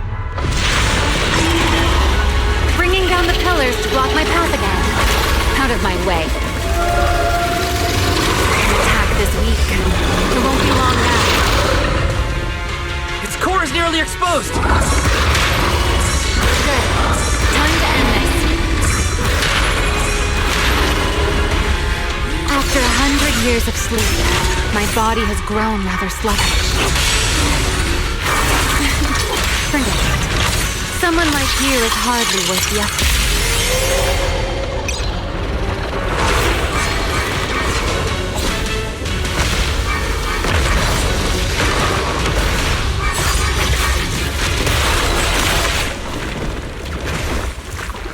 Dracene is inside its core.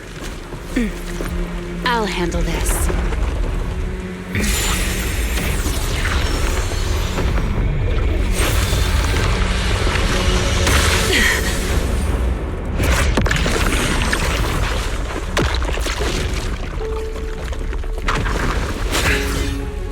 She's still alive, but fading quickly. I'll stabilize her ether activity.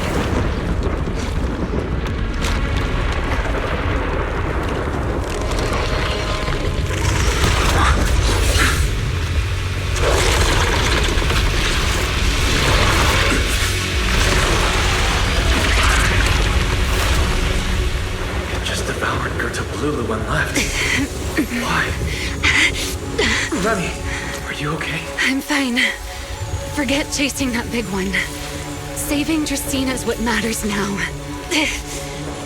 We still need to see this little act through to the end, don't we? Suspect's location confirmed. All units, combat readiness level 1. S-rank wanted criminal Remielle Dan. You would do well not to resist in vain. Lindverne? Why is she here? Isn't she supposed to be in Virium? I don't understand the situation yet, but I need to explain this to her. You there, unfamiliar face.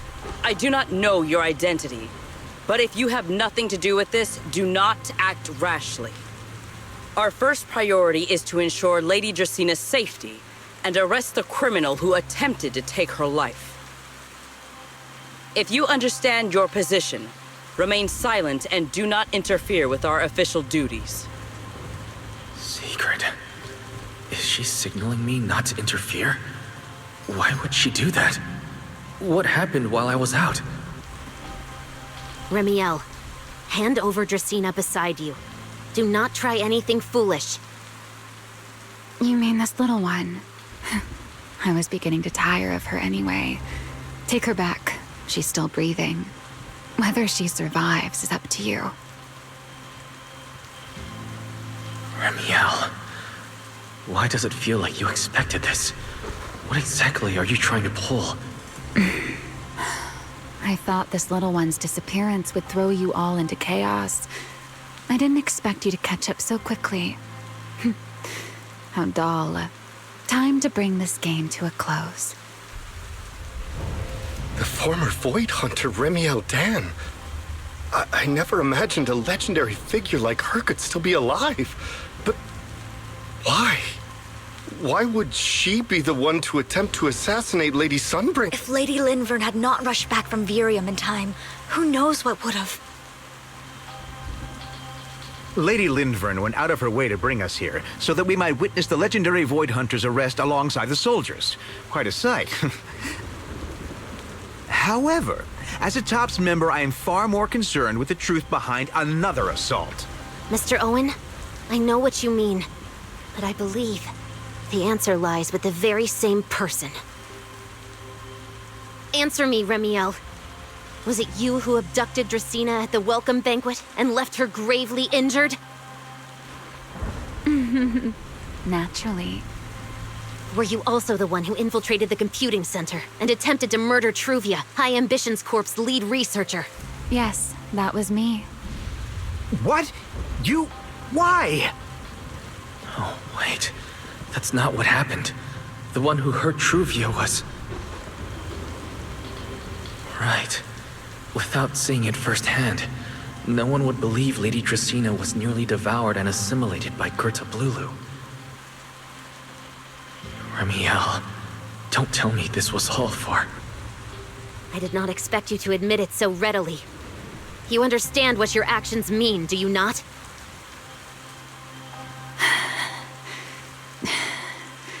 Of all times, now is when I've reached my limit. What a pain. It's not over yet. Remielle, do not attempt to resist. No, I won't resist. I'll simply vanish right before your eyes in an instant.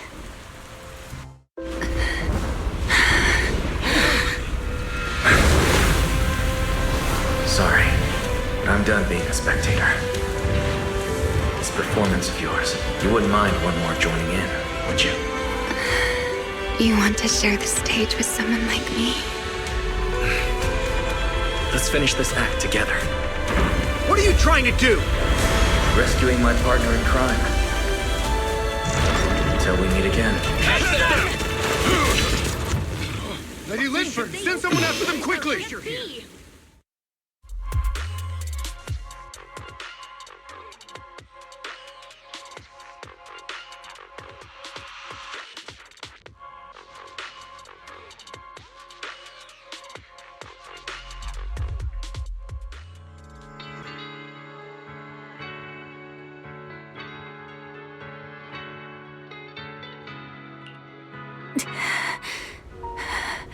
No, look away.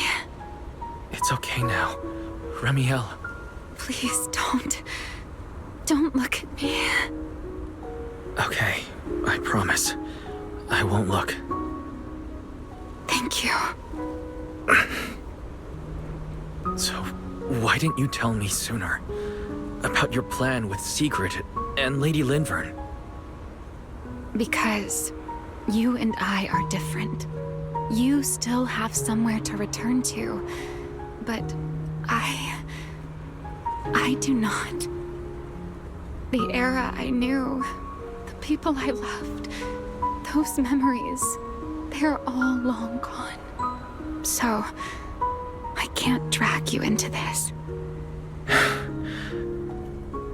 You really are impossibly headstrong, Remielle.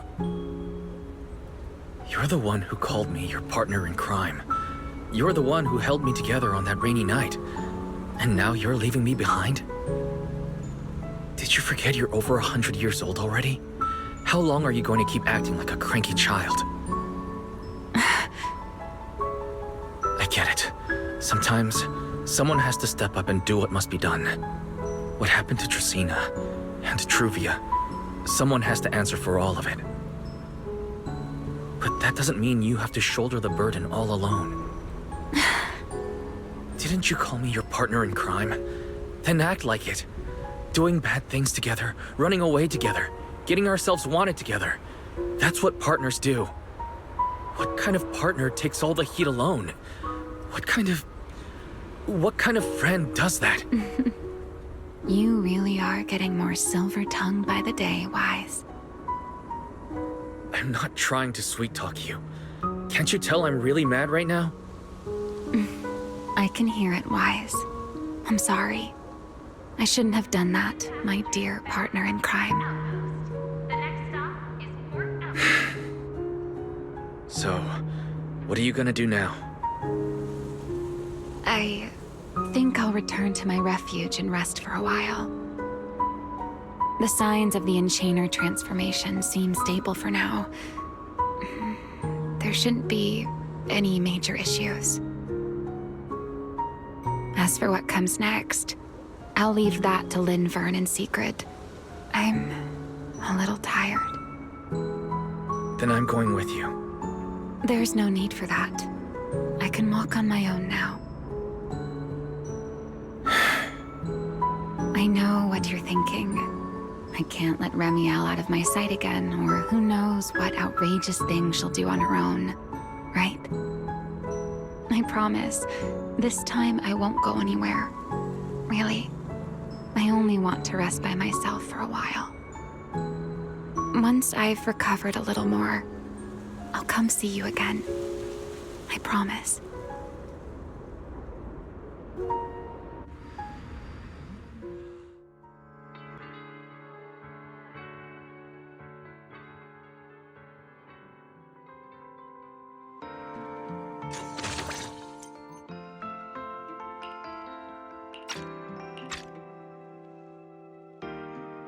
Oh, Weiss, over here!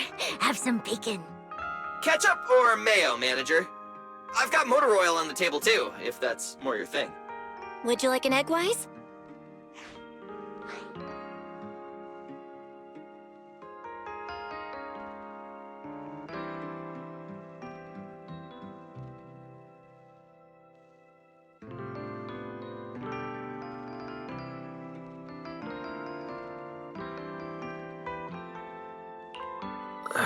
Is it just me, or are you guys being overly friendly today?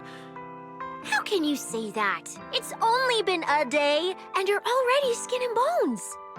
Manager, breakfast is a sacred tradition at Amber Hall, and everyone's gotta have their fill.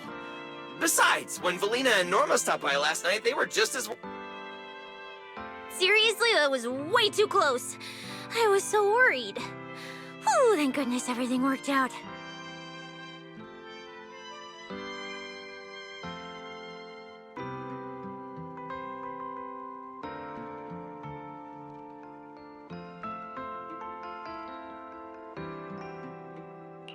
Yeah, thankfully. You're still worried about Truvia, aren't you? I think she's still in intensive care.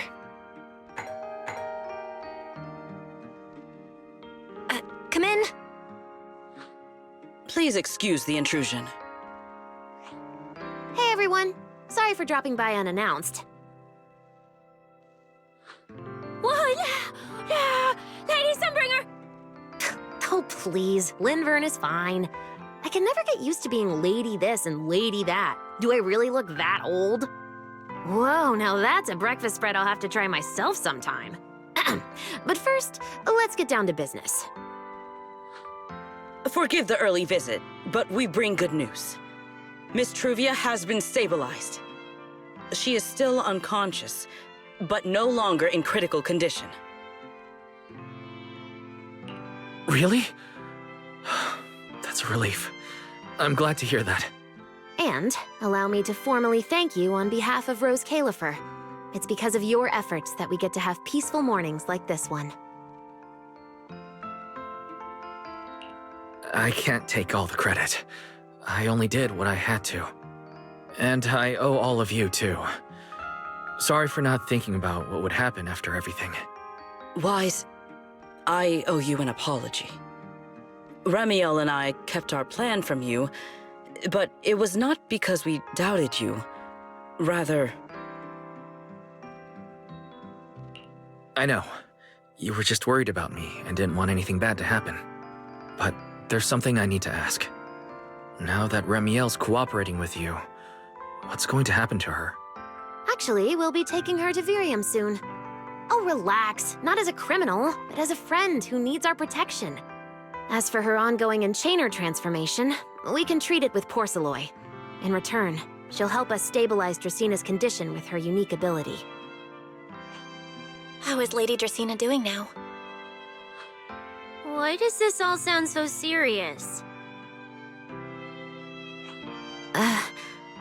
Her condition isn't great, but Flint Workshop is keeping things under control, for now. Oh, right. Remielle knew we were coming, so she asked me to pass along a message. She's already waiting for you at the usual spot. Really? Then I'll go meet her right now. Hey Weiss, aren't you going to see Remielle? Why are you going upstairs? Cissia, curiosity isn't always a virtue, you know.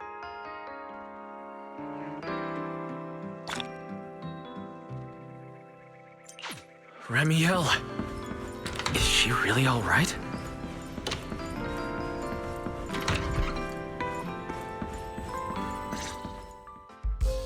Rawr. Good morning. Rawr. Remielle, you've recovered already? Oh? Were you hoping I'd act a little more in distress so you'd have a chance to take care of me? I could play along with that. Shall we start over then? It's fine. There's no point when I already know. So, did you come to say goodbye? I guess you can say so.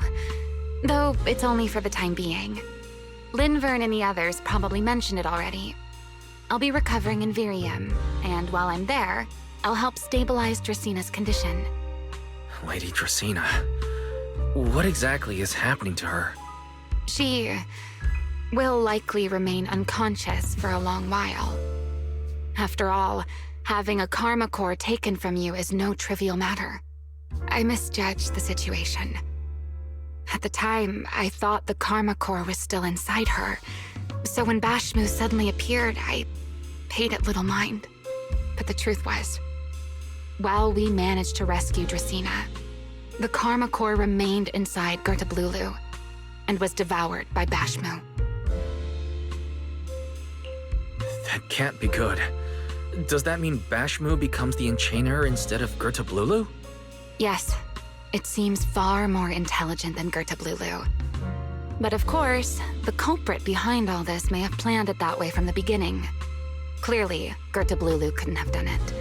So, who lured it to Buastrum with the singularity leakage? The real culprit is still hiding somewhere in Roscaelifer. Correct. Though, I don't think we need to worry too much at the moment. Dracena likely only possessed 1/3 of the karma core, which means the other 2 parts are still inside Eldrada and Lindverne.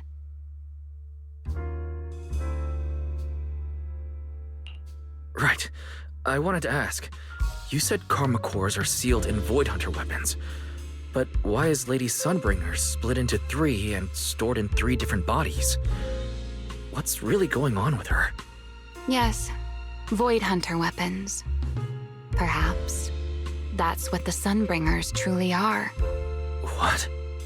Oh, come to think of it, I don't think I've told you yet. The truth behind the so-called attempted assassination of Lady Sunbringer. The truth is, I really did come to Roscaelifer in search of Sunbringer.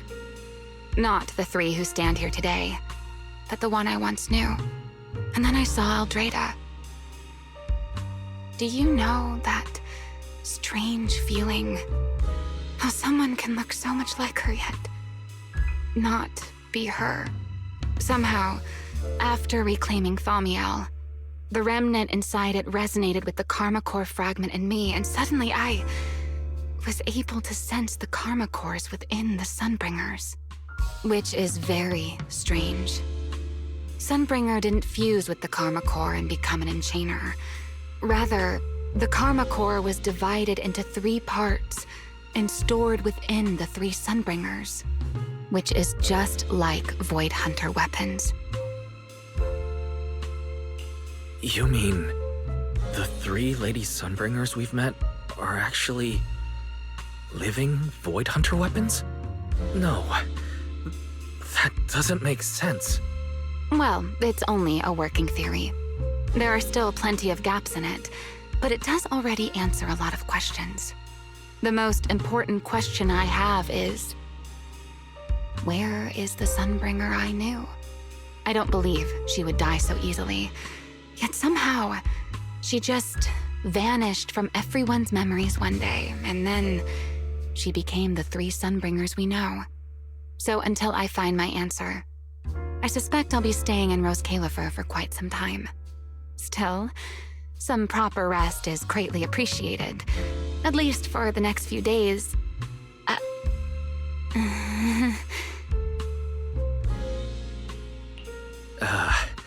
There should still be breakfast downstairs. Wait here for a sec. I'll go bring some up for you.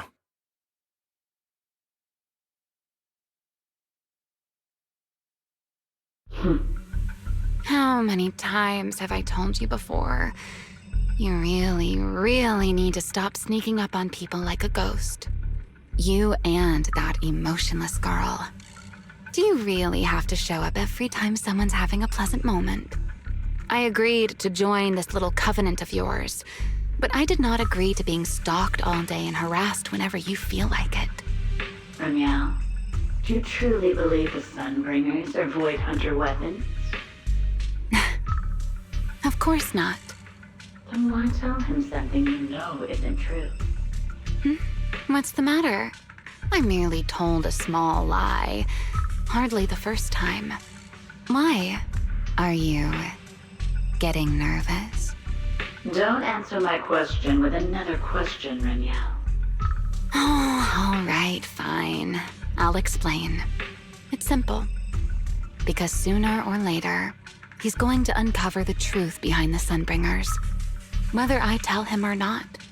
But now is not the time to reveal the answer yet. For his sake, for the 3 Sunbringers, and for Roscaelifer. So you don't think the 3 of them know who they truly are, either? Perhaps. I can't say for certain myself. But you know the truth, and so do I. There's only ever been one question of real importance to us. The Sunbringer I once knew, and the Sunbringer you've been searching for. Where is she?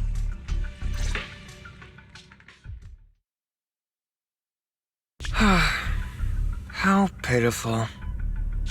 What do they call that monster again? Right, Gertablulu. To think it wounded you this badly. Its will to survive is truly frightening. It also got a lot smarter ever since it made contact with the Karma Core. Came embarrassingly close to actually pulling it off. How impressive. But do not worry. Our old classmate still handled everything. Come to think of it, I always did enjoy doing the unexpected. But you are terrible at adapting on the fly. That is why you keep losing to them. Again and again and again. Why not? Simply admit that you are worthless.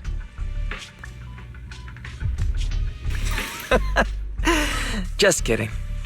You would never accept this outcome, would you? That's enough for an infirmary visit. I have something I must do. And I look forward to your performance in the next act.